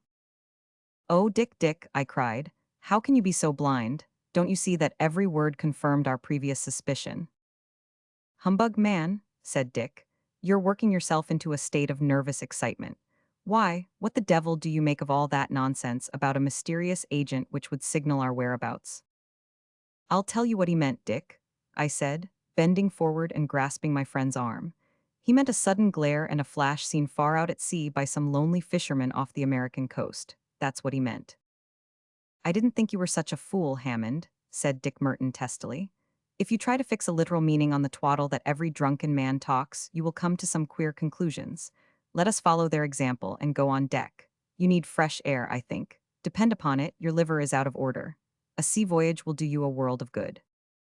"If ever I see the end of this one," I groaned, "I'll promise never to venture on another.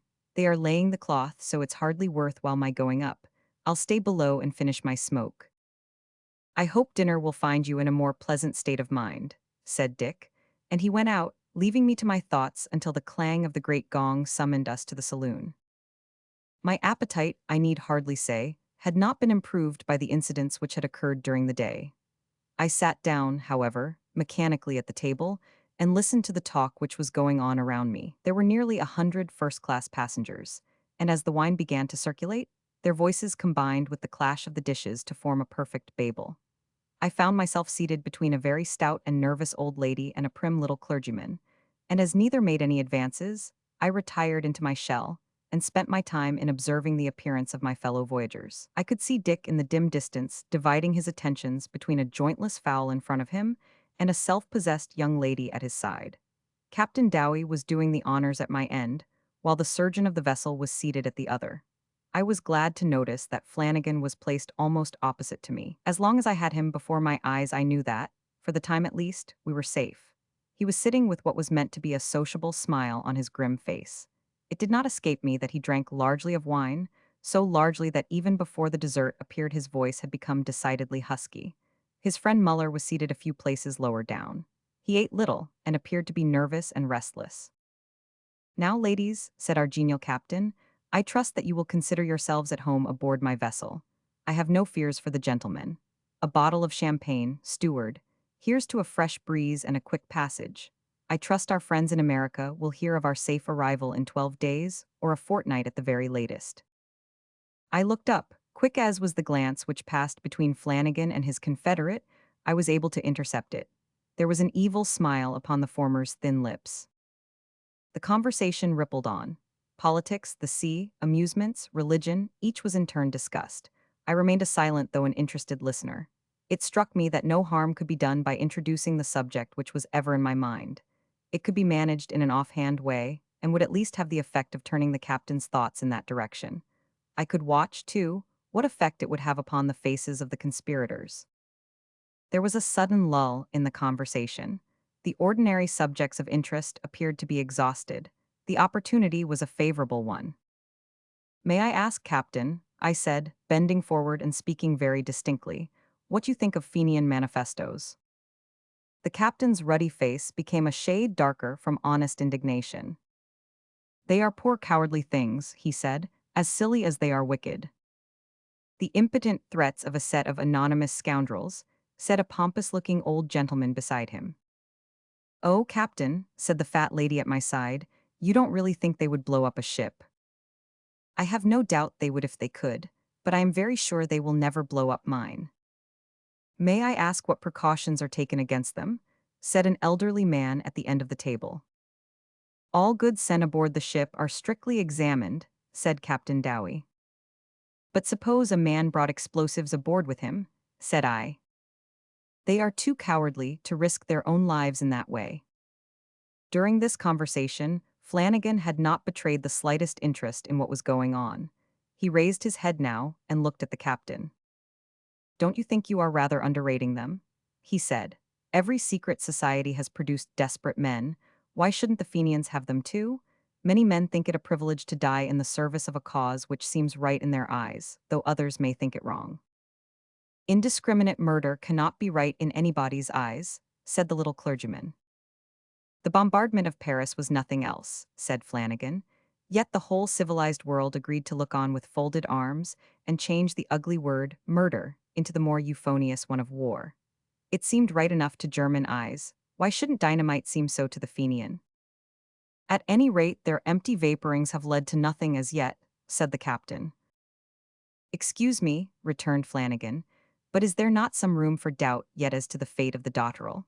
I have met men in America who asserted from their own personal knowledge that there was a coal torpedo aboard that vessel." "Then they lied," said the captain. "It was proved conclusively at the court-martial to have arisen from an explosion of coal gas, but we had better change the subject, or we may cause the ladies to have a restless night," and the conversation once more drifted back into its original channel. During this little discussion, Flanagan had argued his point with a gentlemanly deference and a quiet power for which I had not given him credit. I could not help admiring a man who, on the eve of a desperate enterprise, could courteously argue upon a point which must touch him so nearly. He had, as I have already mentioned, partaken of a considerable quantity of wine, but though there was a slight flush upon his pale cheek, his manner was as reserved as ever. He did not join in the conversation again, but seemed to be lost in thought. A whirl of conflicting ideas was battling in my own mind. What was I to do? Should I stand up now and denounce them before both passengers and captain? Should I demand a few minutes' conversation with the latter in his own cabin, and reveal it all? For an instant I was half resolved to do it, but then the old constitutional timidity came back with redoubled force. After all, there might be some mistake. Dick had heard the evidence, and had refused to believe in it. I determined to let things go on their course. A strange, reckless feeling came over me. Why should I help men who were blind to their own danger? Surely it was the duty of the officers to protect us, not ours to give warning to them. I drank off a couple of glasses of wine, and staggered upon deck with the determination of keeping my secret locked in my own bosom. It was a glorious evening. Even in my excited state of mind, I could not help leaning against the bulwarks and enjoying the refreshing breeze. Away to the westward, a solitary sail stood out as a dark speck against the great sheet of flame left by the setting sun. I shuddered as I looked at it. It seemed like a sea of blood. A single star was twinkling faintly above our mainmast, but 1,000 seemed to gleam in the water below with every stroke of our propeller. The only blot in the fair scene was the great trail of smoke, which stretched away behind us like a black slash upon a crimson curtain. It seemed hard to believe that the great peace which hung over all nature could be marred by a poor miserable mortal. After all, I thought, as I gazed upon the blue depths beneath me, if the worst comes to the worst, it is better to die here than to linger in agony upon a sick bed on land. A man's life seems a very paltry thing amid the great forces of nature. All my philosophy could not prevent my shuddering, however, when I turned my head and saw two shadowy figures at the other side of the deck, which I had no difficulty in recognizing. They seemed to be conversing earnestly, but I had no opportunity of overhearing what was said, so I contented myself with pacing up and down and keeping a vigilant watch upon their movements. It was a relief to me when Dick came on deck. Even an incredulous confidant is better than none at all. "Well, old man," he said, giving me a facetious dig in the ribs, "we've not been blown up yet." "No, not yet," said I, "but that's no proof that we are not going to be." "Nonsense, man," said Dick. "I can't conceive what has put this extraordinary idea into your head. I have been talking to one of your supposed assassins, and he seems a pleasant fellow enough. Quite a sporting character, I should think, from the way he speaks." "Dick," I said, "I am as certain that those men have an infernal machine, and that we are on the verge of eternity, as if I saw them putting the match to the fuse." "Well, if you really think so," said Dick, half awed for the moment by the earnestness of my manner, "it is your duty to let the captain know of your suspicions." "You are right," I said. "I will. My absurd timidity has prevented my doing so sooner. I believe our lives can only be saved by laying the whole matter before him." "Well, go and do it now," said Dick, "but for goodness sake don't mix me up in the matter." "I'll speak to him when he comes off the bridge," I answered, "and in the meantime I don't mean to lose sight of them." "Let me know of the result," said my companion, and with a nod he strolled away in search, I fancy, of his partner at the dinner table. Left to myself, I bethought me of my retreat of the morning, and climbing on the bulwark I mounted into the quarter-boat and lay down there. In it I could reconsider my course of action, and by raising my head I was able at any time to get a view of my disagreeable neighbors. An hour passed, and the captain was still on the bridge. He was talking to one of the passengers, a retired naval officer, and the two were deep in debate concerning some abstruse point in navigation. I could see the red tips of their cigars from where I lay. It was dark now, so dark that I could hardly make out the figures of Flanagan and his accomplice. They were still standing in the position which they had taken up after dinner. A few of the passengers were scattered about the deck, but many had gone below. A strange stillness seemed to pervade the air. The voices of the watch and the rattle of the wheel were the only sounds which broke the silence. Another half-hour passed. The captain was still upon the bridge. It seemed as if he would never come down. My nerves were in a state of unnatural tension, so much so that the sound of two steps upon the deck made me start up in a quiver of excitement. I peered over the side of the boat, and saw that our suspicious passengers had crossed from the other side, and were standing almost directly beneath me. The light of a binnacle fell full upon the ghastly face of the ruffian Flanagan. Even in that short glance I saw that Muller had the ulster, whose use I knew so well, slung loosely over his arm. I sank back with a groan. It seemed that my fatal procrastination had sacrificed 200 innocent lives. I had read of the fiendish vengeance which awaited a spy. I knew that men with their lives in their hands would stick at nothing. All I could do was to cower at the bottom of the boat and listen silently to their whispered talk below. "This place will do," said a voice. "Yes, the leeward side is best." "I wonder if the trigger will act." "I am sure it will." "We were to let it off at 10, were we not?" "Yes, at 10 sharp. We have 8 minutes yet." There was a pause, then the voice began again. "They'll hear the drop of the trigger, won't they?" "It doesn't matter. It will be too late for anyone to prevent its going off." "That's true. There will be some excitement among those we have left behind, won't there?" "Rather. How long do you reckon it will be before they hear of us?" "The first news will get in about 24 hours." "That will be mine." "No, mine." "Ha ha, we'll settle that." There was a pause here. Then I heard Muller's voice in a ghastly whisper, "There's only 5 minutes more." How slowly the moments seemed to pass. I could count them by the throbbing of my heart. "It'll make a sensation on land," said a voice. "Yes, it will make a noise in the newspapers." I raised my head and peered over the side of the boat. There seemed no hope, no help. Death stared me in the face, whether I did or did not give the alarm. The captain had at last left the bridge. The deck was deserted, save for those two dark figures crouching in the shadow of the boat. Flanagan had a watch lying open in his hand. 3 minutes more, he said. Put it down upon the deck. No, put it here on the bulwarks. It was the little square box. I knew by the sound that they had placed it near the davit and almost exactly under my head. I looked over again. Flanagan was pouring something out of a paper into his hand. It was white and granular, the same that I had seen him use in the morning. It was meant as a fuse, no doubt, for he shoveled it into the little box, and I heard the strange noise which had previously arrested my attention. "A minute and a half more," he said. "Shall you or I pull the string?" "I will pull it," said Muller. He was kneeling down and holding the end in his hand. Flanagan stood behind with his arms folded and an air of grim resolution upon his face. I could stand it no longer. My nervous system seemed to give way in a moment. "Stop," I screamed, springing to my feet. "Stop, misguided and unprincipled men." They both staggered backwards. I fancy they thought I was a spirit, with the moonlight streaming down upon my pale face. I was brave enough now. I had gone too far to retreat. "Cain was damned," I cried, "and he slew but one. Would you have the blood of 200 upon your souls?" "He's mad," said Flanagan. "Time's up, let it off, Muller." I sprang down upon the deck. "You shan't do it," I said.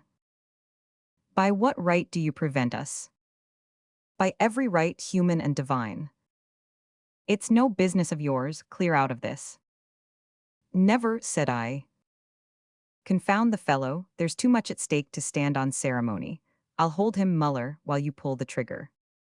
Next moment I was struggling in the Herculean grasp of the Irishman.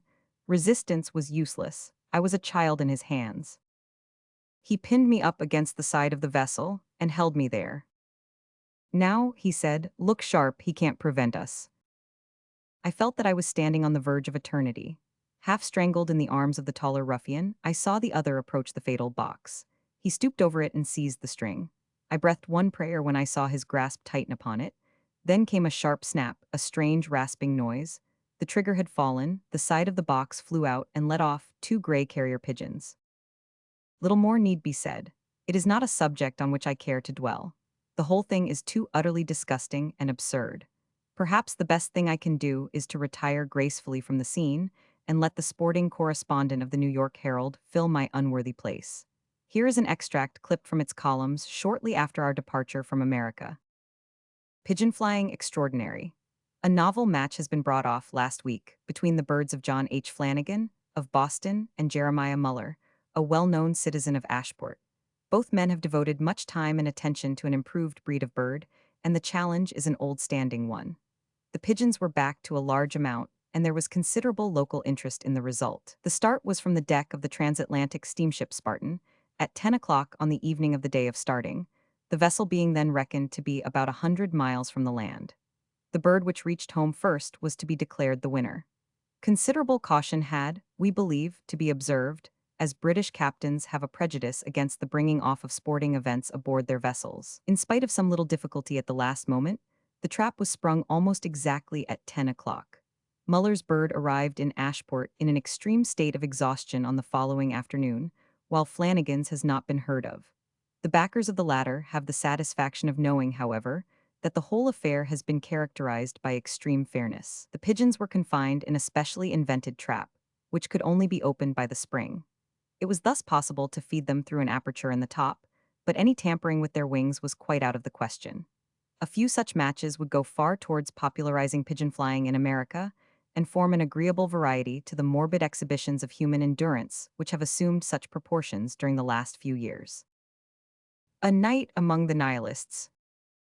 "Robinson, the boss wants you." The dickens he does, thought I, for Mr. Dixon, Odessa agent of Bailey & Co., corn merchants, was a bit of a tartar, as I had learned to my cost. "What's the row now?" I demanded of my fellow clerk. "Has he got scent of our Nikolaev escapade, or what is it?" "No idea," said Gregory. "The old boy seems in a good enough humor. Some business matter, probably. But don't keep him waiting." So summoning up an air of injured innocence to be ready for all contingencies, I marched into the lion's den. Mr. Dixon was standing before the fire in a Briton's time-honored attitude and motioned me into a chair in front of him. "Mr. Robinson," he said, "I have great confidence in your discretion and common sense. The follies of youth will break out, but I think that you have a sterling foundation to your character underlying any superficial levity. I bowed. I believe, he continued, that you can speak Russian pretty fluently. I bowed again. I have then, he proceeded, a mission which I wish you to undertake, and on the success of which your promotion may depend.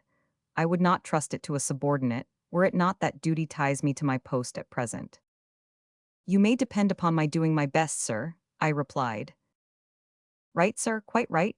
What I wish you to do is briefly this. The line of railway has just been opened to Soltev, some 100 miles up the country.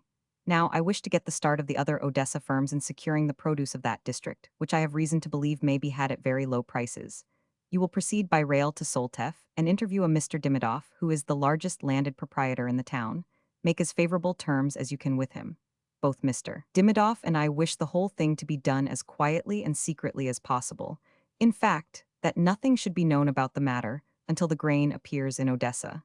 I desire it for the interests of the firm and Mr. Dimidov on account of the prejudice his peasantry entertain against exportation. You will find yourself expected at the end of your journey, and will start tonight. Money shall be ready for your expenses. Good morning, Mr. Robinson. I hope you won't fail to realize the good opinion I have of your abilities. Gregory, I said as I strutted into the office, I'm off on a mission. A secret mission, my boy, an affair of thousands of pounds. Lend me your little portmanteau, mine's too imposing, and tell Ivan to pack it. A Russian millionaire expects me at the end of my journey. Don't breathe a word of it to any of Simpkins's people, or the whole game will be up. Keep it dark. I was so charmed at being, as it were, behind the scenes, that I crept about the office all day in a sort of cloak and bloody dagger style, with responsibility and brooding care marked upon every feature. And when at night I stepped out and stole down to the station, the unprejudiced observer would certainly have guessed, from my general behavior, that I had emptied the contents of the strongbox before starting into that little valise of Gregory's. It was imprudent of him, by the way, to leave English labels pasted all over it. However, I could only hope that the Londons and Birminghams would attract no attention, or at least that no rival corn merchant might deduce from them who I was and what my errand might be. Having paid the necessary rubles and got my ticket, I ensconced myself in the corner of a snug Russian car and pondered over my extraordinary good fortune. Dixon was growing old now, and if I could make my mark in this matter, it might be a great thing for me. Dreams arose of a partnership in the firm. The noisy wheels seemed to clank out Bailey, Robinson and Co., Bailey, Robinson and Co., in a monotonous refrain, which gradually sank into a hum and finally ceased as I dropped into a deep sleep. Had I known the experience which awaited me at the end of my journey, it would hardly have been so peaceable. I awoke with an uneasy feeling that someone was watching me closely, nor was I mistaken. A tall, dark man had taken up his position on the seat opposite, and his black, sinister eyes seemed to look through me and beyond me, as if he wished to read my very soul. Then I saw him glance down at my little trunk.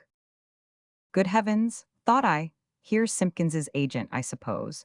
It was careless of Gregory to leave those confounded labels on the valise. I closed my eyes for a time, but on reopening them, I again caught the stranger's earnest gaze.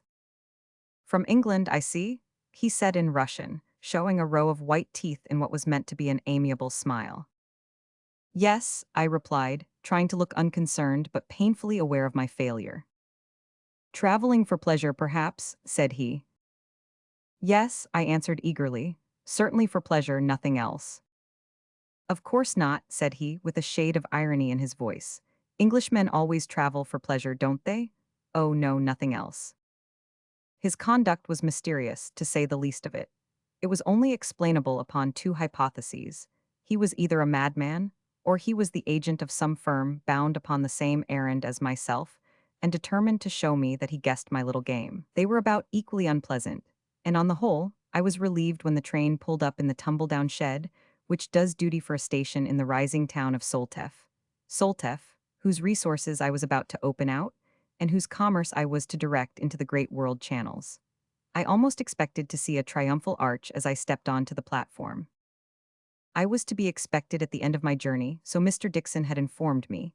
I looked about among the motley crowd, but saw no Mr. Dimidov. Suddenly, a slovenly, unshaved man passed me rapidly, and glanced first at me and then at my trunk.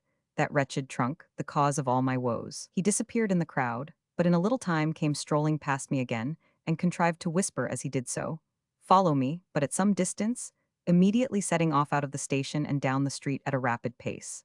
Here was mystery with a vengeance. I trotted along in his rear with my valise, and on turning the corner found a rough droshky waiting for me. My unshaven friend opened the door and I stepped in. "Is Mr. Dim?" I was beginning. "Hush," he cried. "No names, no names, the very walls have ears. You will hear all tonight." And with that assurance he closed the door and, seizing the reins, we drove off at a rapid pace. So rapid that I saw my black-eyed acquaintance of the railway carriage gazing after us in surprise until we were out of sight.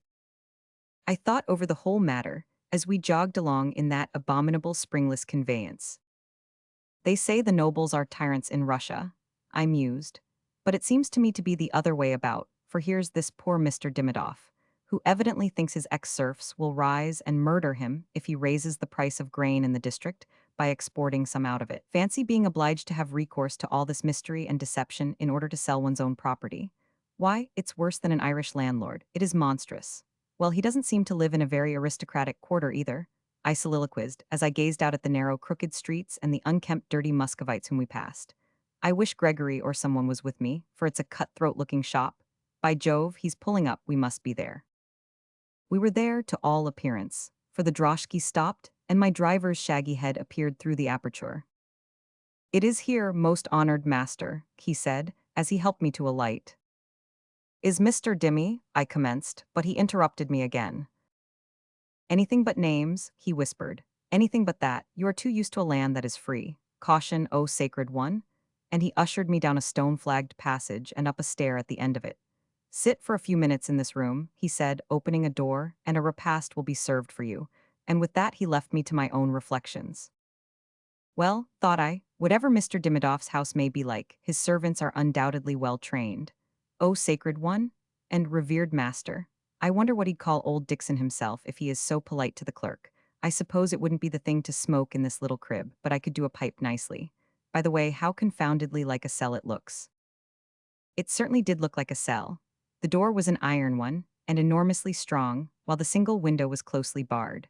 The floor was of wood, and sounded hollow and insecure as I strode across it. Both floor and walls were thickly splashed with coffee or some other dark liquid.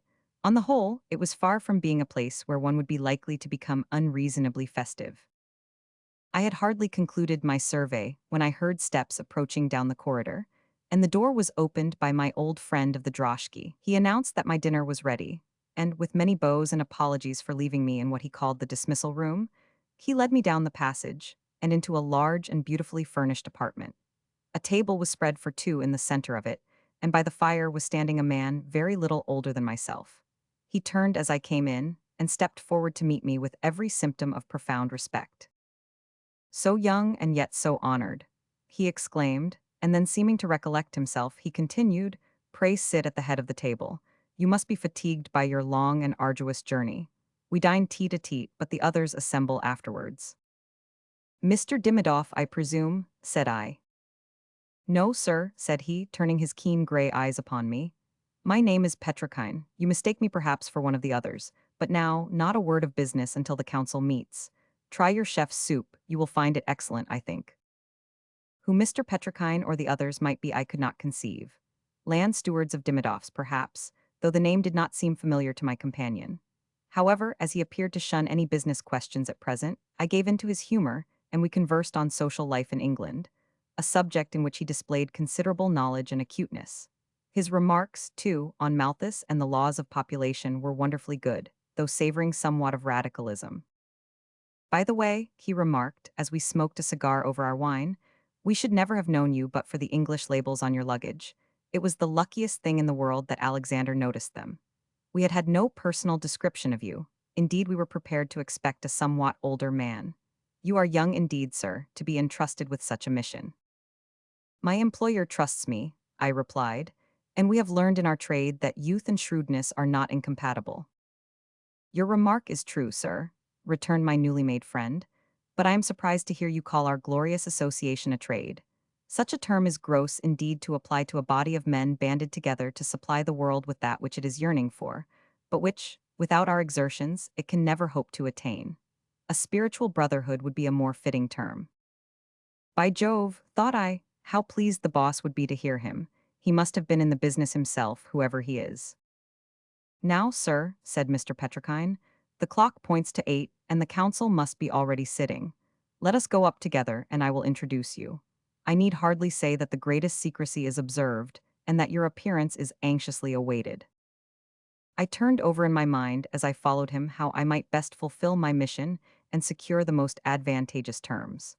They seemed as anxious as I was in the matter, and there appeared to be no opposition, so perhaps the best thing would be to wait and see what they would propose. I had hardly come to this conclusion when my guide swung open a large door at the end of a passage, and I found myself in a room larger and even more gorgeously fitted up than the one in which I had dined. A long table, covered with green baize and strewn with papers, ran down the middle, and round it were sitting 14 or 15 men conversing earnestly. The whole scene reminded me forcibly of a gambling hell I had visited some time before. Upon our entrance, the company rose and bowed. I could not but remark that my companion attracted no attention, while every eye was turned upon me with a strange mixture of surprise and almost servile respect. A man at the head of the table, who was remarkable for the extreme pallor of his face as contrasted with his blue-black hair and mustache, waved his hand to a seat beside him, and I sat down. I need hardly say, said Mr. Petrikine, that Gustave Berger, the English agent, is now honoring us with his presence. He is young, indeed, Alexis. He continued to my pale-faced neighbor, and yet he is of European reputation. Come, draw it mild. Thought I, adding aloud, if you refer to me, sir, though I am indeed acting as English agent, my name is not Berger but Robinson, Mr. Tom Robinson, at your service. A laugh ran round the table. So be it, said the man they called Alexis. I commend your discretion, most honored sir. One cannot be too careful. Preserve your English sobriquet by all means.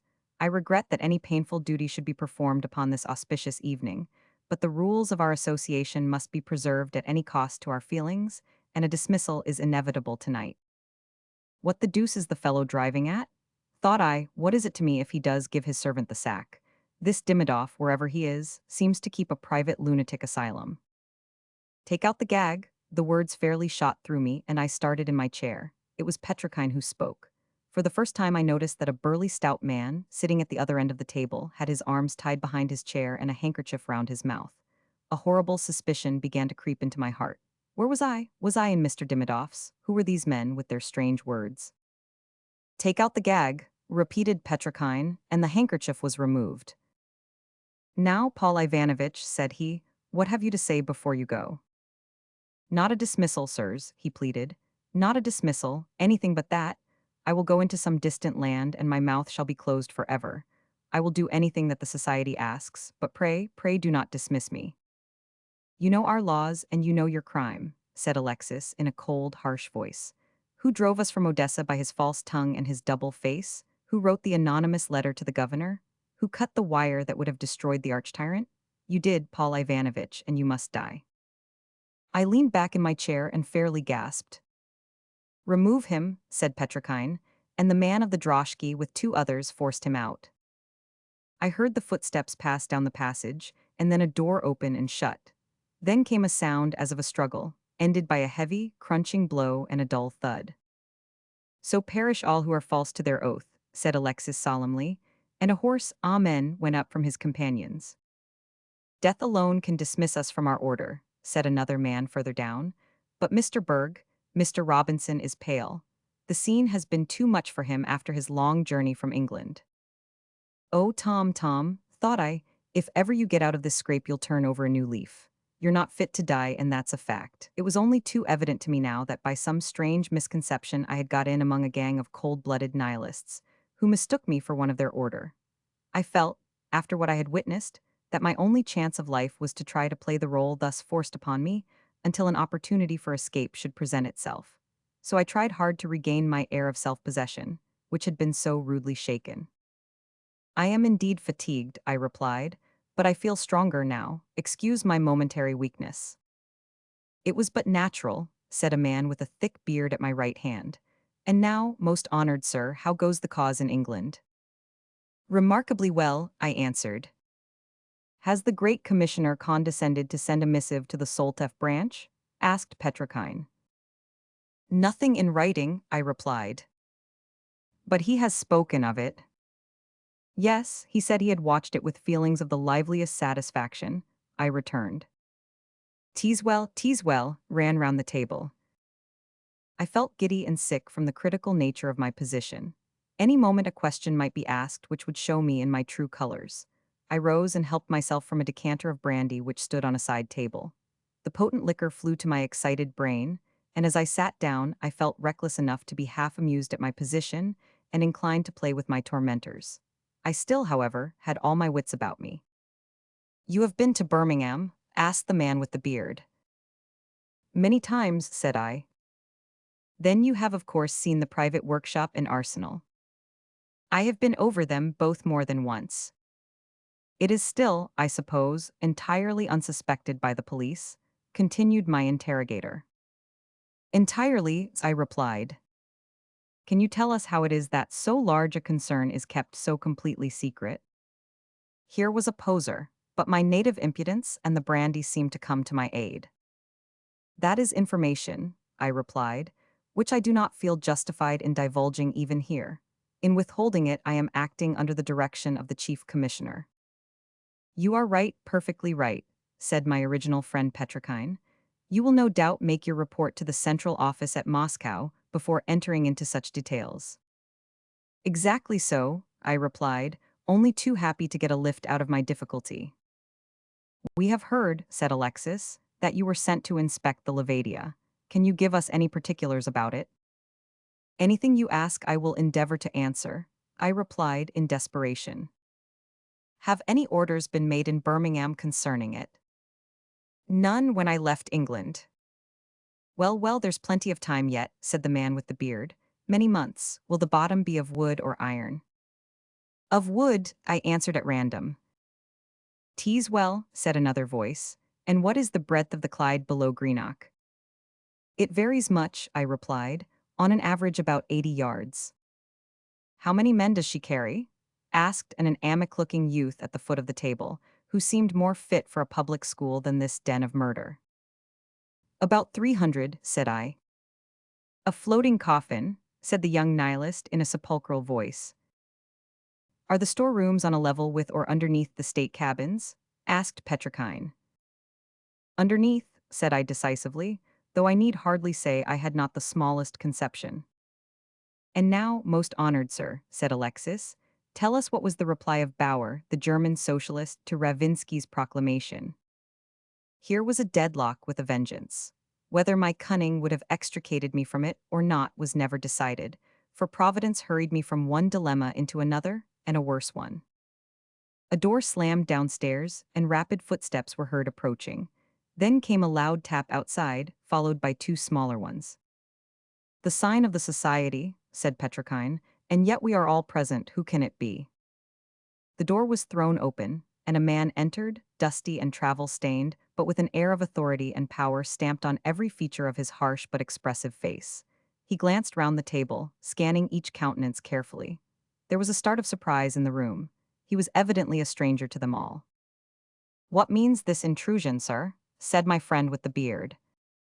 "Intrusion," said the stranger. "I was given to understand that I was expected, and had looked forward to a warmer welcome from my fellow associates. I am personally unknown to you, gentlemen, but I am proud to think that my name should command some respect among you. I am Gustave Berger, the agent from England, bearing letters from the Chief Commissioner to his well-beloved brothers of Soltef." One of their own bombs could hardly have created greater surprise had it been fired in the midst of them. Every eye was fixed alternately on me and upon the newly arrived agent. "If you are indeed Gustave Berger," said Petrokine, "who is this?" "That I am Gustave Berger these credentials will show," said the stranger, as he threw a packet upon the table. "Who that man may be I know not, but if he has intruded himself upon the lodge under false pretenses, it is clear that he must never carry out of the room what he has learned. Speak, sir," he added, addressing me. "Who and what are you?" I felt that my time had come. My revolver was in my hip pocket, but what was that against so many desperate men? I grasped the butt of it, however, as a drowning man clings to a straw, and I tried to preserve my coolness as I glanced round at the cold, vindictive faces turned towards me. "Gentlemen," I said, "the role I have played tonight has been a purely involuntary one on my part. I am no police spy, as you seem to suspect. Nor, on the other hand, have I the honor to be a member of your association. I am an inoffensive corn dealer, who by an extraordinary mistake has been forced into this unpleasant and awkward position." I paused for a moment. Was it my fancy that there was a peculiar noise in the street, a noise as of many feet treading softly? No, it had died away. It was but the throbbing of my own heart. "I need hardly say," I continued, "that anything I may have heard tonight will be safe in my keeping. I pledge my solemn honor as a gentleman that not one word of it shall transpire through me." The senses of men in great physical danger become strangely acute, or their imagination plays them curious tricks. My back was towards the door as I sat, but I could have sworn that I heard heavy breathing behind it. Was it the three minions whom I had seen before in the performance of their hateful functions, and who, like vultures, had sniffed another victim? I looked round the table, still the same hard, cruel faces, not one glance of sympathy. I cocked the revolver in my pocket. There was a painful silence, which was broken by the harsh, grating voice of Petrikine. "Promises are easily made and easily broken," he said. "There is but one way of securing eternal silence. It is our lives or yours. Let the highest among us speak." "You are right, sir," said the English agent. "There is but one course open. He must be dismissed." I knew what that meant in their confounded jargon, and sprang to my feet. "By heaven," I shouted, putting my back against the door, "you shan't butcher a free Englishman like a sheep. The first among you who stirs, drops." A man sprang at me. I saw along the sights of my derringer the gleam of a knife and the demoniacal face of Gustave Berger. Then I pulled the trigger, and with his hoarse scream sounding in my ears, I was felled to the ground by a crashing blow from behind. Half unconscious and pressed down by some heavy weight, I heard the noise of shouts and blows above me, and then I fainted away. When I came to myself, I was lying among the debris of the door, which had been beaten in on the top of me.